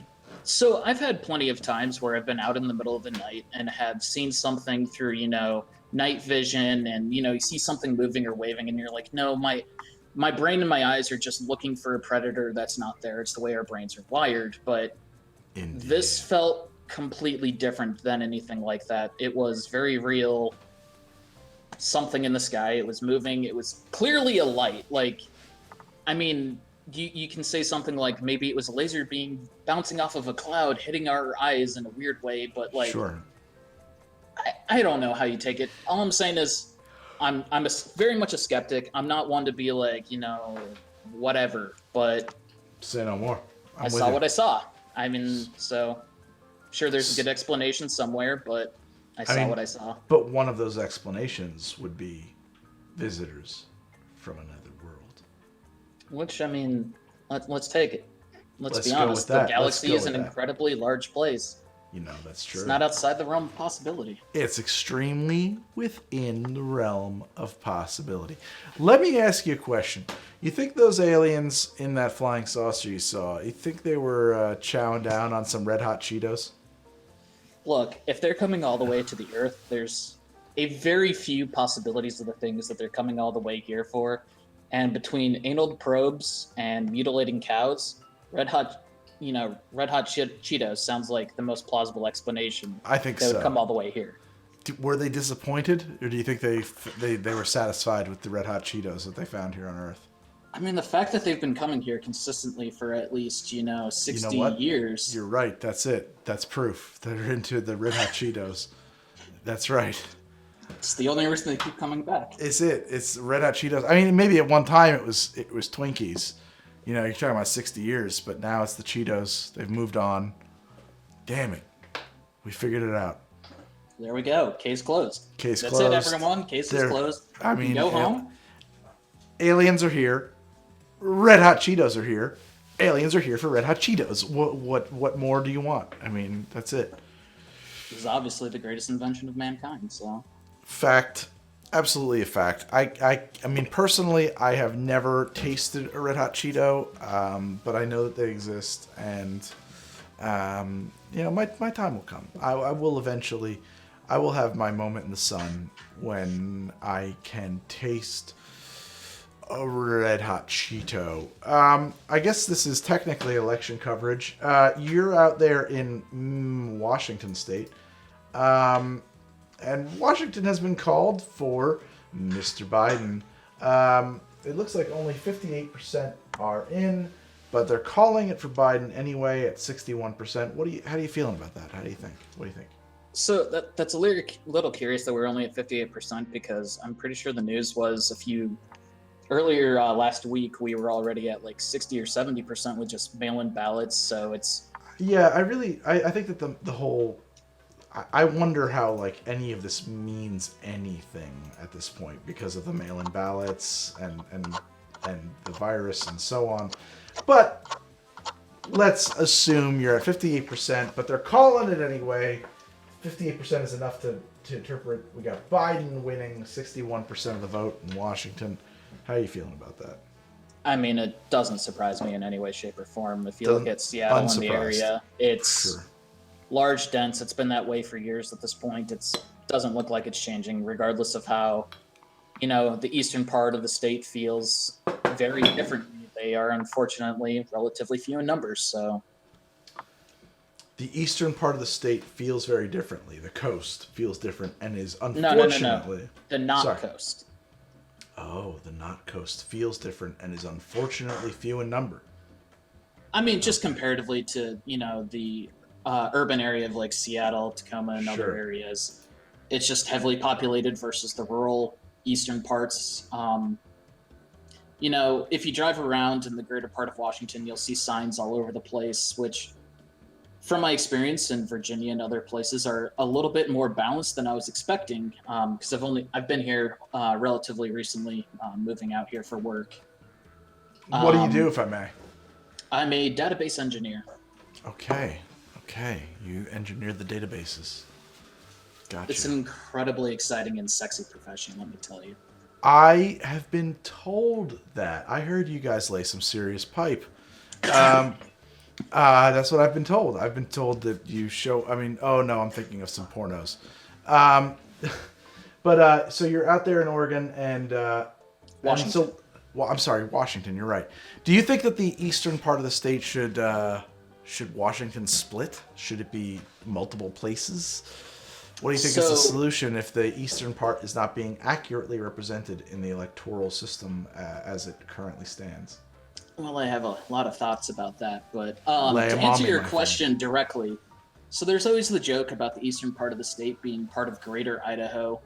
Yes. Culturally, they have a lot more in common with Idaho and other things like that. They're very rural. They're on the other sides of the Cascades. There's just geographically, they're, very similar in thoughts. If we want to talk about electoralism and everything, there's a lot there with people, in Iowa having 200 times the say that I have because of the fact that I live in a, incredibly blue city. So there's a lot of problems with electoralism, and when a lot of, it comes down to land having a lot more say than individual people because the way that certain densities and gerrymandering is. Does the dirt vote or do the people vote? That's my question I always ask. And right? I would love to say the people vote, and I would love to say we get rid of the electoral college and we go to... There you go. Direct popular vote. And direct popular vote, and we don't do a first past the post because it is incredibly terrible in the way that it... Reductive. Let's say creates a two-party system. Is because we are first past the post, we end up in a two-party system, period, because you have to get a majority. Not a plurality, you have to get a majority. So we've got the best system that a bunch of people who had never seen a cell phone could come up with. You know what I mean? Like, come on. How why are we still worried about that? This is a system with... The system that we are currently utilizing was created by a bunch of plantation owners who owned slaves. And didn't know what a paperclip was. Struck down a lot of their lifestyles. There's a certain amount of time where you're just like, maybe these people, were, they had a lot of great thoughts for the time, but that was 300 years ago. Let's reevaluate what exactly we're doing with our lives. You know where the expression rule of thumb comes from? You ever hear it's like, that's the rule of thumb. You ever hear that expression? So I always thought it was you could beat your wife with a switch that was thinner than your thumb. That's what I'd always heard. Yeah. You got the updated etymology? You got a updated story on that, or does that still stand? No, I'm just saying that's always what I've heard, and I'm willing to be corrected on that. That's what I'd always heard. No, that's what I always heard too. And it's probably a myth, but I mean, it might not be. But I mean, it goes to exemplify, like, holy shit, man, why are we so worried about what these guys thought? Again, these are people who literally owned other people for a living. There it is. Maybe their sense of morality isn't the way that we want to guide ourselves with in the 21st century. Right. Yeah, exactly. There it is. I agree with that. I agree with that very much so. Well, I hope that you are hale and hearty and holding over there out there in Washington, and best of luck to you. I am going to let you go here. Absolutely. Have a great night. Thank you. Thank you for calling in, man. It's been a fantastic call. All right. Talk to you later. Good night. Back to the room. Let's pick another goblin. I'm bringing in this one. I'm just picking at random. What happened? Oh, wait, let me bring up... Wait, what the hell? Little doodler. Hello! Hello, caller. You're on the air with Greg from Drink. We lost everyone. Wow, there's a little bit of feedback or some crunch in your sound there. Maybe step away from the mic and turn down the radio or the stream, if you may. My headset died about 3 days ago after going for 7 years. So that might be the reason why I believe the microphone is the Logitech webcam or something. A moment of silence for the headset. She held on for 7 years. Who am I talking to, if I may? You may like this or not. I'm not sure. You're talking to Cloned Prince. Clowned Prince. Cloned Prince. Or Shane, if you prefer that. Shane. I have a cousin by the name of Shane. I'll remember Shane. Shane, welcome to the show. How you doing, Shane? Where are you at? Seattle. Seattle. How's things in Seattle? Raining so much that water is now coming through the heating duct in my ceiling. Or dripping through it. Shane, that sounds rough, man. It's Seattle. What do you expect? Let me ask you a question. Just like, this is just an engineering question. You in a house or you in like are you in a house or an apartment? What's the situation? What kind of a situation we got with the water going on here? Someone took a house and put a kitchen on both floors, a bathroom on both floors, and a mother-daughter where there's staircases. You got a mother-daughter? 9 guys in it. 9 guys? 9 guys, 2 bathrooms, one shared house. Are you I mean, is Erlich Bachman running this place? Or are you in an incubator? No, it's just imagine Seattle rent, but super cheap because you live right next door to a Filipino house that raises chickens and roosters. You got chickens and roosters next door? Yeah, so 9 a.m. to 10 p.m., there's cock-a-doodle-doo if you don't have the window closed. So this is a thing that Which is probably why the rent's so cheap. So here's a... this is a thing... Somebody just highlighted in chat that Alec is dead, and I can't stop laughing at it, and I apologize. That was the best plot line. One thing that us stupid city slickers were told was that roosters crow when the sun comes up. What we were not told was that they continue to do that until the sun goes down. That's an all-day affair. It doesn't end. They gotta announce their presence. They're a rooster. That's what they do. So you are in Seattle. Are you like right downtown in Seattle, like with the roosters, or are you kind of on the outskirts? Paint a picture for me. Come on. Shane. I am roughly 10 miles south of downtown Seattle in a little area called Renton. Well, have you seen, now I got to address this because I think chat's probably aware, there's a lot of, Seattle's kind of a hotbed for political activity. Have you seen much of that where you're at down in Renton? I mean, I'm a stone's throw away from Chop/Chaz. Okay, so the Chaz is right there. Wow. Is that, man, I can't even imagine what that's like. What is that like? Do me a favor. I'm putting you on the spot. You just called in. Now you're being asked to elucidate. Oh, it's fine. I'm as straightforward and blunt and occasionally witty as you are. So no, ask away. Then, bluntly, and using your finest witticisms, tell me about what it's like living a stone throw from the Chaz. And is it still the Chaz, or is that all kind of wrapped up at this point? No, it's not anymore. No, as soon as they realized that they could not police their own miniature state from gangs, sure. Things fell apart. I mean, they were able to... They forced a group of people who were racist business owners to wash the feet of African-American/Indian people as their punishment, instead of being shot or jailed or something else. So that was interesting. I like that. I like the sound of that.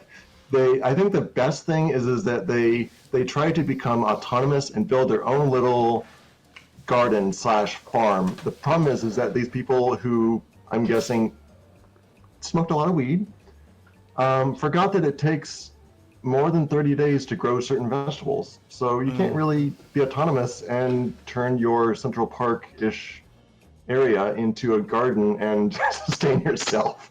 Yeah. I wonder about that. I mean, a lot of other cities, European cities, have autonomous zones. I know Berlin has a large autonomous zone. I have a good friend who lives in, or she did live in, kind of the autonomous zone of Berlin. I don't know the nickname for the one there.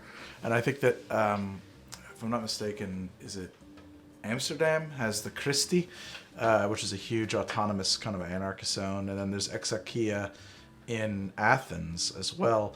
I wonder, I genuinely do not know, because I'm not versed in these kinds of histories and politics, but I do wonder, where did those places go right? Because they're so well established and they've been around since the 70s that the CHOP, or the Chaz, if you prefer, whatever it is, kind of collapsed. I wonder about this. I think the problem is that Amsterdam is a great example of, if you remember back a long time ago, it used to be that Amsterdam was the place to go if you ever wanted to, like, hey, let's go smoke weed, or let's go, go to a weed bar or something. Sure. And the surprise is that if all of that is truly the draw of Amsterdam, you would think all the locals would also be doing that.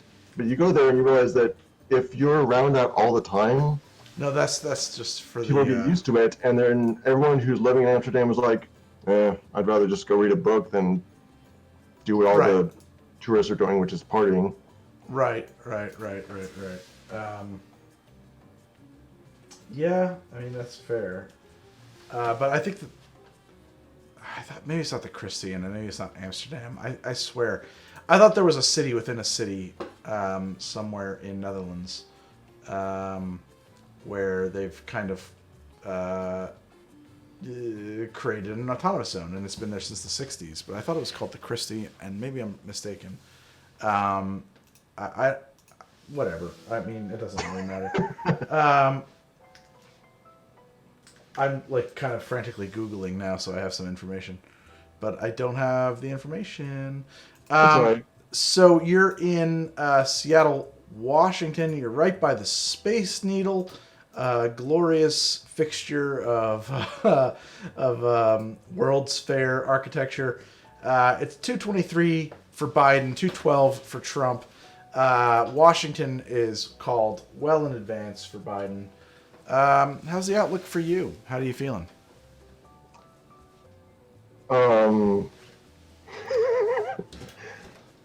I'm not sure I can say anything that is PC for Twitch about how I feel about the election. No, I mean, this is the thing. We got no FCC here, so you can say whatever you want. I want to hear it. Man. What you got?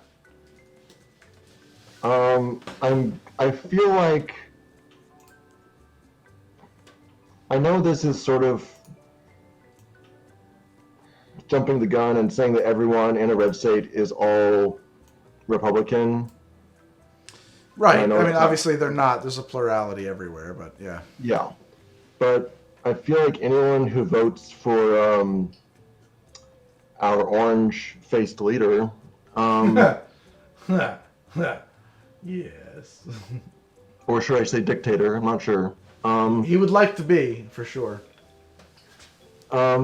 Is voting for him so that as much people as possible die of COVID as soon as possible, so that there's less to go around or less shortages. So you'd say that a vote for Trump is a vote for Lebensraum? Is that what you're reaching for here? They're just looking for living space. Well, I think that Trump sees COVID as the answer to the homeless crisis and certain other things. Yeah, maybe. I mean, everything from the toilet paper shortage to meat shortages to homeless crisis to removing everyone who take your poison. Yeah. No, I'm with you, man. I'm totally with you. I think that I think a lot of people. Yeah, I like what you're saying, that he sees it as anything and he interprets it as an asset that he can wield. I think a lot of people make this mistake of saying that Trump is an idiot, that Trump doesn't know what's going on, or etc. I think that belies the fact that he is he's been an international mobster since the 80s, and he has as yet evaded capture or reprisal from his cohorts and his Russian mob, and now is the president of the United States of America. So, I mean, like, if he was an idiot, he would not have made it to where he is. I think he appears to be an idiot a lot because he's not tremendously educated, and also because he understands the appeal of, like, appealing to kind of the, he knows what his brand is, if I'm not mistaken, you know what I mean?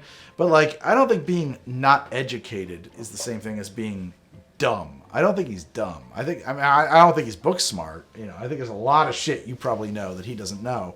But I also think he knows a lot instinctually about how to navigate a situation. So I've always told people he's not an idiot. He's dangerous.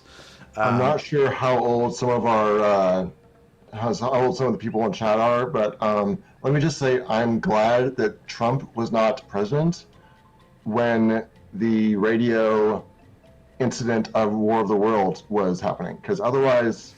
Well, I don't think you're that old either. You don't sound like you're 116, so I'm going to assume that you missed out on that one yourself. And also, one thing that everybody should be aware of, this is important information, okay, guys? This is important information. Orson Welles kind of told a little fib when he said everybody believed his radio broadcast. That's a big myth. That's called marketing. But I could see Trump believing. Trump would believe it, for sure. Trump would believe it. But, like, all of the stuff about the panic around the world of the world, stuff like that, that's all actually Orson Welles talking about what a great radio entertainer he was. None of that actually happened. That's kind of a lie. But yeah, like, I think that I don't understand why. I do understand, but I won't say why. I do understand the appeal of a Trump vote. It saddens me, but I mean, it is what it is. You know what I often ask people? I often ask people this is like, look, you say that it's an he represents the people who aren't whose voices aren't heard, who are underrepresented, who feel left behind or abandoned by politics in America. And I always say, great, just tell me what issues these people have, because ultimately I find that when you reduce these issues to their actual effect, that people so-called that the GOP faithful will bring up, and I don't mind saying this at all. I for the people who are in the chat who are offended by this, fuck you. But I think that what you'll find is like, yeah, actually none of those policies bear fruit. Those things you're talking about, there's no science or math behind them at all. It's pure emotion. It's purely based on a fear or an anger and an aggression, a territorialism, a tribalism, if you will. There's no merit to it at all. There's nothing there. It's not these aren't valid policies. You're describing rabid kind of deranged tribalism. There's actually no meat on the bones of the GOP. They're an illegitimate party. They don't have ideas. They have I don't know what else to say. Like, you know, you sound like a person who understands what I'm saying, and we can commiserate about this. I hope history that I'm will repeat itself. What's that? History will repeat itself. I have a friend who likes, and I forget whose quote this is. History doesn't always repeat itself, but it often rhymes. And I like that quote as well. I think that, yeah, that's a disturbing... I don't love that notion, but as I get older, I've been seeing more and more repetitions, so, yeah, boy, oh boy. Well, I mean... So I take it you voted for Trump, is what we're getting at. No. Here. Yeah, okay, I'm sorry. He wasn't want to. You don't want to play that game. You don't want to play that game. Yeah, obviously you voted for Biden, and he's currently I mean, it's closer than I would have expected at this point. Well, I mean, part of me didn't want to vote for either of them, and I'm kind of on the same fence as Joe Rogan in thinking that, well, let's see, Trump is on his way to being a dictator. He would like to be. Biden has the inability to complete a sentence and may have mental problems. Yeah. Why aren't we all going towards like the other options, like what was the other one on the ballot? Greenpeace or something else. So I'm sure there's other runners. Money is a big factor here for sure. Well, yeah, that too. I wish for sure that I mean, obviously, I don't think there's any mystery here. I certainly wish the Democrats had nominated somebody other than Biden.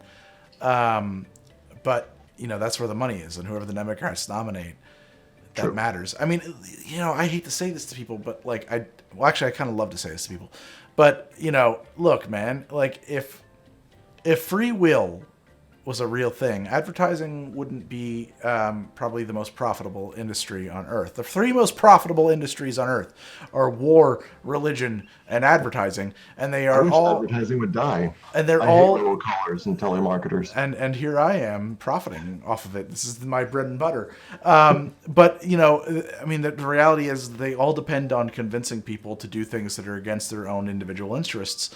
And if free will was a thing for real, that would be impossible. So it's silly to discount the fact that, like, yeah, well, the Democrats they're an established party with money, and that's going to sway hearts and minds. That's just reality. And so who they pick is likely. So your better bet is to convince the party to pick somebody you like rather than to try to get somebody you like elected at the national level, regardless of the party, right? And so I'm of so many, I mean, I would say I'm of two minds on this issue, but I'm like of several minds on this issue, which is that, like, yes, I understand people who want to vote third party, and I understand that instinct, but I also understand, like, the science of why, like, that is just not going to happen as much as I wish it could. And then you get the question of, like, well, what is the useful, you know, what do you do? What do you do with that information, right? I mean, you literally can't pick up your ball and go home, because at the end of the day, you're going to wake up here. So I don't know, you know, what do you do with that information? I don't know. I have no answer for this. People got to figure this out for themselves and how they can wake up and sleep at night, you know? That's what alcohol's for. Yeah, it helps, right? It's not the worst. Well, I appreciate you calling in, man. This has been a great conversation from the great state of Washington. I'm surprised we weren't going to be talking about alcohol. No, I don't do that on the live stream. Honestly, I don't love being Mr. I mean, I'm going to tell people this flatly. I mean, internet drinking man is kind of a dead end career move for me. You know, like, I'd love to be more than just internet drinking man. I'm going to commiserate with you. I want to see you on Hot Ones, or doing something with Bill Nye the Science Guy. I think that would be your next step. I would. My God, you have such beautiful dreams for me. Thank you. your vision for me is larger than my vision for myself. I would love to be doing anything with Bill Nye. Holy shit. That'd be incredible. And certainly I would jump on Hot Ones in a minute, especially since it's now being done in a socially distanced fashion.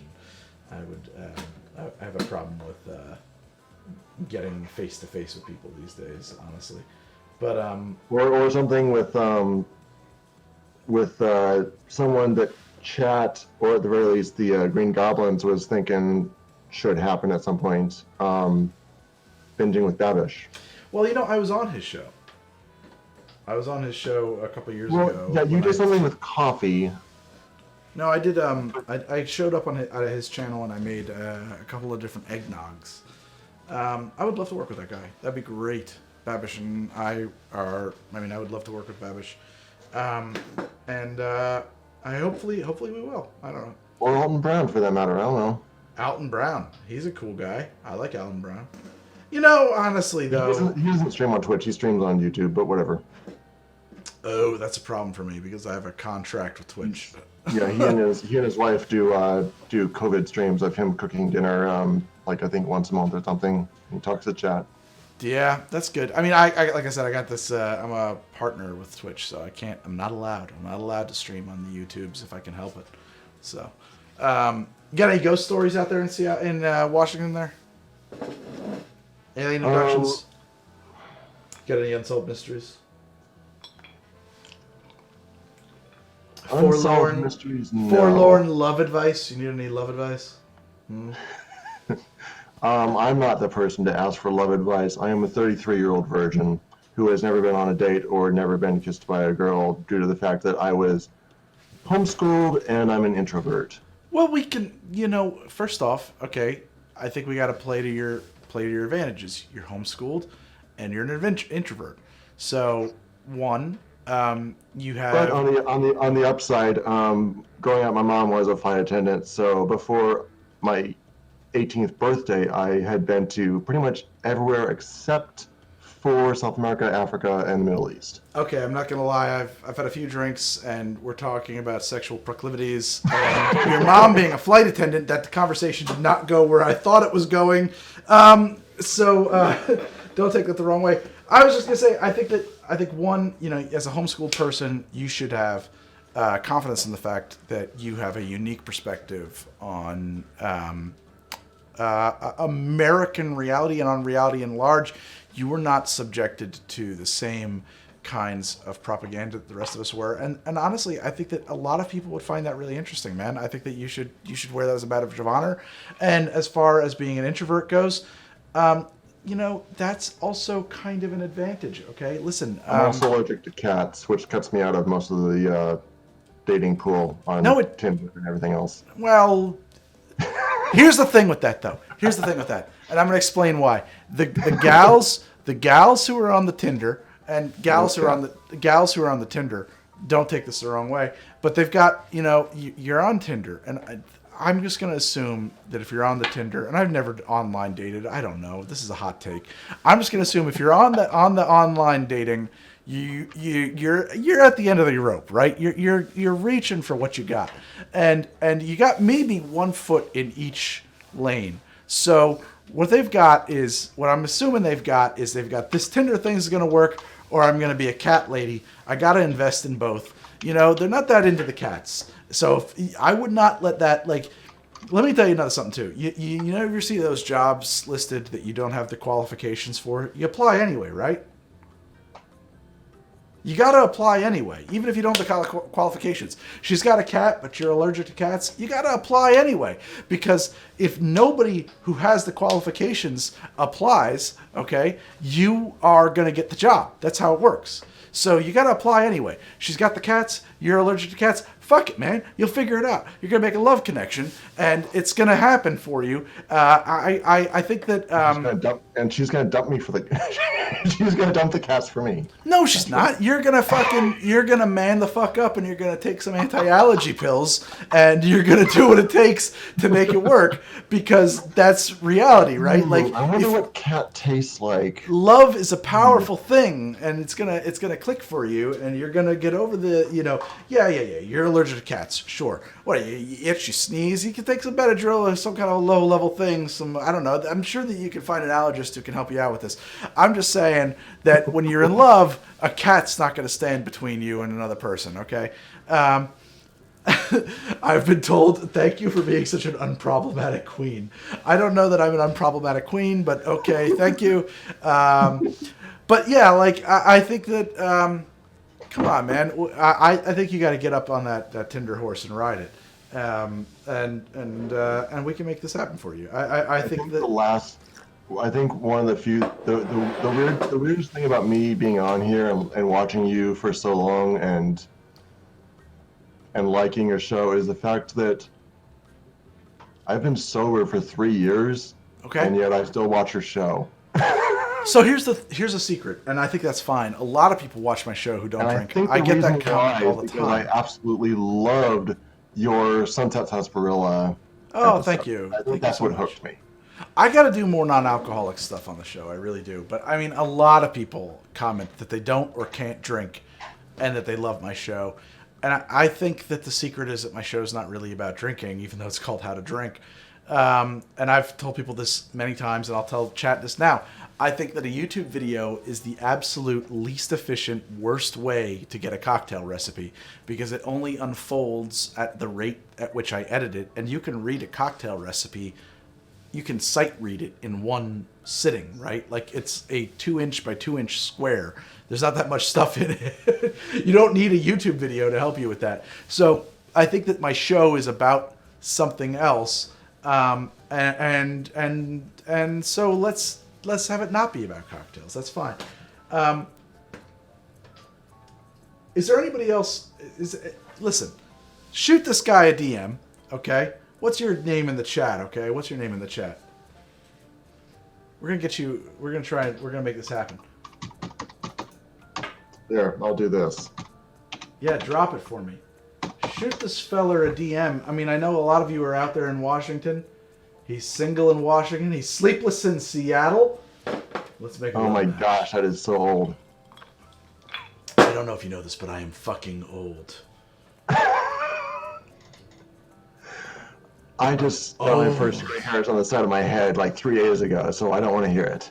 Only on the side of your head? You have them on your chest? My chest is a silver field. I have my beard is white. The images. Okay.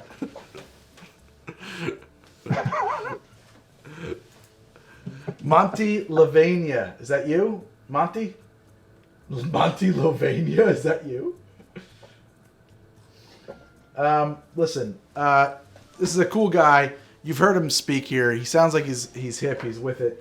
He knows what's going on. 33 years old. He's a 33-year-old gentleman who knows his shit when it comes to... What do you do? Are you database a lot engineer? of nerdy stuff. Nerdy stuff. Sure. A lot of nerdy stuff, and I've been working in the restaurant industry since 2004. You're in the I was working in fine industry. dining restaurants right when COVID laid off everyone. What do you do now, man? I am currently learning to code because that's where the money's at.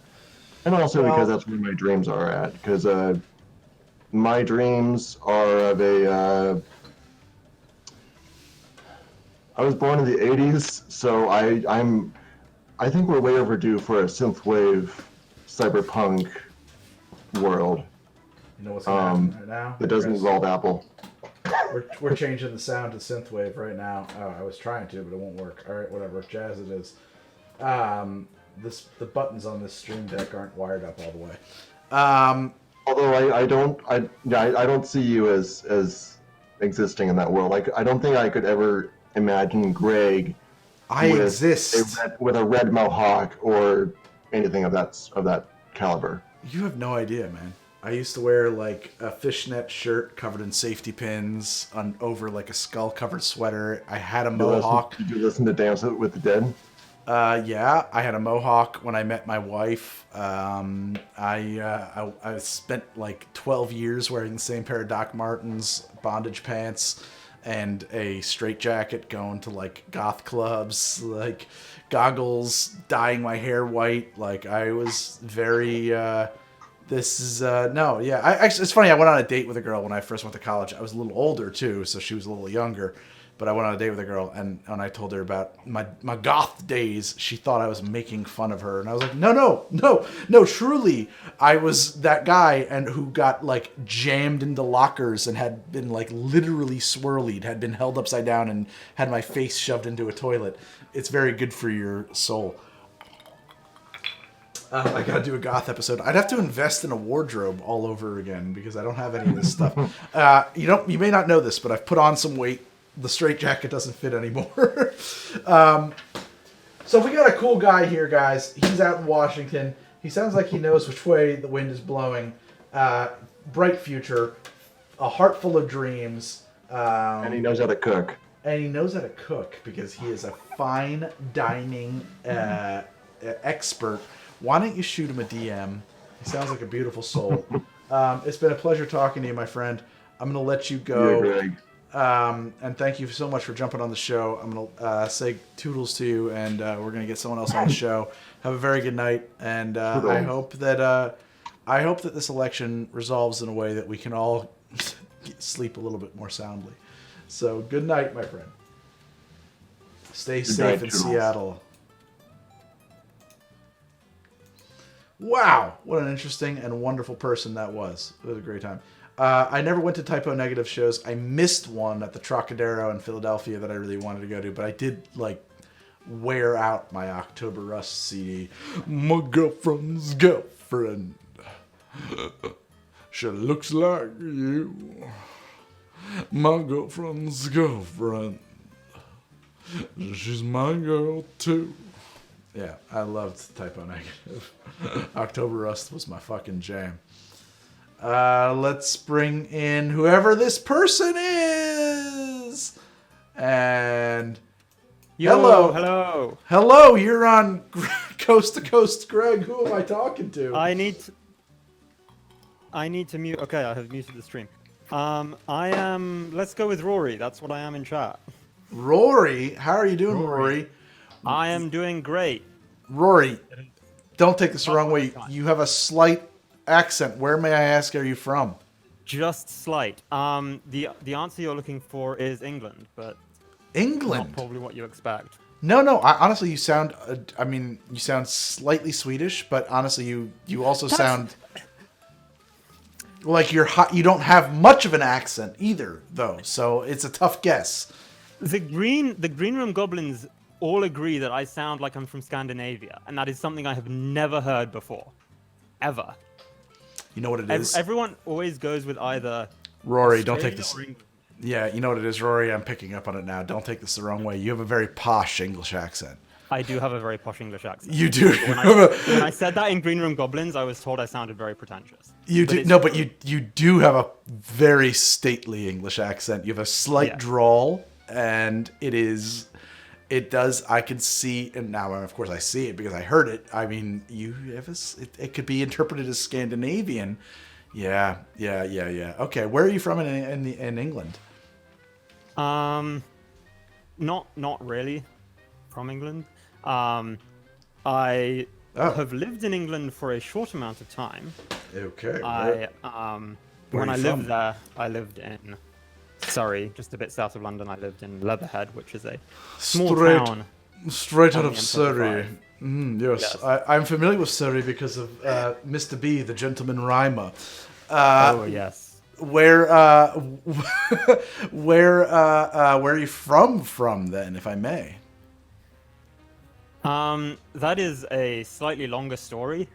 So I have no script, man. Lay it on me. I consider myself to be from Tucson, Arizona, because that's where I have spent. At this point, that's where I have spent most of my life. All right, that's where I spent high school. Yeah, you've got a crazy tangled up accent. No wonder. Yeah. I use y'all a lot. You use y'all. Yeah, I guess that doesn't show up in standard pronunciation for the BBC too often.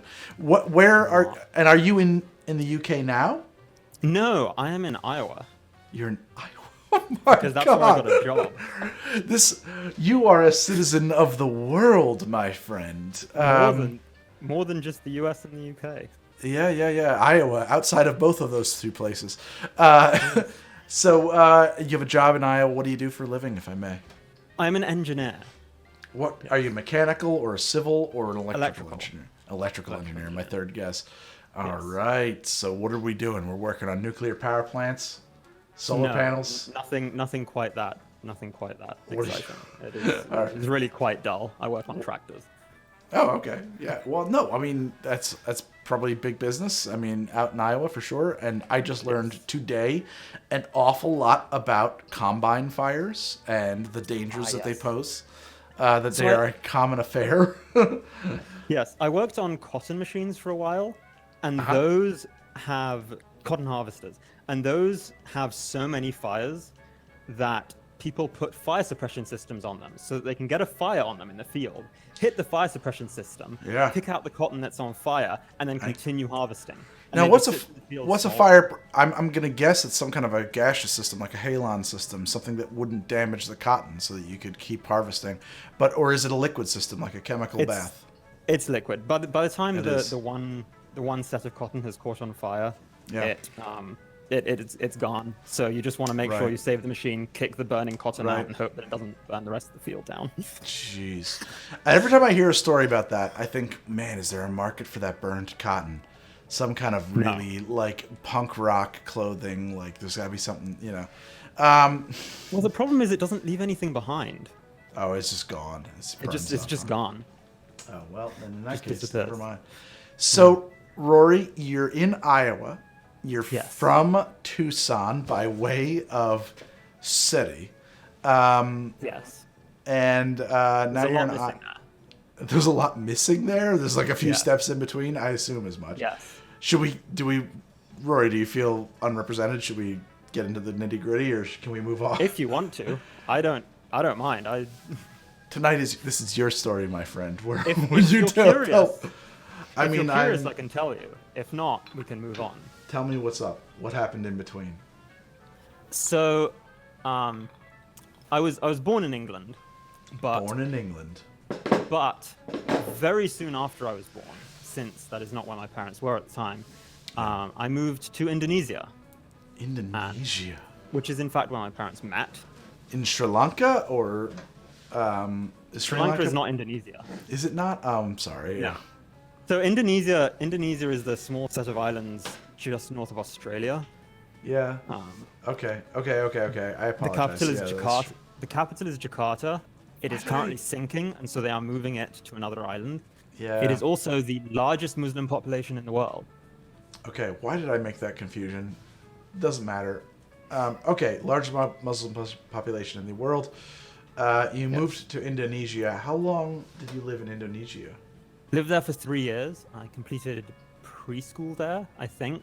I don't know. I don't remember it. It was a long time ago. And then our family moved to Lesotho, which is a landlocked country, a country-locked country that is entirely surrounded by South Africa. Where did you move? Lesotho. Okay. This is a place I am unfamiliar with. Continue. It is a place that is independent purely because it is so, because the monarchy there and the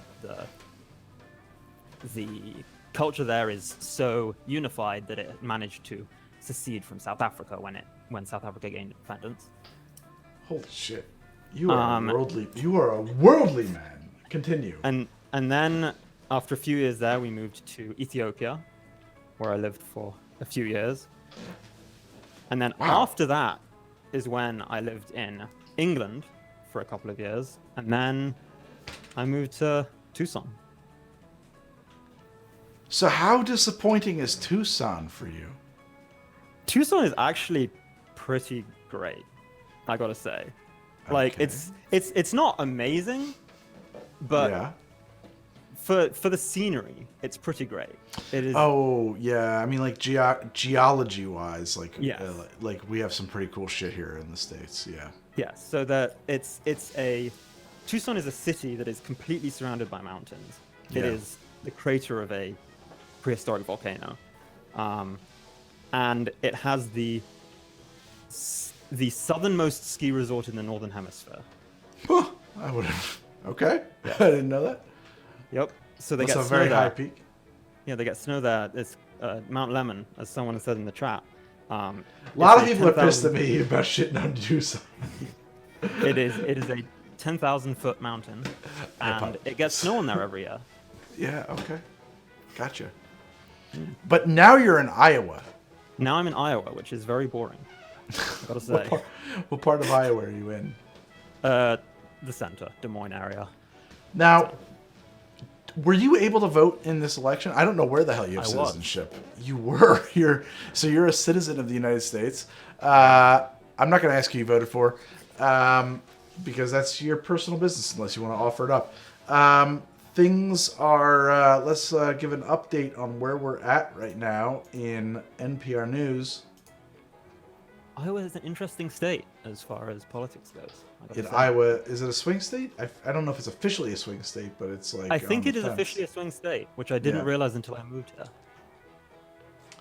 Oh wow. NPR has kind of changed their layout here. It's probably red. Well, I Is mean, it? they no It's longer very have the rural. map up. Yeah, I'm sure Iowa is. I was saying that the House is 174 to 161 for Democrats, and the Senate is 44 to 47 for the GOP. I'm not seeing a presidential update. Well, I guess my question is, how are you feeling about the situation from where you're at in Iowa? What is your hope for the future? Or as you nihilistically stare into the abyss, that I'm not feeling that bad about it. This is a state where it seems that the right-wing politicians are pro-sustainability and the left-wing politicians are pro-law enforcement. What? Yes. If you go down my street, elaborate one direction, on this maniacal hot take. there is a house that has a truck with a thin blue line sticker on the back. For sure. And then the front yard is full of posters for all of the Democratic candidates. Oh, I see. Okay, so this house has a thin blue lines flag, but a front yard filled Biden Harris, with Teresa thin blue Greenfield. line. Yeah. Yeah. Well, that settles it. Interesting place. Shit. And what about the other side of that coin? What do you mean? Well, you said that Republicans are pro-sustainability? Yeah, correct. So Iowa is a very rural, very farming state, and correct. If you run out of water or You will die. get a drought, your farms will fail miserably. About half of Iowa has been in a severe drought for several years now. Yes. So I think that might have something to do with it. All right. Wow. I'm not gonna lie, I didn't see any of that coming. Yeah, I was actually surprised when I've been getting a lot of election pamphlets in the mail, and I was surprised when I picked up one from a Democrat and it said that they support extra funding for law enforcement. Yeah, I mean, like, that's the Democrats. The Democrats are pretty much. I mean, neither party is anti-law enforcement. Let's put it that way, right? So Yeah. the Democrats and the Republicans are both going to do everything that they can to appear to be as pro-law enforcement as they can reasonably appear. Yes, but I have noticed that on the national stage, it seems that there are quite a lot of people either assuming or taking part in like defund the police and ACAB and yeah. BLM seems to be very anti-law enforcement as well, and that all seems to be very much put on the Democrats. But Well, I think locally, there's- I have not found that to be at all true. No, and you won't. I think that there's I think there's a perception that like if you're certainly not going to sway the Republicans on any kind of defunder issues, and maybe once you get a Democrat in there, you can push them in that direction, right? I think. I don't know. Wow. All right. Well, I mean, you're certainly one of the most worldly people I've ever encountered in my life. Any ghost stories? Aliens? Abductions? Come on. Lay on your weird. I think my probably scariest story is from when I was in Ethiopia. Yes. So I was at school. I was going to, I guess, elementary school at this time. I don't know. I was in the British school system at that point. And we were going to school. There was some building unrest, and it got to the point one day where our school had armed guards in a gate. I went to an international school there, and they had closed the gate, and the armed guards were looking very, very attentive. And at some point, they decided that the school was no longer a safe space for us, and we had to go home. So they called all our parents. My dad came to pick me up from school in his car. I got in the back of the car, and we started driving home, and our drive home took us past the British Embassy, which also happened to be the road on which a protest was taking place. And as we started nearing this protest, it was a fairly peaceful protest, a lot of people just protesting against the establishment, a lot of poor people. It's a very interesting country, ethnically. And it was a big protest. And as we started nearing the protest, my dad told me to duck, to keep my head down in the back of this car. Oof. I was very confused. I did it. How old were you I at was this paying time, attention. if I may? I was 8, 9, probably. Okay. And so I put my head down, but I was still watching out. And I noticed in the middle of the crowd, in the middle of these peaceful protesters, there was a Toyota Hilux with a sticker on the side that said police. And Toyota Hilux, for those of you in America. Toyota It took me a minute to decode that. I apologize. A Toyota Hilux with what now on it? I apologize. With a machine gun on the back. Oh, and yeah, a like policeman sitting on the machine gun. A technical, yeah. Okay. Yes, essentially a technical. And as a car driving down this street that was completely blocked up, we were directed off the street at some point. And so we left, we turned off, left this protest. We had to find an alternate route home. And yeah, that was pretty scary, because at any point they could have started shooting.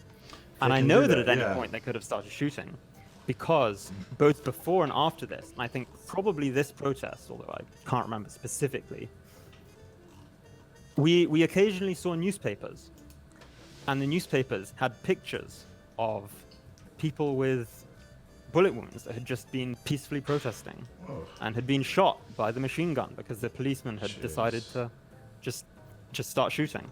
Yeah. And something I will always remember is in the corner, in the top right-hand corner of the front page of those newspapers, of just about every newspaper in that area, there was a little stick figure hanging from a hangman's noose, and underneath it just said "Free the Press."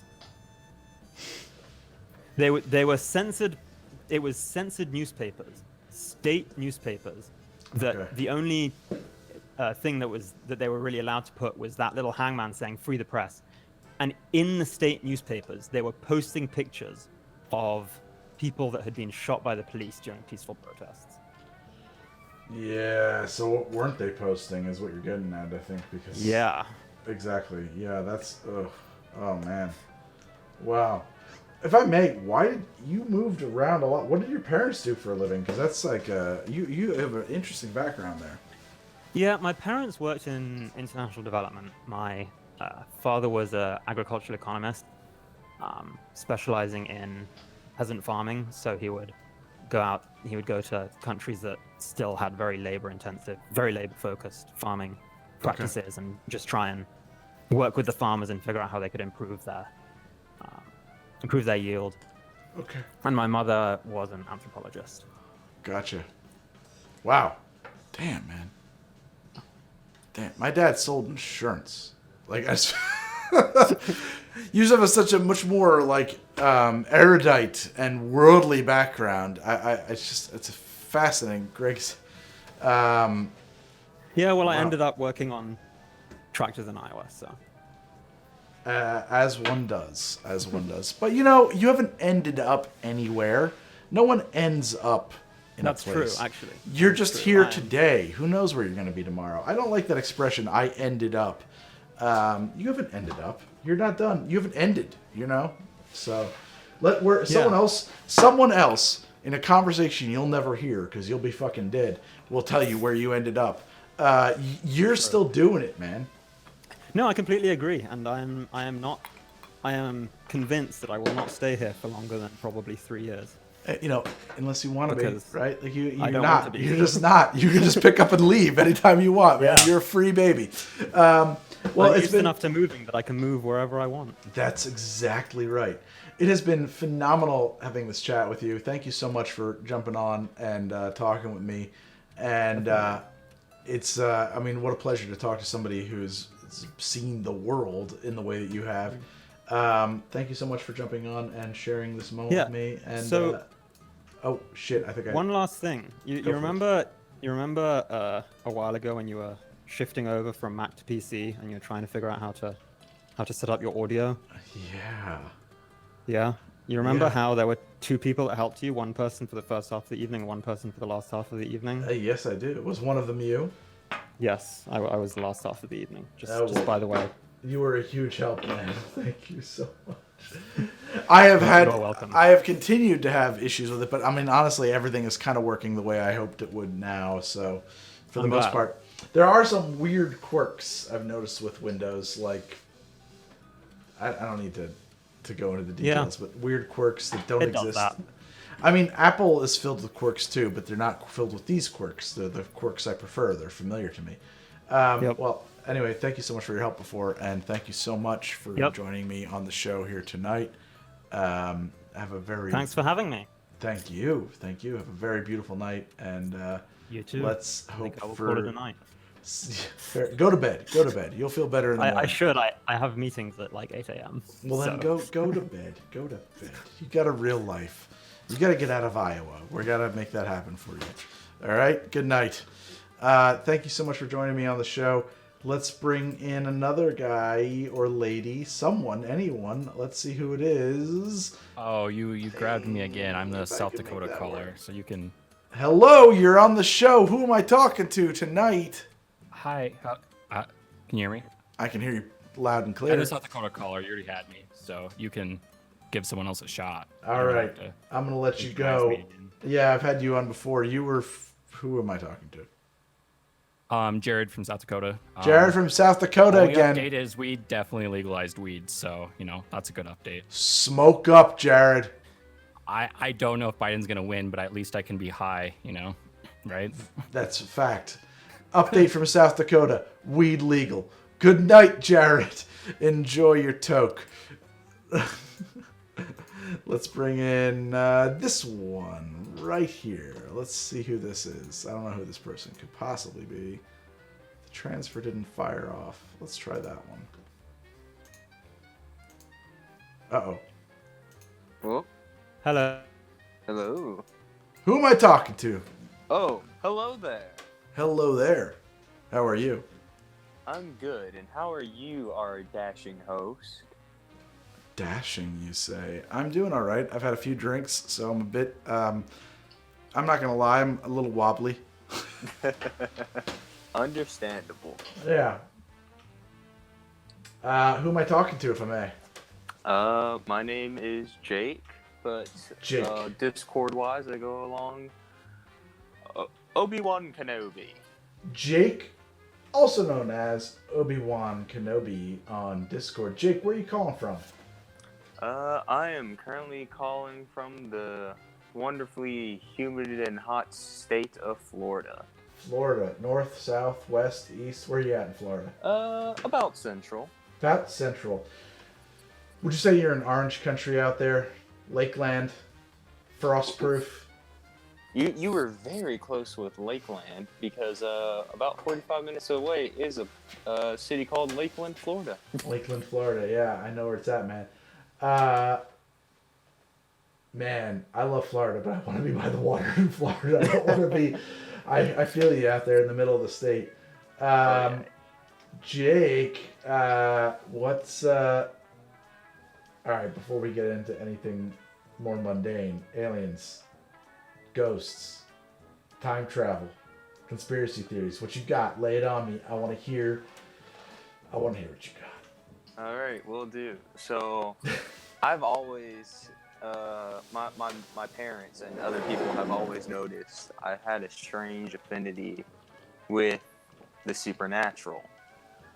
I've always been able to sense and see things, but the most particular one that seems to stick out has to be when I was about 7 years old. All right. I was in my mother's room since I was a child, just watching TV, if I remember correctly, when all of a sudden I look to the doorway and I see a very vivid silhouette of a woman just walking by. No. Yes. Holy and this was at like shit. This was maybe at like 10 o'clock at night. And so it's pitch dark everywhere else in the house except for my mother's room. But I see her basically as clear as day. I can tell you for a fact she had a short bob haircut. Okay. She was wearing what looked kind of like a sweater vest and mom jeans. And mom jeans. Yeah, kind of like from the 70s, maybe 80s. Yeah, maybe, but I mean, also though that look could be much older than that. To be honest, the bob, and mom jeans. You know, you could be seeing mom jeans, but in reality, you were looking at some like dungarees from the 20s or 30s because of that bob haircut. But I don't know. I mean, there's some you're talking about a silhouette, so you don't have a whole lot of specific. Yeah. Specific. Holy shit, man! Where were you living? At the time, because you're in Florida now, but where were you then? Same place? I was living in Georgia at the time. I'm not quite too sure of how old the area is per se. Well, the Earth is about 4 billion years old, so I mean, people have been living on each piece of it for a real long time. So I mean, we've been around. Damn, Jake, that's a real story. I love that. That's awesome. Has it? I mean, I've never had an encounter quite like that. I don't know if you've been watching the stream for a while, but I told a story a while ago about seeing somebody in the road that was not there. Yeah. Did that have any effect on your outlook for life, or like, how did that change you? Do you think, since you were 7 when you had that experience, or do you think it really had no effect on you at all? I don't know. I just curious. I don't know if it's necessarily changed me too much, but I do know I've looked more into things of like the occult and whatnot. Mm-hmm. Read more upon Wicca, spirituality words. Yeah. Like, we've all been drinking tonight. Come on. And things like that. And you've been up to Talladega or Casadega? How am I the only person who knows about Casadega, Florida? What's going on here? I'm the only guy who knows about Casadega, Florida. I'm actually new to Florida. I moved here in August. Oh, okay. Yeah. I moved to Florida in August because I'm a college student and I wanted to make it easier on myself. There you go. Where are you going to college? Yep. Where are you going to college out there in Florida? It's a college actually in Lakeland called Florida Southern College. Okay. Going to Florida Southern College. You moved in August, man. Ooh, yep. Man, that's a tough call because that's post lockdown, post pandemic. I don't know, man. It'd be tough for me to move in August. What was on your mind when you were moving in August? Basically, I wanted to get out of Georgia. Just had to get out of Georgia. Yeah, I've been living there since I was born. Kind of tired of it. And Florida is nice. Sure. It's a good state. It's not the best when it comes to traffic because I-4. But Okay, it's yeah, pretty that's good. fair. That's fair. Yeah, Florida gets a bad rap, but it's bullshit a little bit. Where were you at in Georgia before? I was 30 minutes south of Atlanta in a town called McDonough. Okay. All right, I've been to Atlanta a few times. I don't know Madonna, to be honest, but I mean, I know where you're at. You're far from an ocean. Oh, yeah. You're way inland, and then you're way inland again. People are saying, "Oh, Madonna, no Madonna." I didn't realize. I thought it was Madonna, like the Virgin Mary, not McDonough. It's fine. Yeah, it's a Scottish thing, huh? Yeah. Okay. So you moved to Florida. You saw a ghost in Georgia. Now you're going to school in Florida. What are you going to school for down there? I'm actually going for criminology, but you have actually helped me out into figuring out what I want to do as kind of like a side/hobby job, bartending. You're gonna be a bartender. Oh God, Yes. I feel so responsible. I'm so sorry for your future. What have I done to you? This is a disaster. I don't want these kinds of responsibilities, man. You people come and tell me, Greg, I'm bartending because of you, and I was like, I don't want to affect your life. I don't want to do that to you. That's like saying to somebody like, hey Greg, you owe me a life debt. I'm like, it fucks me up, man. I don't want to do that shit. You're gonna go into bartending. No, honestly, I from what I understand, it's a great profession. I've never worked behind a bar, other than in this virtual bar in which I live. All I can say is I hope it works out for you, and I also remind you and anybody else who's thinking about doing that, the stuff I do on my show has nothing to do with working in a high turnover, high volume, money-making bar. It is about making fun, good drinks for yourself and for your friends on your own time. It's a very different thing when you're working for customers.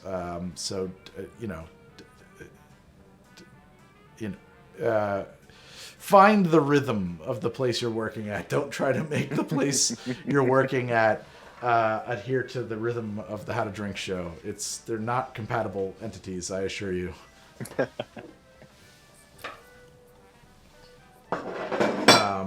Wow. All right. So we've seen a ghost. We're in Florida. We've been touched by the supernatural. Fascinating stuff. Jake, you're in college. What are you, in your early 20s? Yes, I am. Jake's in his early 20s. You got your whole life ahead of you. What's the prospects for you, Jake? What's going on right now? Here we are entering fall. I don't think you're feeling it that hard down there in Florida. You've got...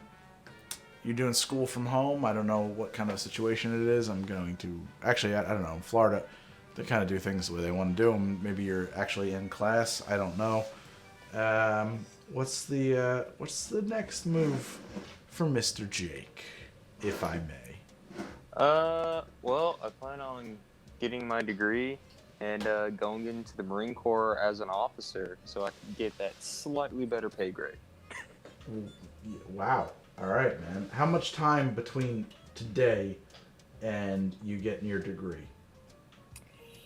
Ooh, so we're coming up to the end of this semester. So I would say about 2 years. Oh, thank God. You've got so much time to rethink letting other people tell you to get shot at. Yeah, I do. Yeah, good. There's plenty of time for you to have a second thoughts on that. Let me tell you, right now in your current day-to-day life, this is just something that I wish someone had told me. You're getting shot at exactly as much as you need to. But I mean, you're gonna do what you want anyway.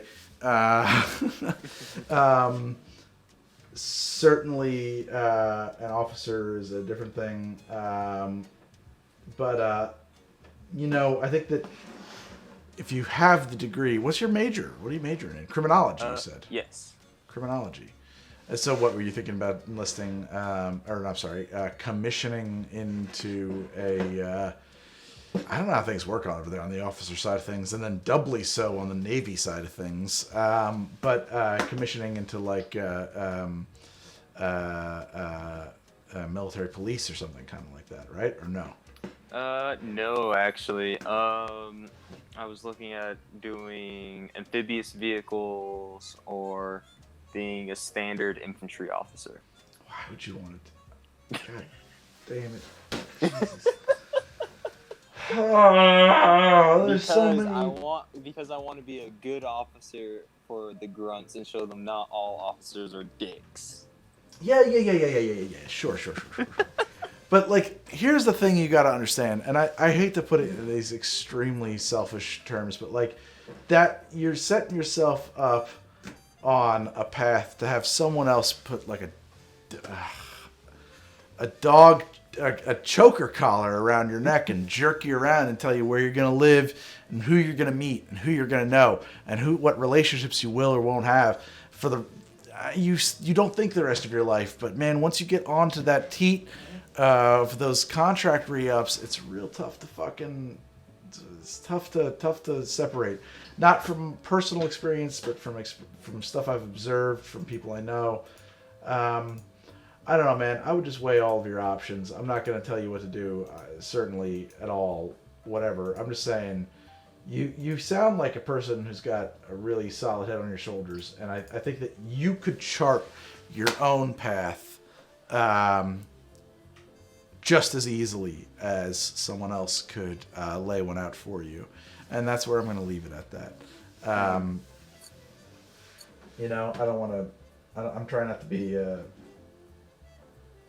don't want to belittle your choices at all. Obviously, I mean, they're choices. They're things I did myself, so to speak. I mean, I certainly didn't... I never commissioned. I enlisted, but...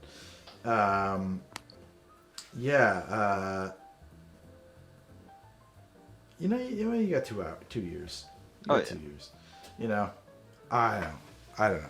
Oh, I might wow. become a baker. Dude, you could be a great baker. Oh my God. And you know how much the world needs good baked goods? Think of all the hurting people out there right now and how much a good, like, lemon poppy muffin is going to change their day. Ooh, now you're making me hungry. See? And you can do that for the world. You can do that for the world. Dr. Worm wants you to make a good challah. Yeah. Ooh. Yeah. I think that that's amazing. So Jake, who has been encountered a legit fucking ghost in Georgia as a 7-year-old, and spent a lot of time in Georgia, and stretched his legs to see the bright wide world and moved to Florida to go to college, and is considering commissioning into the Marine Corps. Florida has been called for Donald Trump. I don't want to talk politics too much, but I mean, I kind of do want to talk politics too much. How's that? I don't know. I mean, did you expect anything different? What are you thinking? You're down there in Florida. Florida-wise, I expected it because of the demographics of Florida. I had hoped it was going to go the other way. I thought there was a chance, but I guess not. Yeah, there is a lot of old and kind of redneck people here. There is. That's true. But I mean, the thing about a state is that your major population centers are in your cities, in Jacksonville, Miami. And they gotta go blue, right? I don't know. I mean... You would hope. Or I did. I know Orlando's kind of weird, though, because Orlando's population really fluctuates due to it being the major tourist hub. Yeah, well, that's true. I mean, and never rely on a landlocked city either. Oh, no. Yeah. So Florida, they're saying it's red, and I'm looking at it. It is 96% reporting with a 51% for Donald Trump. But when they say 96%, do they mean 96% of today's votes? Is that including early voting and mail-in ballots. Honestly, I don't even know if you guys were doing that down there in Florida. Florida is doing mail-in. If I remember correctly, that it was announced. Actually on the 3rd, because now is the 4th. You got Governor DeSantis down there. So. That they were going to wait for all of the mail-in ballots to do a final count, and they said all the mail-in ballots should be in by Friday. And they've already counted them. They're saying, okay. Oh wow. Okay, wow. Is that what you're saying? You're saying that they've already counted them. Possibly. Okay. So okay. Wow. So they're trying to call it tonight. Jeez, man. 225 electorally, we're at 225 for Biden, 213 for Trump. Big swing states like Pennsylvania leaning for Trump, but only 64% reporting. So read that as you will. Yep. You want to make a prediction for me? Who do you think is going to be on top when this is all over?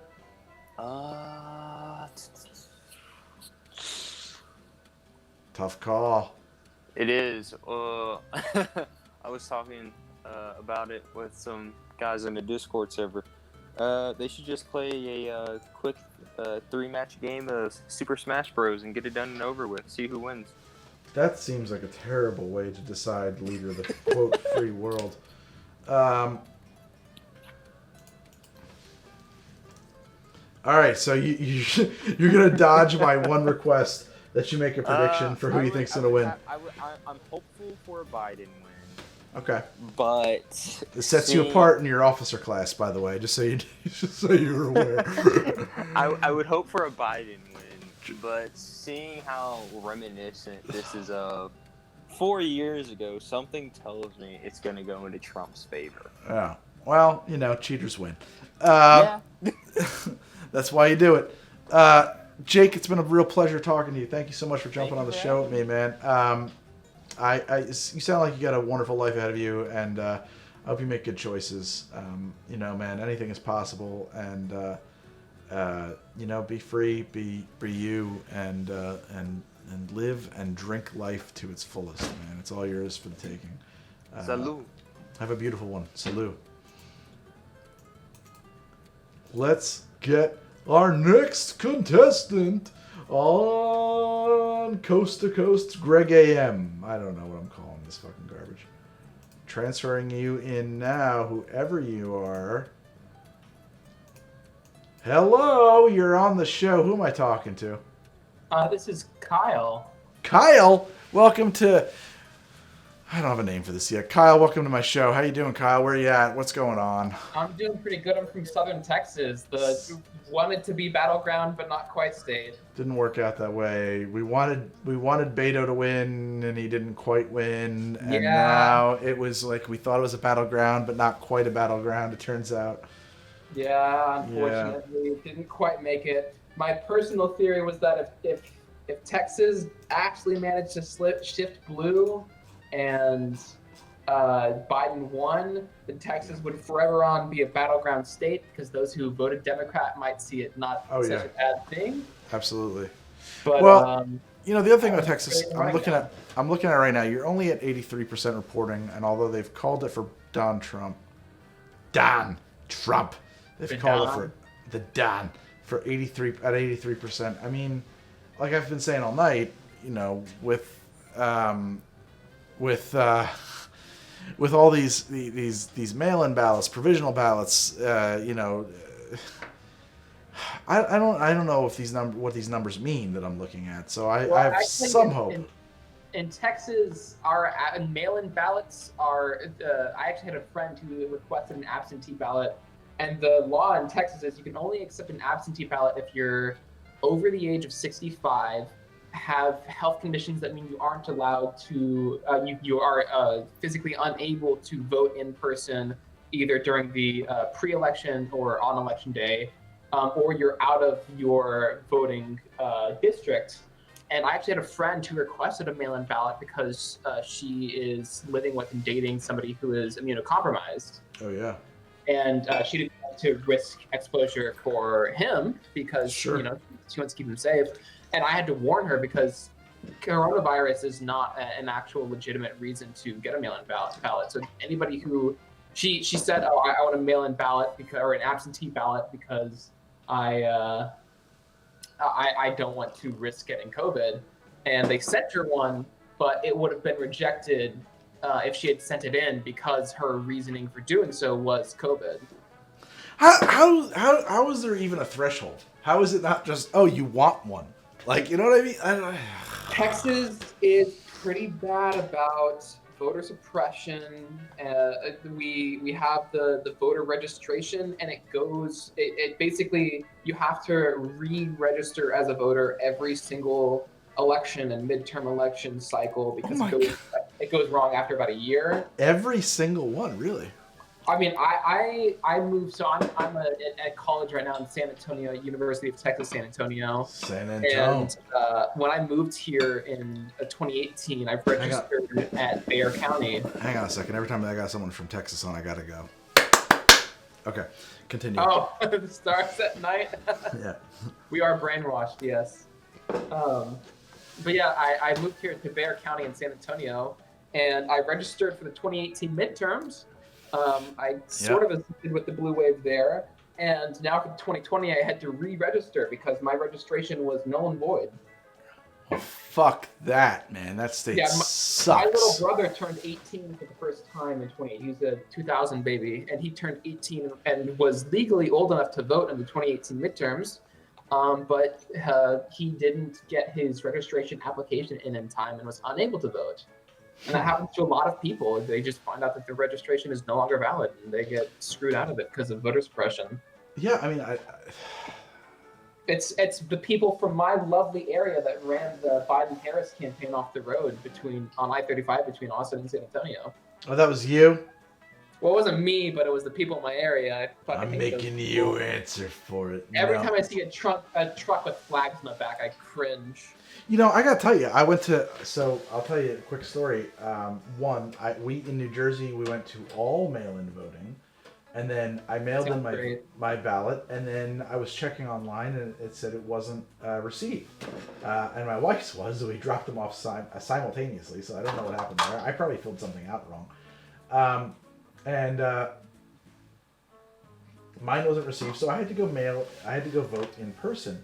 I'll tell you what, there was a truck out front of the polling place, and it had to be one of the poll workers there because I was the only person voting, and nobody, there was one person who was voting there who left, and they didn't drive away in that truck, that was flying a large-scale thin blue line flag off the back of it, and I was wondering, is that electioneering, and who do I report that to, because that's definitely a political message within that magic circle around the polling place. That seems like electioneering.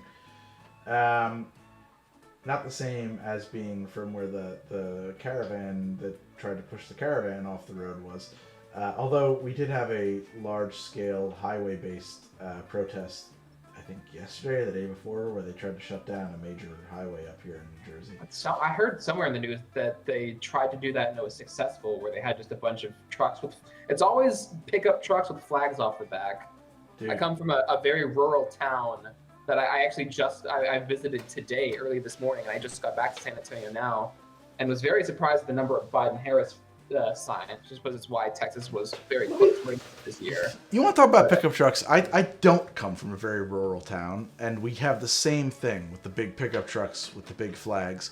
You know what I always think about when I see these outrageously oversized pickup trucks with their giant flags? Is the first thing I think about is the liability.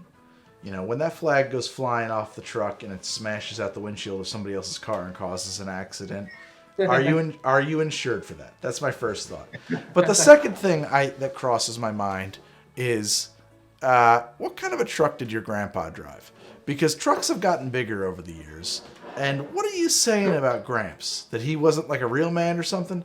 You drive around in this enormous, absolutely ridiculous house on wheels monster truck, you go to buy a modern F-150, it is just too fucking big. I'm standing in a garage that I converted to a bar. I guarantee if I ripped this bar out of here, you would not park a stock F-150 in here. It just couldn't be done.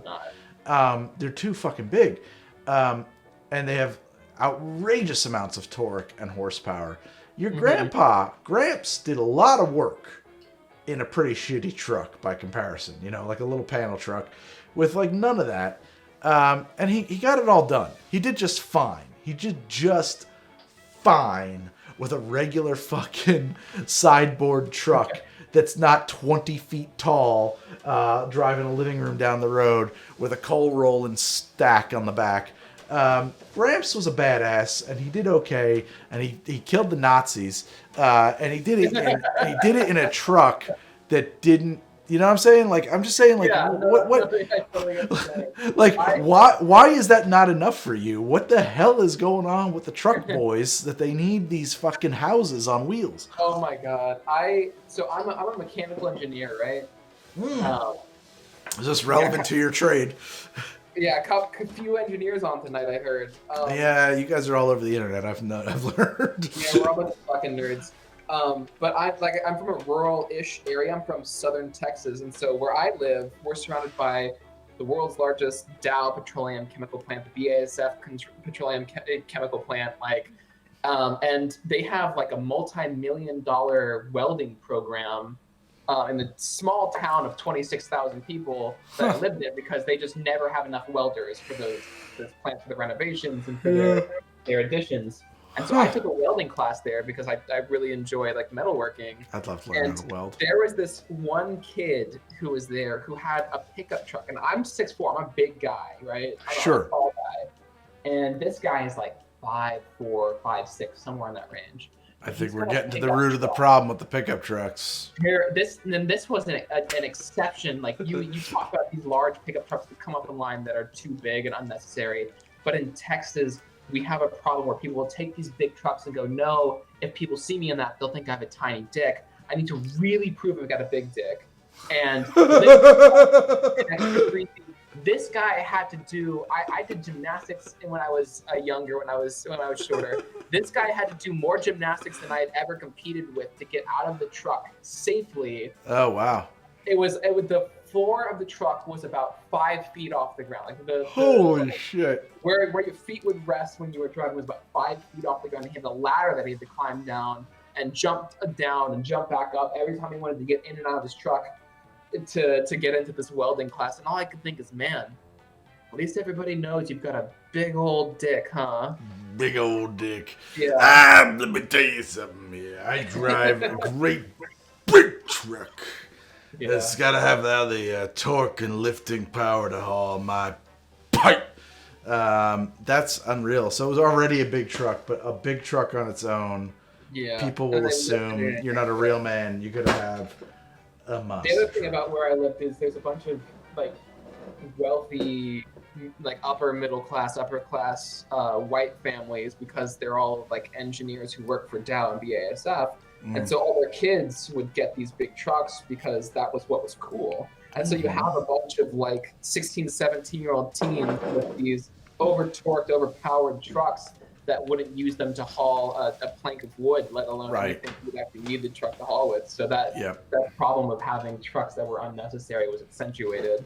Around where I'm at, around here, we a lot of guys will claim that they need their giant trucks to haul their boat because it's a fairly coastal region. Oh, yeah. But I always think, like, if you have a boat that big, there's zero chance that you're hauling it more than once a year. There's just none. Like, you know what I mean? Like, and at that point, like, if you have a boat that big, you probably want to hire someone to do it. I don't know. It just seems like bullshit. It just seems like bullshit. Yeah, that's always the excuse. Like, oh, I need this truck for X reason. It's like, you know, you could save $50,000 a year instead of, you know, or I mean, you could save an exorbitant amount of money every year by not having this extremely expensive truck that you drive around every single day that's extremely fuel inexpensive. Yep. Haul this whatever that you haul once every year.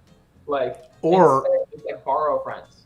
I love seeing the general contractors who've got the lifted, heavy duty fucking F-250 truck But to tow the actual work equipment, they have to put a drop tongue on the on their trailer hitch to drop it down to the height of the trailer hitch because the truck is too fucking tall. It's like you have built a vehicle that actually can't.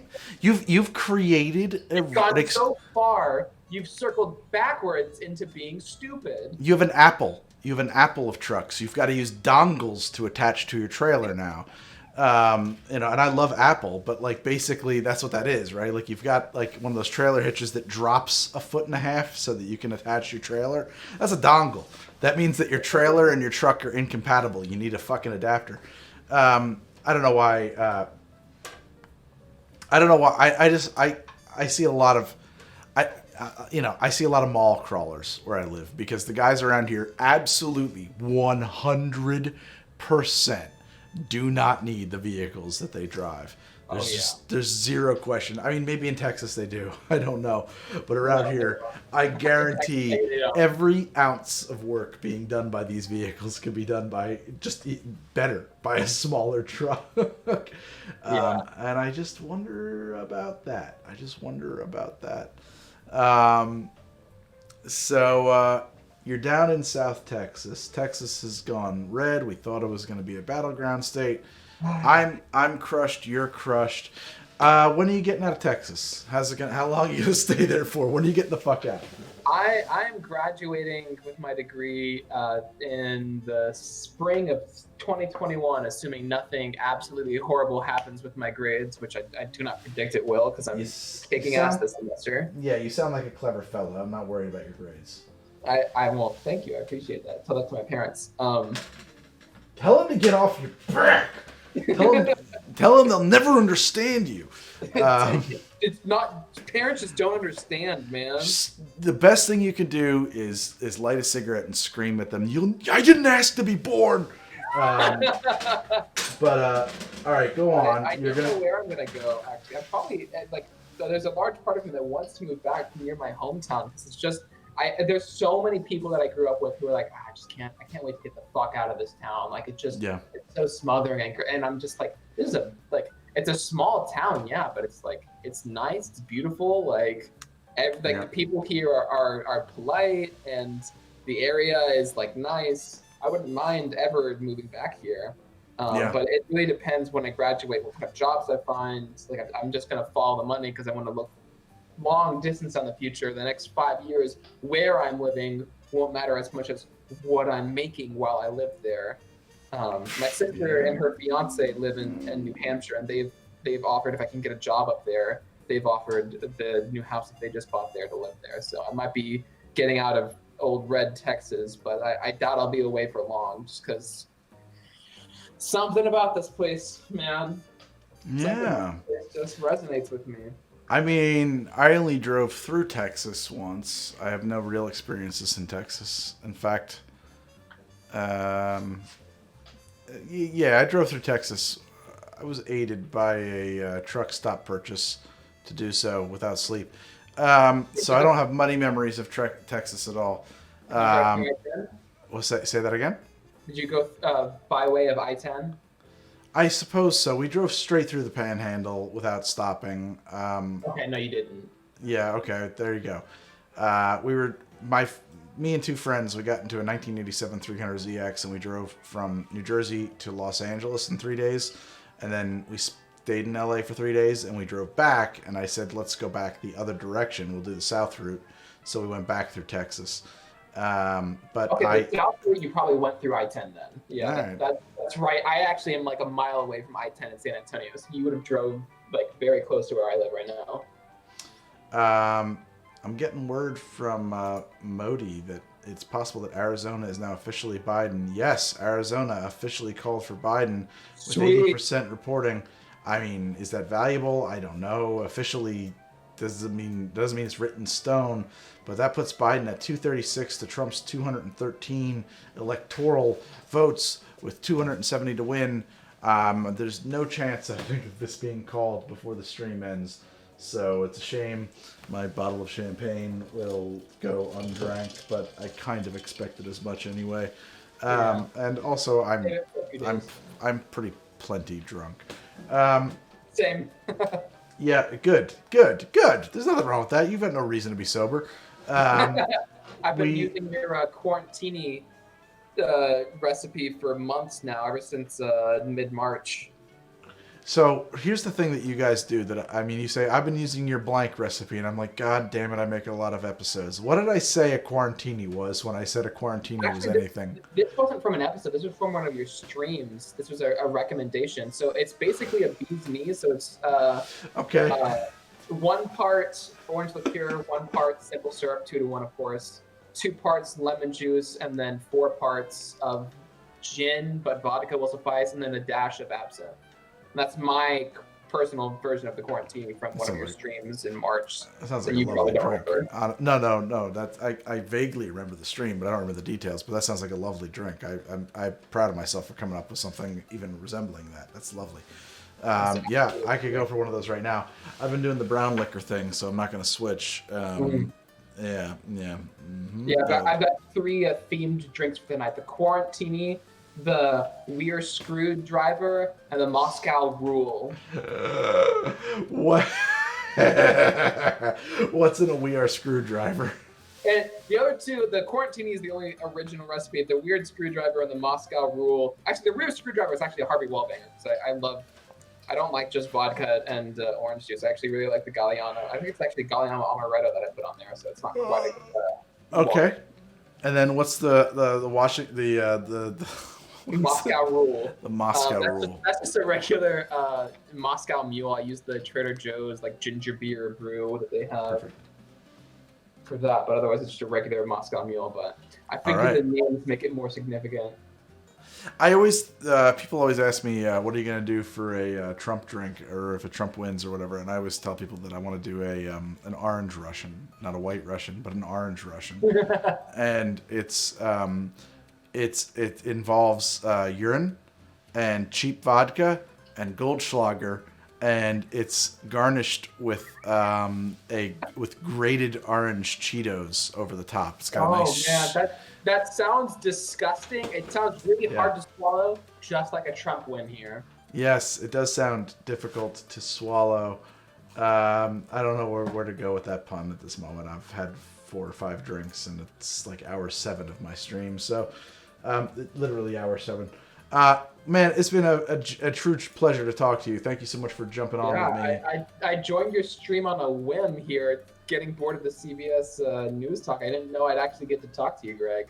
Well, here we are. It's been great for me. Was it good for you? Yeah, I'm sure it was just as good for me as it was for you. I hope you have a good smoke after this. I have smoked 5 cigarettes in my life and perhaps 3 cigars. So smoke is unlikely. No, yeah, I've smoked 1 cigar in my life, and that was a very extenuating circumstance. I'm not a pro-smoke person. You know what the extenuating circumstances was whenever I smoked? I was absolutely fucking wild drunk with some friends, and a friend was smoking, and I would say, "Give me one of them fucking cigarettes." That was it. That was always how that went down. I was very drunk when I had my 1 cigar, but not to bring the mood down. It was when I lost a very good friend of mine, and everybody else decided to have one in his honor. So, well, that's fair. That's fair. I mean, and I'm sorry to hear that as well, but no, it's okay. It's okay. It's all right. Well, at this point. Thank you very much for talking with me. It's been amazing talking with you. Thank you for joining me on the show. Problematic queen, by the way. I was the one who put that in the chat. Now, how should I don't want to. I mean, I said I got to get rid of you. I got to let you go. But now you just dropped that on me. I'm an unproblematic queen. Can you unpack that for me just for a minute? Because I'm not hip with the lingo. So we call a queen anyone that we quote unquote stan. My girlfriend called you that. She's not really a big drinker. She actually can hardly handle any alcohol. No, that's also true of me, actually. I'm a gigantic lightweight, but go on. But I showed her the video that you did over Tiki, and you talked about whether or not Tiki was problematic. And also the video after the BLM riots, when you talked about whether or not it was right to make your video. And she, as somebody who is quite the neo-lib whether somebody is or is not problematic, like cancel culture kind of person, was very much, oh my god, we stand Greg. He's such an unproblematic queen. That I needed to pass that message on to you, that we very much appreciate your lack of fear of being ridiculed for your own personal stances on what is and is not right, and that you'll stand up for people who are marginalized. And that's why we dub you the unproblematic queen, at least in our household. Well, I would love to be I hope to continue to be an unproblematic queen. Thank you so much. That's absolutely. A wonderful thing here. That is, I mean, thank you so much. I got no words. Well, I now feeling quite humbled and slightly verklempt.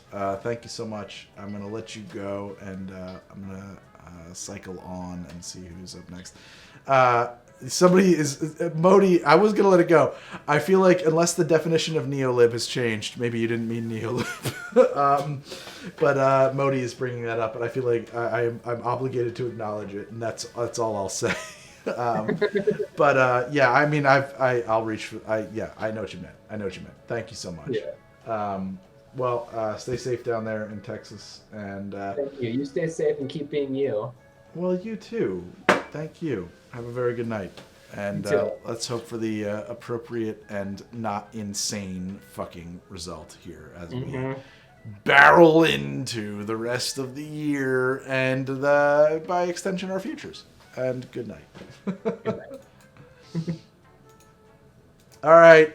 I'm looking at this board of callers. I'm going to transfer in this one. Let's do it right now. Who am I oh, wait a second. I can't hear you yet. Okay, hello, you're on the show. Who am I talking to? I'm hearing some microphone noise. Possibly this is a person on a bathroom break. Oh, they have left the chat. They didn't want to be on the show. That's their preference. Okie dokie. Hello, you're on the show. Hey, okay, Greg.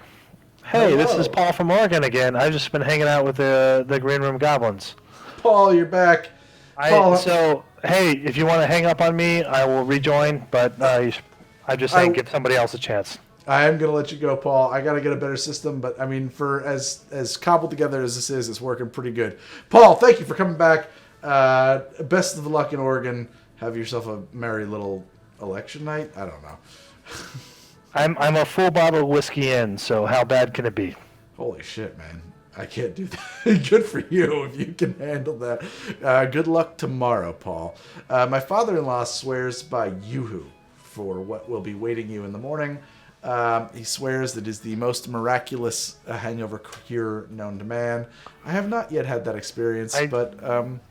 Okay, I crawled a Jamba Juice, and I have a very specific order I make there. Okay, that'll work for you too. Ironically, they call it the Apollo, named after me. Okay. Wow. Good for you. Damn.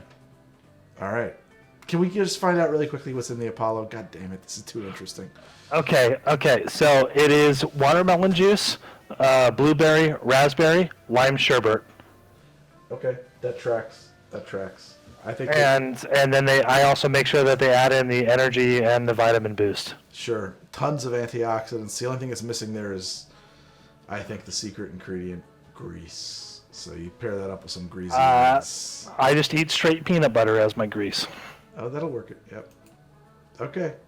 Yeah, that sounds like the cure. I would get behind that. All right, Paul in Oregon. Thank you again for showing up on the show. And, Oregon, this guy. What did I say? Did I say Oregon? You said Oregon. I mean, I just say Oregon, but it's fine. I did say it East Coast style. That's how That's we say okay. it here. No problem. It's a problem. All right, Oregon. Not from this guy, who's a bottle of whiskey in. Take care, chat. What's your brand? What's your bottle? What bottle of whiskey in are you?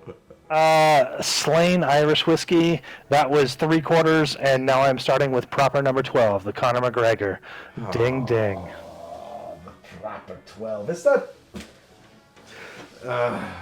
So it's very similar to Jameson. I go for volume, not quality. Understood. You got to do what you got to do, man. We've all got to get through this thing somehow. You know, you do what you do. Good luck. Have a very beautiful night. You know, may tomorrow bring no headaches for you. Good night. Good night. I'll see you tomorrow. Have a beautiful one. Go to sleep. Go to sleep. I think you've had enough. All right, let's try somebody else. Let's see who this one is. Hello, you're on the show. Who am I talking to? Hello, you're on the show. A little Hi, Greg. feedback there. Hello. Can you hear me? I can hear you. Can you mute the stream because it's looping? Is it? Yeah, a little bit. It's not now. I think you got it. Yeah, got it. Who am I talking to? Well, I'm Greg, Greg. this is Alex. Alex. You may know me better as Ailview, the creator of the Cyberpunk soundboard. Ailbu, I have bad news for you because you're gonna put me on the spot. I have not yet heard it yet. Well, I was curious because I also sent it off to Ari, the amazing Son of a Ari. bitch, man. I feel like a real heel because I haven't listened to this yet. No, you're good because he actually messaged me and said he couldn't get it to work. So I'm somewhat curious if you could get it to work. But you haven't tested it, so. Can you shoot me a link on a DM on I don't know. I would say Twitch, but maybe even actually Twitter or something like that, because we can do it right now. Elbu, I mean, sorry, this is I got way where you just excluded the whole chat room from this conversation. Elbu has been a regular of the chat for a long time. Elbu, it's so great to hear your voice and to have you in the show. Thank you so much for joining me. I don't know anything about you except for the fact that for a while now you've been working on a soundboard of the absurd and horrific, nightmarish sounds that I make when describing things while playing Cyberpunk. And I assume it would have involved some stuff from D&D if you had been doing it for that long, but you haven't. Ailbu is shooting a link at me.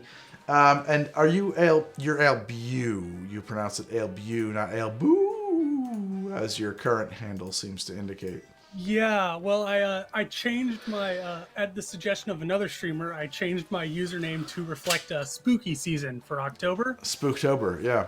Yeah, and then later learned that I actually can't change my username again for another 3 months. Okay, so in 3 months it'll be probably like St. Patrick's Day, or you know, thinking ahead even, right? You want to be careful to future-proof it a little bit. But all right. Yeah, it's all good. Yeah, Ailbu, just because it's my first name and last name combined. It's nothing special or unique or interesting. Oh, really? I actually assumed you were like a brewer or something that had something to do with ale. I wish. It's just Alex, and then the first 3 letters of my last name too. Okay. I've actually had that username probably since I was 5 or 6 years old. You had a username since you were 5 or 6 years old. Holy shit! I just found out that there's a huge generational divide between us. Oh my god. Well, probably not as much as you think. I'm a late millennial, coming up my 30th birthday here pretty soon. Yeah, that's a fair gap. But my grandfather was a computer programmer. Okay. And so tech has been part of my life for a very long time. For sure, yeah. I mean, all the same, though. No, I think Modi thinks that 30 is not a late millennial. I don't know. I'm an early millennial. I know that because I'm like year 1, basically. I'm borderline. Some people think I'm Gen X, but I'm not. Yeah. Okay. Damn though, man, the username. Like I don't. When did I get? Like I don't think I got my first username until I was like 13 or 14 years old or something like that. Well, when I say username, I guess more or less, my parents set up an email account for me when I was quite young, and that's part of how they taught me about how to use technology. Is they'd send me occasional emails. But this is what I mean, though. Like email, I did not have an email until I was 13 or 14 years old. It didn't exist. I mean, I'm sure it existed, but it didn't exist at my income bracket. Let's put it that way. Damn, man, Ailbu. So you are what you would call a digital native. That's what they used to refer to folks like you. Grew up Yeah, online. absolutely. I used to teach elementary school. Oh, wow. And one of the wildest things I remember is that kids these days are so attuned to touch screens that they don't understand how to use a mouse. So we have kindergartners like literally picking up the mouse and trying to click things on the screen of the computer. Yes, I actually, it's funny, for that reason, I would not say I work with my kid along these lines, but I do and specifically make sure that me and my 3-year-old, we spend some computer time together on old school stuff. She plays like a lot of Nintendo NES and Super Nintendo games with me. And then also we work on, we play City Skylines together sometimes. Mostly she just names the streets, which she loves. We have a town that she's been working on called Beachwater in a Cup. That's what she named it. I don't know why she named it that. But yeah, it's just like a little town that we've been building. But occasionally I'll make sure she gets on there and rides the mouse because I'm aware of the fact that like kids have a hard time with mouses. Elbu, where are you based? Where are you at? Well, currently I'm in Buffalo, but Buffalo, I grew up in central Colorado, Denver area. In Denver, Colorado. From Denver to Buffalo. You're 30, so you are not a college student like so many of my other... Well, maybe you are. I don't know. Are you or you're not? Yeah, in a sense, yes. I'm currently pursuing a PhD, so I'm a college student, but I'm also teaching, and I've had a professional career as well. What are you working on a doctorate in? Music composition with an emphasis in electronic media. Nice. We've got... little Roxy music guy over here. We got some craft work going on. I'm just assuming. I don't know. I have no idea, honestly. I'm just pulling out things out of my head. That's awesome, actually, though. I mean, I don't want to belittle what you're up to. That's really cool. So you're going up in Buffalo. What's up there? Is that where Berkeley is? Or what's up? No. I'm a little hesitant to say because disclosing the university I'm at because it's quite small would reveal exactly who I am. Okay, fine. Fair enough. No. Fair enough. Let's drop but it. It has a reputation for serious contemporary experimental new music. Okay. So you're up there at Buffalo, working on electronic music, and you have a reputation for serious contemporary electronic music. When you say serious contemporary electronic music, are we talking about popular music or is this like classic? Like, you know what I mean? Like, there's a difference between erudite art music and like stuff that people are supposed to dance to. What do you mean by serious reputation? Because when I hear serious reputation, I mean like stuff, I assume like this is stuff that gets exhibited in museums and shit, you know?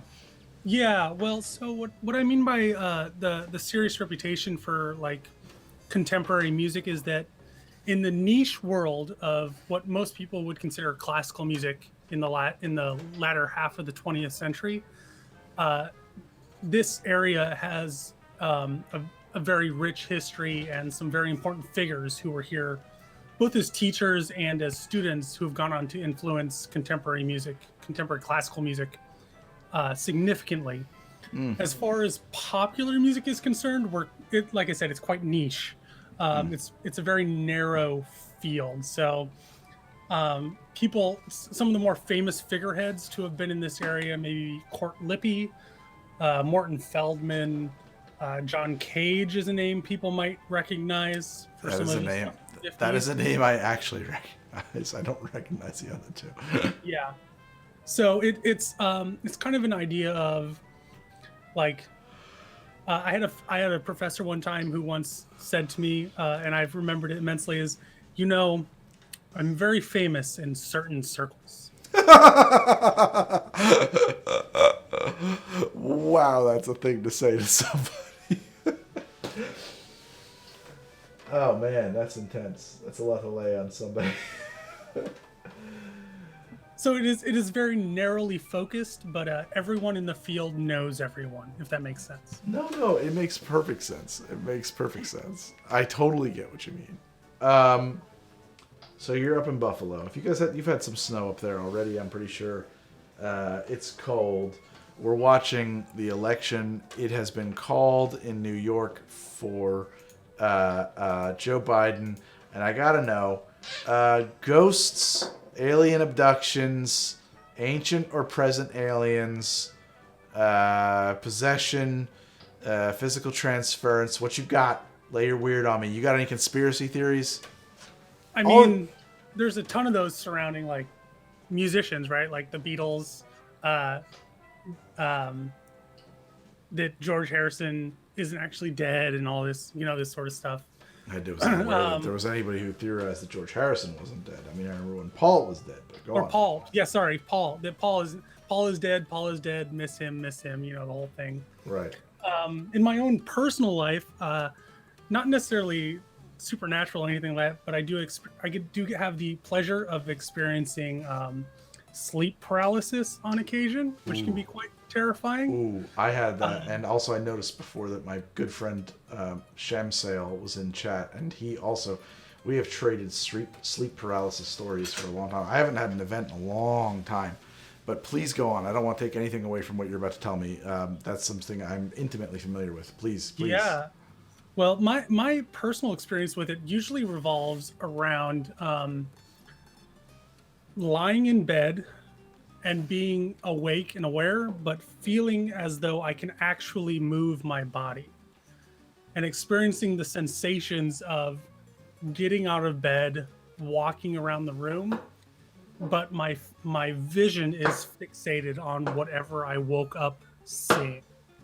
Oh, okay. And when I blink or close my eyes, I'm instantly reset to the moment that my eyes opened. Holy shit, dude, that's weird as hell. That's some weird ass shit. I love that, dude. Oh, dude. Oh, man. I totally can relate, though, because what's happening is you're dreaming that you're moving, but you have a level of awareness that you are not, and the two things are kind of... Those two realities are sort of competing. I get it completely. That makes perfect sense to me. Hell yeah.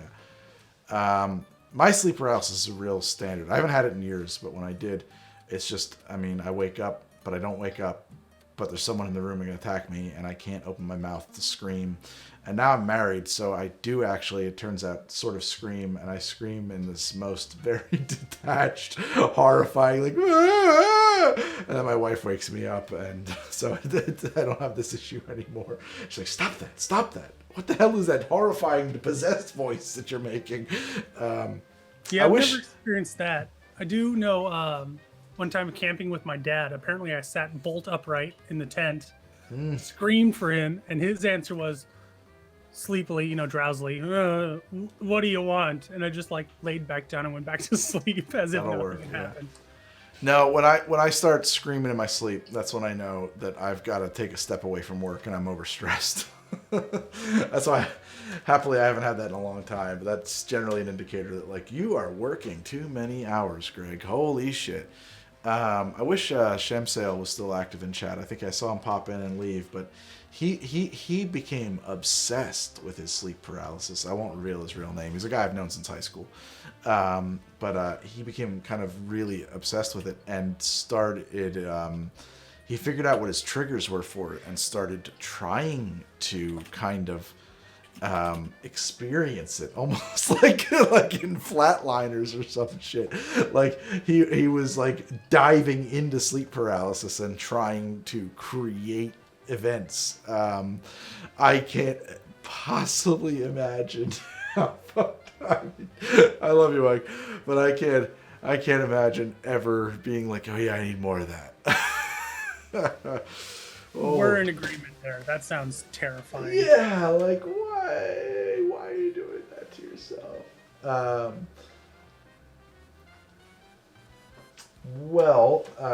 Okay, so you're up in Buffalo. We've talked about sleep paralysis and going to college. Elbu, I think I am... Does this mean you experience a lot of lucid dreams? No, it doesn't, Davey. Do you find that that's the case for you with sleep paralysis, that you also lucid dream? I don't know if they're connected, but I experience lucid dreams with a fair amount of regularity, but it's usually after my alarm clock has gone off and I've hit the snooze button. Yes, in that half awake, half asleep state. Yes. Yeah, exactly. And I actually do kind of enjoy that, this ability to control the imagination. Oh, for sure. It's very powerful. It's quite comforting because you can, manipulate the circumstances of the environment and make things the way you want them to be. I won't lie in saying that I've hit the snooze button on multiple occasions with the hope that I will be able to experience that. Yeah. You ever slip into a dream and then you sort of half wake up and then you try to go back to that same place and you never can? Yeah. So this is for me sort of a strange situation in that regard. That I was quite a bit younger. I'm 22, 23. Sort of a hopeless romantic at the time, and I had a quasi-lucid dream, and the whole thing was I was at the bottom of a staircase, and a gorgeous woman who I knew was my love-to-be came down, and she was wearing this red dress, and I became obsessed with the red dress. I mean, we're here 7 years later, and I'm like, I can vividly remember that dream, and trying to be like, no, I have to go back and find the woman with the red dress. And I think we've just stepped into the Twilight Zone. That's gotten a little more intense than, and I think we're going to qualify that as a semi-supernatural event. I don't know why. It just feels right to put that on that button. I love that story. That's wonderful. Thank you for sharing that with me. Elboo, have I lost you? No, I'm still here. Just vibing on what you're saying. Yeah, man. That's a great story. That's fantastic. In a slightly different vein, if you're interested, I don't know if you've ever done this, but over the weekend, I decided to try and bacon wash some bourbon. Here's the thing. I've never done bacon, but I've done butter, and it's because I kind of quit eating mammals. So I would have done bacon. I just never got around to it, and then I quit eating the mammals, and so now I won't eat the bacon. I guess I could do turkey bacon. That's not a mammal. But how did it go for you? Well, I think maybe I did the time a little too short, actually. I just did a 24-hour period with the bacon fat. 24 hours is that should be enough time, yeah. Yeah, it came out with that slight oily texture to it, and a little bit meaty. Yeah. I want to try making a bacon bourbon maple old fashioned with it and see how that goes. You should do that. What's your whiskey that you're using? I decided to go with Old Grandad. Nice. BIB or the 114 or something 114. else? The 114. Okay. So, one thought I might have is that a lower proof whiskey might actually be better in this case because the water component is going to be better, I think, at holding on to those flavor components that you're trying to strip out of the bacon. So I might consider, if you're unsatisfied with the result, I might consider going something that's closer to an 80 proof. I'm not speaking from experience. I'm just kind of guessing. That was part of the reason why I was thinking maybe my my time was a little short, is that because the water component is significantly lower. Yep. Well, and I don't know if time's going to fix that. I mean, 24 hours for what you're trying to do there should be plenty of time. And then the other thing I would say is I would aggressively use an immersion blender to just kind of wash all of the liquid against all of the fat and really try to incorporate the two as much as possible because those things agitation, applying energy to those two compounds, that matters. That will help those two things kind of combine and will help things kind of bleed into each other flavor-wise. And then what did you freeze it or something to strip it? Yeah, so I hadn't thought about the immersion blender. That's a great idea. I I just whisked it together, and then 24 hours in the freezer, then skimmed off the top, and then I actually used my filters that I use for my Chemex because they're a bit thicker, a bit more heavy duty. Yeah. To filter out the particles. How much grease did you have from your bacon? Because when I've done it with butter, man, I used like a shit ton of butter. I kind of went crazy, and it worked out really well with when I did brown butter. How much bacon grease did you have? Yeah, I used a full pound of bacon, middle cut, so pretty fatty, pretty heavy. And what did you put the bacon straight into your cook? Into your bottle? I pulled the bacon off and then let the grease cool to sort of a mid temperature. So you fried up the bacon and you just let the grease keep accumulating in the pan. Yeah, exactly. Okay, I don't know. Yeah. And the last time I tested it was still fairly cold because it just come out of the freezer. Yep. And I know that temperature plays in a big aspect in how we taste things. That's why coolers want their beer a certain temperature before you taste it. They do. I was gonna say temperature and sweetness versus and salt as well. I think that if there's zero sweetness present, I think that you're onto something there. I think that if you make an old fashioned with it, you'll see there if you got it or not. Because just drinking it straight or on water or something like that or on the ice, you need that sugar to bring those flavors to the fore, or maybe even sugar plus a little drop of salt. I mean, it's just those are the compounds you need to kind of carry things to your taste buds to a certain extent. Makes a big difference. Yeah, exactly. So I think that I'd be curious to see how that goes for you.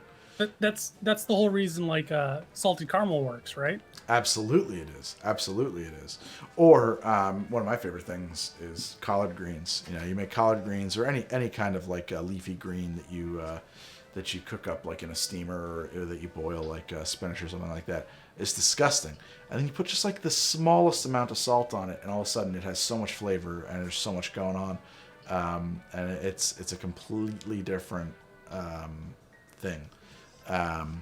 The salt, obviously too much salt is a problem. We all have too much salt in our diet, but biologically, from a chemical standpoint, you kind of need it in order for things to taste like anything. It's just the way your taste buds kind of work. And a certain amount of sodium in your diet is essential to water absorption, not just water diffusion. Absolutely. That is, that's now you're getting in. We can talk politics about that if you wanted to. Get into we get into Gandhi making salt and the British government saying you're not allowed to make your own salt. But thank you so much for joining me, and this has been a wonderful chat, and it's always a pleasure to have somebody. Oh my God, House of Cthulhu is gifting subs like a maniac.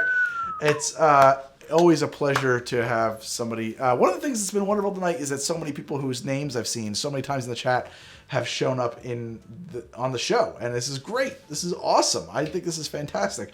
Elbu, thank you so much for joining me. I'm going to let you go, and I'm sure I will talk to you again in the near future. Thank you for being a fan. Thank you for watching the show. It's a pleasure to talk to you, and I hope that things. It was great being here.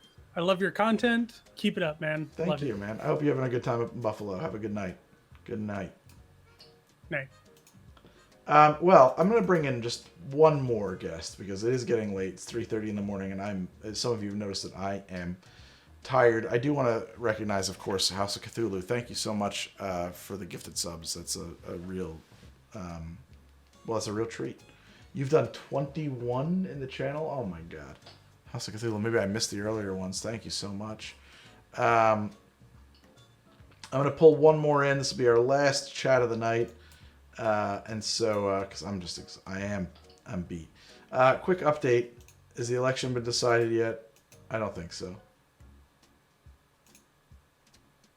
Nope, not yet called. 87 electoral votes to go. Biden's in the lead. Trump is not doing too bad, but, still actually anybody's game with Biden a little bit closer. So let's bring in this person, whoever you are. Welcome to the show. You're on Coast to Coast, Greg. No way. Did you grab me again? Who am I talking to? It's Meagan? Meagan. Meagan. Oh Hey, my yeah. God. How you doing, Meagan? Has the situation changed where you're at since last we spoke? Oh man, no, I am still been chatting with the Green Room Goblins. We made a Discord. We made a D&D Discord. I've gotten significantly more drunk. We've had a great time. An entire society is forming in the wings here. Of Yeah, Green Room yeah. Goblins. Did you intend all this? No, it's a result of me having zero controls over the system. I mean, I intended, in a perfect world, I assumed that I would have somebody like Meredith hanging out and they were kind of moderating and like picking people and sending them to me. And in the future, that might be the case. But you're just testing things out. You don't want to rope a bunch of people into something that may or may not work. And I figured, let's just do it. And so no, I didn't intend. I intend very little. I don't know if that's apparent or not, but like, I don't have a ton of intention in what happens around here or around me. I mean, obviously, I had some intention. I'm wearing a ridiculous get up here. Although, in fairness, I feel like this is actually a good look for me. I feel like socially, like society has moved away from this look. But like when this look comes back into vogue, I am ready because I wear this well. Oh, you're super ready. I think so. I think this is actually. I feel like I on a certain level I pulled this off well. It's just that broadly speaking, it's impossible to pull this off well because nobody wants this. But they will want it again when they do. I'm ready. They will want it. I am ready. I am ready. It's gonna come back around. Right now, we're in like peak 90s style. I'm seeing crop tops and jelly shoes as far as the eye can see, and I'm personally here for it because I was born in 1995. So these are the styles of my childhood. I'm absolutely here for it. I mean, this is also peak 90s though. So, I mean, that's a very... That is true. It was a different kind of 90s than I grew up with. Yeah. This is what was on the TV. 95, my God. You're just a tiny little person. You're just a tiny little baby. I am, and I am physically a tiny little person too. We were discussing that. We were all discussing our heights in the fucking Green Room Goblins. Oh, it became a pissing contest about how tall you are. It was more a collaborative, like, boy, would we look weird next to each other, because I'm 4'10". Okay. I'm not even 5 feet tall. Yeah. And there's some tall bastards in there. I know what 4'10" looks like. I'm familiar with that. I dated a girl in high school who was 4'10". Okay, gotcha. You're 4'10". And refresh my memory, you are in Oregon? Correct. You're in Oregon.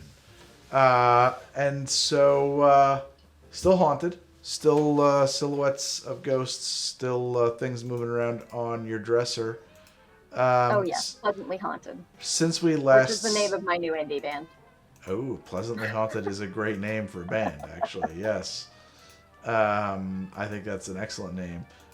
Since we last spoke, have you been abducted by aliens by any chance? I haven't, I kind of wish that I had been, but, that's okay. I sort of feel that way in our green room chat in our Discord. It is a little alien, but it's wonderful. Oh my God. Oregon,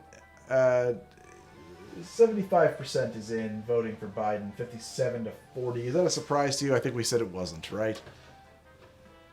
Yeah, no, definitely. With how big Portland is and how liberal Portland is, I'm not surprised at all that that was the vote. There it is. Well, that's it from Meagan. I think I'm going to. I'm gonna bounce. I'm gonna let you go, and we're gonna bring in one more because I want to get someone who hasn't been on the show yet. Yeah, I get a new goblin. Do you have any passing thoughts here as we as the show is winding down, admittedly, and we move into our what I think will be our final connection of the evening? Any thoughts? Any advice for the future from where you're standing in Oregon in 2020 on election night? just that this evening definitely started with a lot of stress and anxiety, and has morphed into something wonderful, as I think a lot of things do when you let them. And I'm very happy to be here. I'm happy with the friends that I've made this evening. I think you and I are definitely kindred spirits in kind of winging things and letting things be what they may.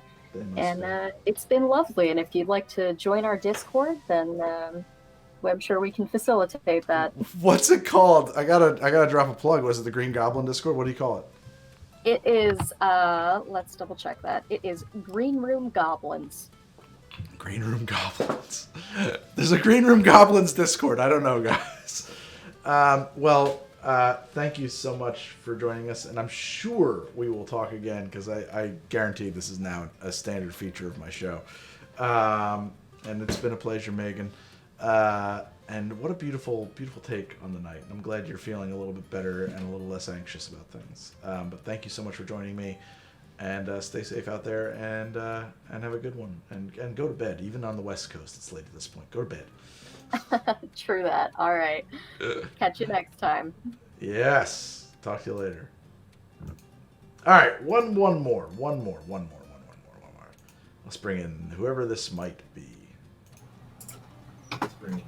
Hello, you're on the show. This is Greg. Welcome to Coast, Greg.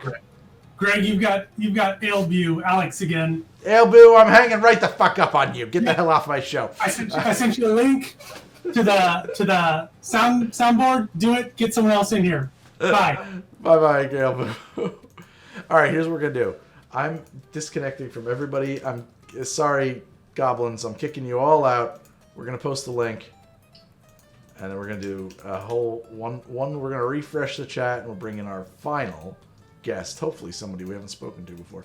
I also hope that in the future I can figure out a way to make it so that I can tell who is who in there. Right now, I really can't see anybody in that chat room.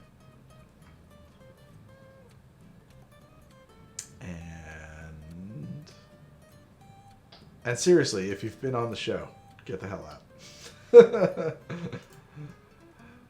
All right. Hello. Hello, you're on the show with Coast to Coast Greg, whatever. I don't know what I'm calling this. Who am I talking to? How are you doing? You are talking to someone that was shouting in the background of someone else earlier. I am Mask. I am Sin's other half. Oh my god, we've got Sin's other half. It's Mr. Mask. Is it Mr. Mask or just Mask? It's just Mask, man. Is it a reference to the 1980s animated series of the same name about cars that have special powers? It is not, although that is a connection people have made before. It's actually, it started because I was signing up for Xbox Live with a gamer tag that was taken. So I came up with something off the top of my teenage brain, which was Gas Mask Ninja.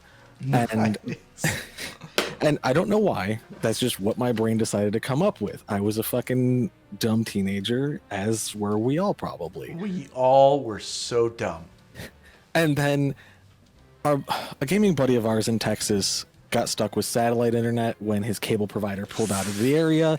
So we would just sit on Uno, because it's the only game he could play, and people would just continually ask me about gas mask bongs, and I got tired of it, so I just shortened my name to Mask. That's a great story. Okay, so then you become Mask. I like that because it has a real evolution to it. I had, back in the days of AOL Instant Messenger. Oh, man. Are you familiar with an electronic music group called actually, I think this is an Electric Hellfire Club song. Are you familiar with the Electric Hellfire Club? Not off the top of my head. There's zero reasons for anybody to be familiar with this band. They had a song called He Who Holds the Lightning Rod. And I thought I was a very clever boy. And I wanted my handle to be I hold the lightning rod, but I ran out of characters, and I came up with I hold the light, and so I hold the light was my handle on AOL Instant Messenger for many, many, many years.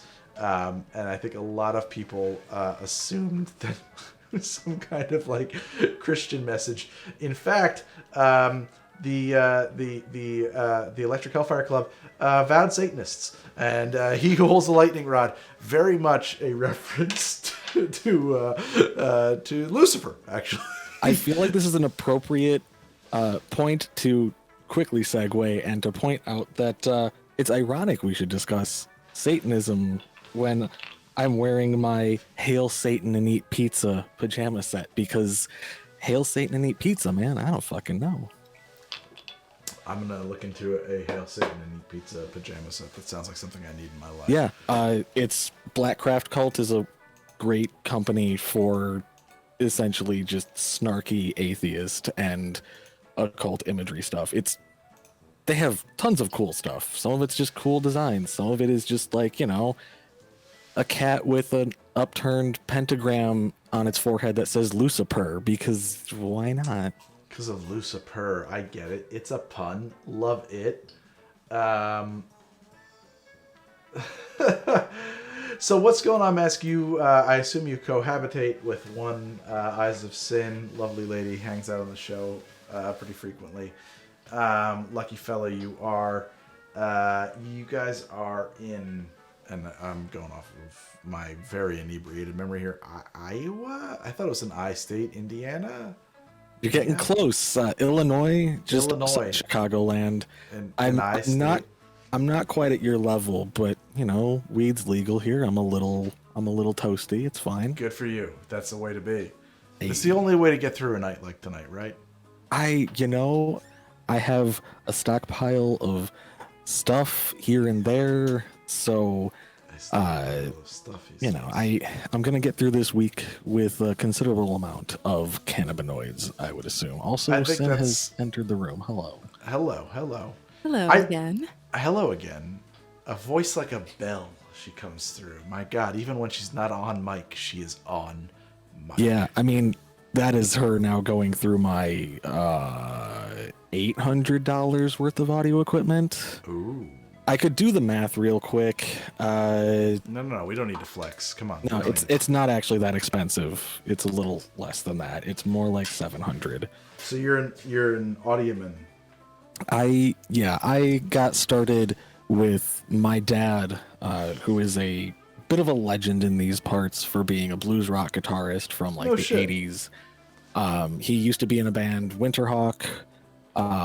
They played at the Aragon Ballroom in 1984 and put out a live album even. Like, he does a bunch of stuff. Winterhawk's a seriously cool name, by the way. But it is. Yeah, it is. There's also a Native American band with the same name, which was interesting to find out later in life. Okay. I can hear it. But yeah, like, great blues rock guitarist, had a makeshift recording studio basically as like part of his bedroom, and I grew up around that.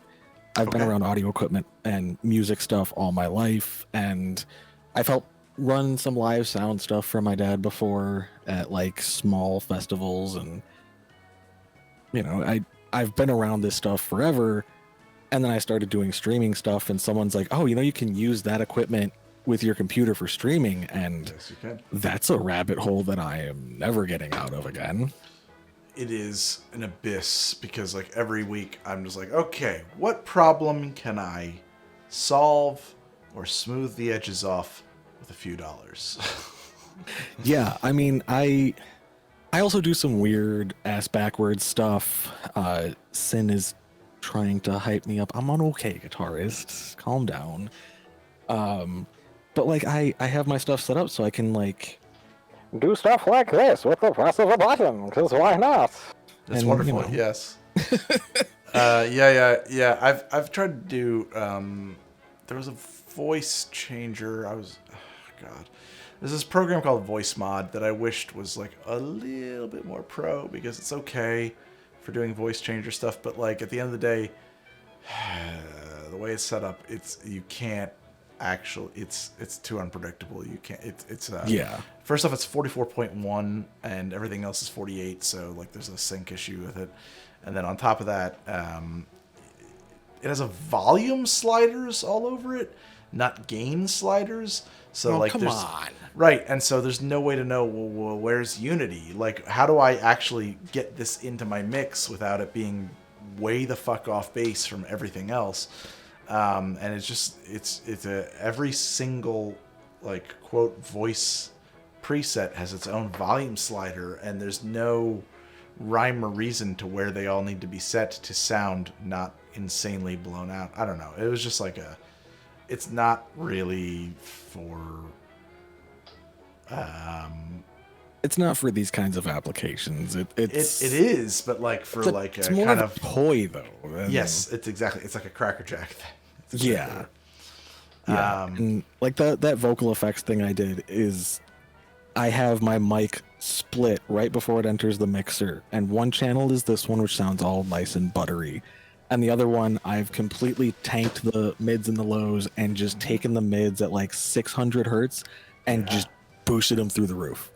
And it sounds like the 1920s. It sounds, it's like a 1920s or telephony or something. Yeah, exactly. Yeah, because it's super narrow bandwidth and it's just the mids, so you can understand the voice, but it doesn't sound good. There was, I think it was a Scorsese thing where he was working on, I think it was regarding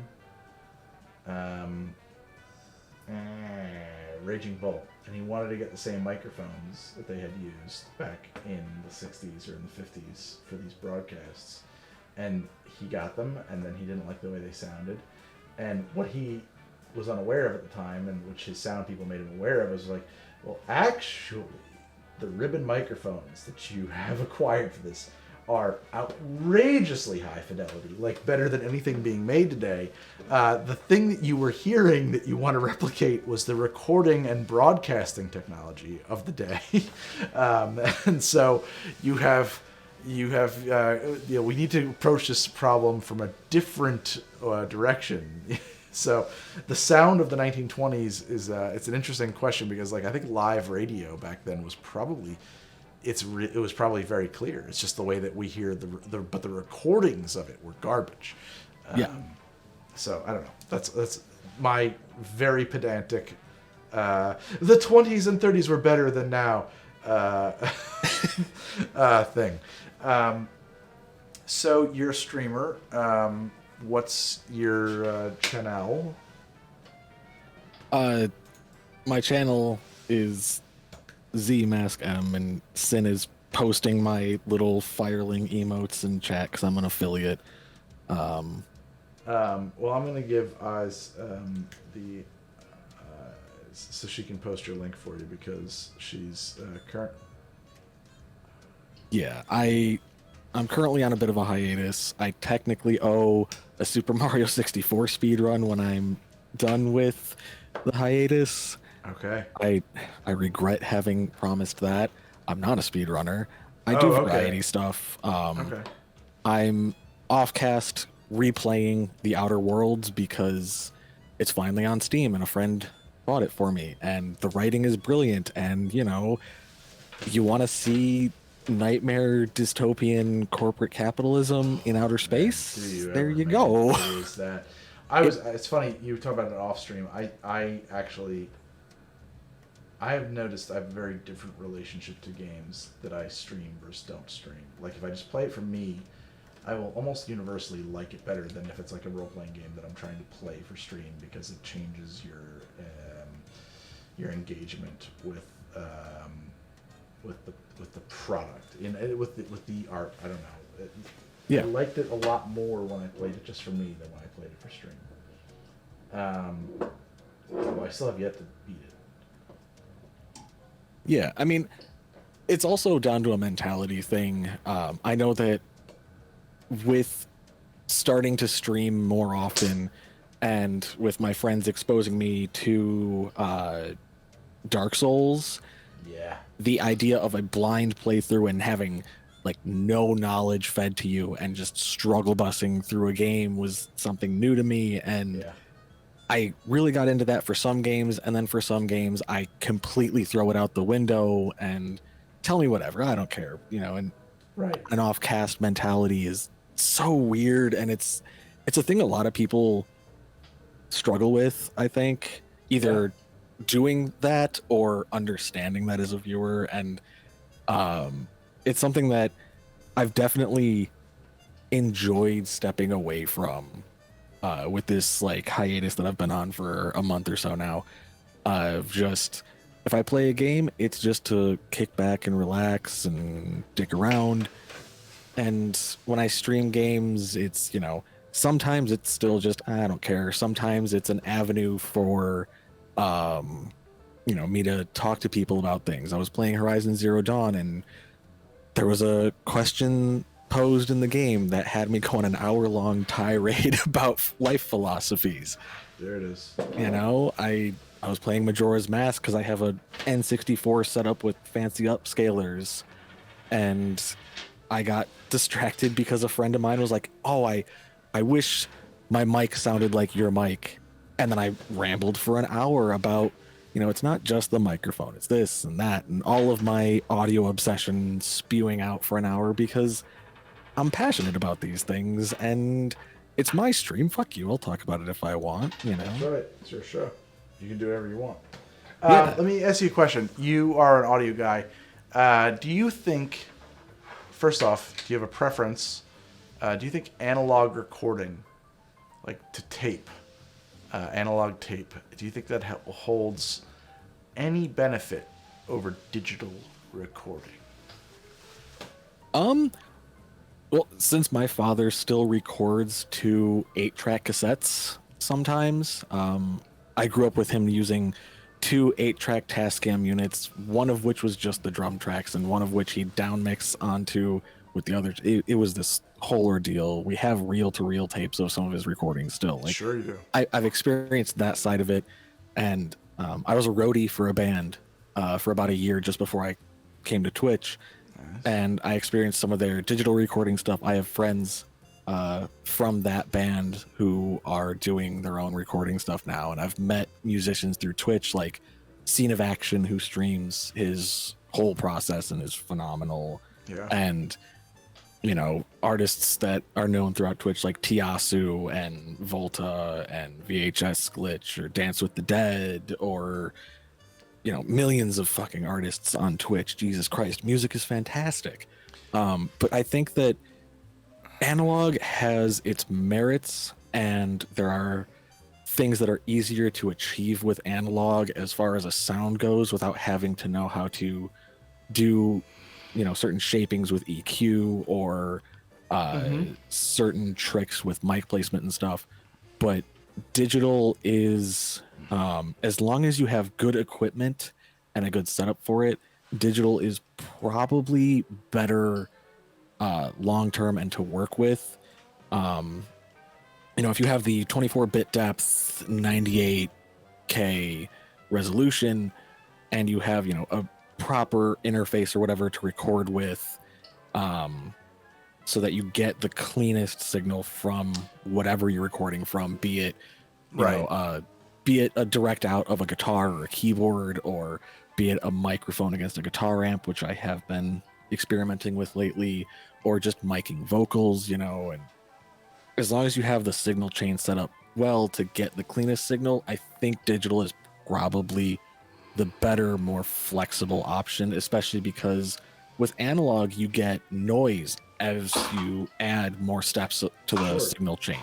So every single connector, every single piece of equipment, every time you overdub, there's more and more noise added. So with digital, it's just data, and you can do whatever, and you still have the original all the time, no matter what.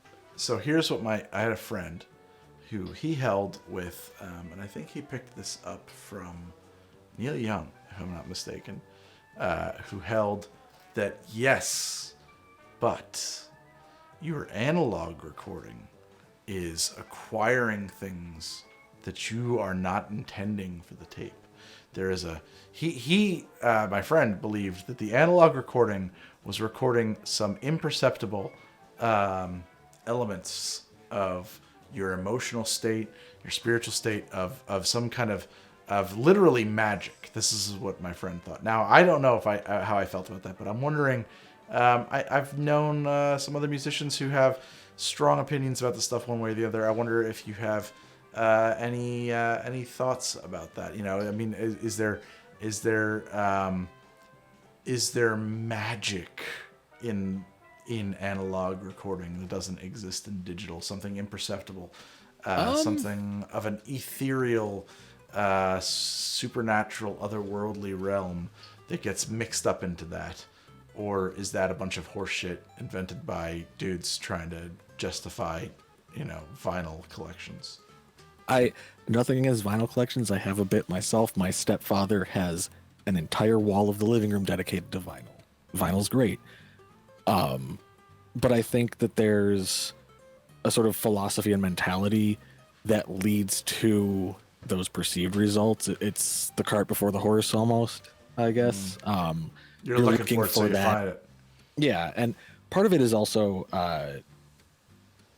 you know, like I said, the mentality of the way that you record with that equipment.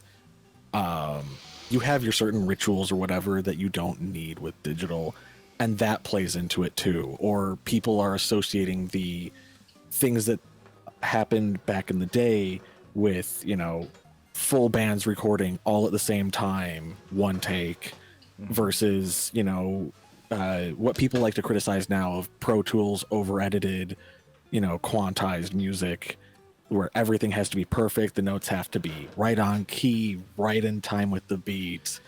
And I think it's a mentality thing more than the medium. You know who's a great one-take band, if I just could just put this in there as an aside, because it's a surprising fact about... Go for it. Bauhaus was obsessive. Bauhaus was obsessive about, like, no, we overdub nothing. If we can't get it in one take, we have to do it again from the top. They were, like, nuts about that, apparently. And when you listen to their music, it's super... I mean, it sounds like something that would be heavily processed. There's so many delay effects going on and so many different layers, it sounds like. But all of that was done, if I'm not mistaken, by 3 pieces in a single take every single time you hear it. And I just find that kind of just fucking awesome. I think that's awesome. Yeah, and I mean, they could do that with analog or digital equipment and get the same results. But it's a mentality thing. You know, bands like that are super dedicated to, we have to get the one take. Yeah. You know, they're gonna get that one take that maybe there's a few spots that, you know, the phrasing here isn't quite perfect, or the timing here is a little off, or the fretwork here is a little sloppy, or he accidentally put too much pressure and just pulled the note sharp, but that works, and that's the take we're going with. And I think a lot of the people who obsess over the analog techniques are more going for the consequences of that kind of mentality for recording rather than the equipment, but they're going to get good results with whatever equipment they're using if they know how to use it. So it doesn't matter to me. I'm not going to argue you have to go digital or you have to go analog.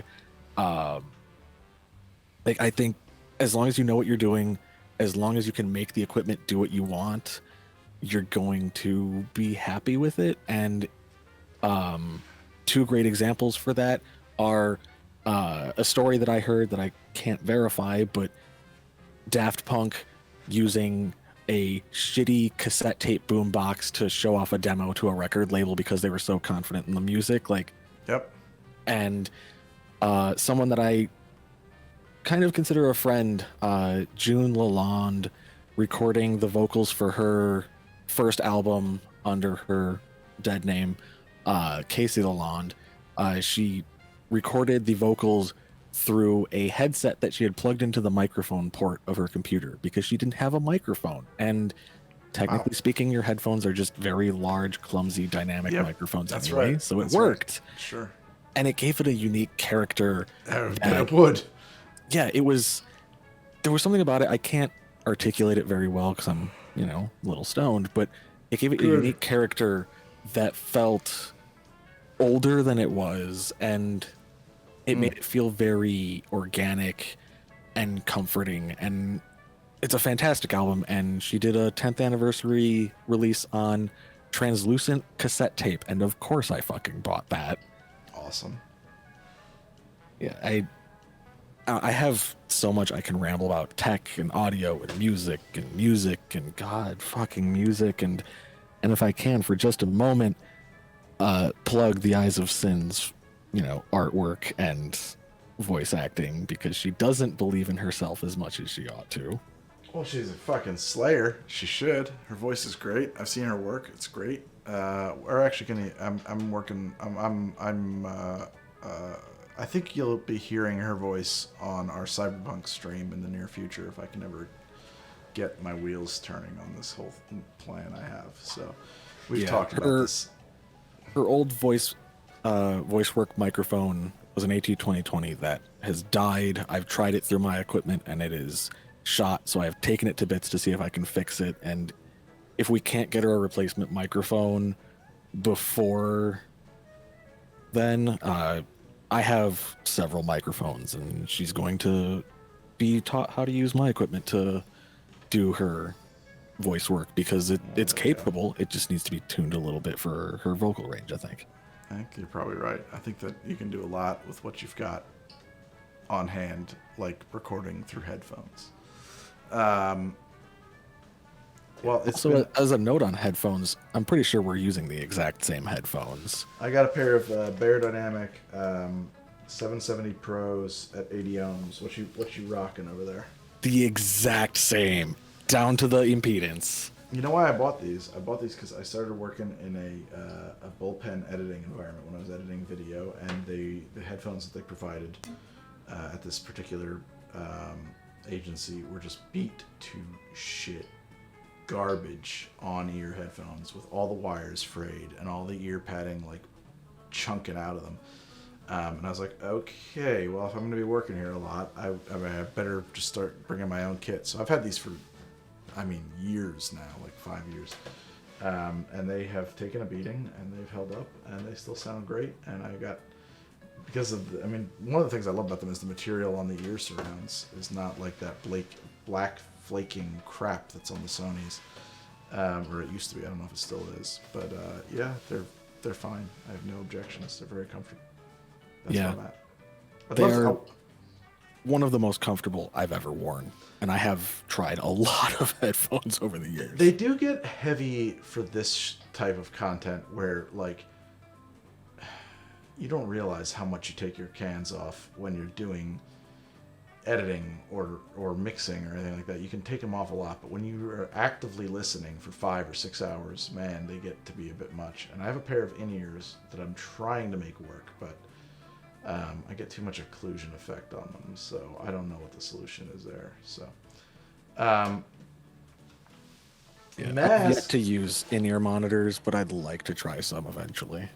These are cheapos. I think that, but I'm not like, I don't want to spend the money I would have to spend to get ones to be, quote, good ones that should remove the occlusion effect, which is the sound of your own voice kind of reflecting back into your bones, without knowing that that's actually a thing I want, because like it's like, you're talking about like $300, $400, $500, and maybe you don't actually like using in-ears all that much. So, well, Mask, it's been a pleasure chatting with you. I am going to let you go, largely because I'm as Chad is observing, I'm falling asleep. I'm exhausted. It's so fucking late, and I need to go to bed. It's 4 o'clock in the morning. I'm done. I'm all done. Are you all done? I don't know what time it is where you're at, but you should go to bed too. It's 3 a.m. I should probably be done. It was a pleasure talking with you, Greg. Sin always speaks very highly of you, and well, I'll always speak very highly of Sin. That's very generous of her. It was a pleasure being a background voice, pretending that I'm coming out of the deer behind you. Jesus, that's a terrifying thought. What the fuck? Why'd you put that in my head? Because I'm stoned. Fair enough. Good night, Mask. It's been a great time chatting, and I will let you go on that. And see you around. And thank you for joining me on my show. And guys, at this point, I am closing the chat. I gotta go. I'm tired. Well, thank you guys so much for joining me in the first ever test, and I would say very successful test, of doing a call-in show. So this is I mean, I don't know. I will refine it a little bit, but 100%, this is a new format. We're doing this going forward. This has been a lot of fun. Just checking in. Can I crack this champagne? Has it been called for Biden? I'm guessing no. Guessing no.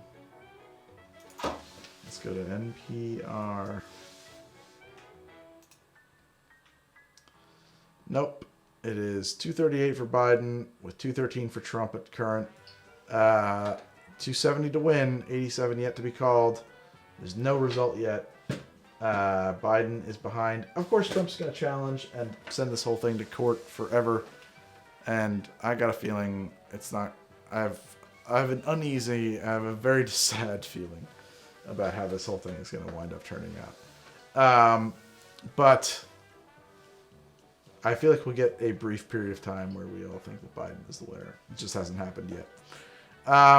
So good night, guys, and thank you so much for joining me on my live election coverage from the How to Drink bar. I don't know if this was election coverage or not. I don't think it was. I don't think this was actually election coverage. It was whatever the hell this was. The shit show, I'm calling this. And other than some technical stuff with the problem at the beginning there, it actually worked out really well. So thank you guys for being a friend. Thank you guys for joining me. Thank you guys for buying subscriptions for people, for the donated subscriptions. I've seen that. That is wonderful. If I didn't comment, I apologize. I've been doing a lot of back and forth. Thank you for jumping on the chat and joining me on the show. I'm so pleased and so blown away that worked out as well as it did. What a wonderful thing. And I will see you guys later this week for sure with another live stream. I don't know what we'll be doing. And I think a new episode of How to Drink tomorrow. So if not tomorrow, then later in this week. It's just about when we can finish the edit. And thank you guys so much for being a friend and for joining me and for making all of this worthwhile and even possible. Stay safe out there. I hope that we will all pull through. I know that we will all pull through this thing together, apart, one way or another. And by this thing, I mean all of it. The pandemic, the presidency, the fucking thing called life. We will overcome one way or another eventually. So to you all, I say good night and good luck and have a good one. And I hope that you wake up tomorrow.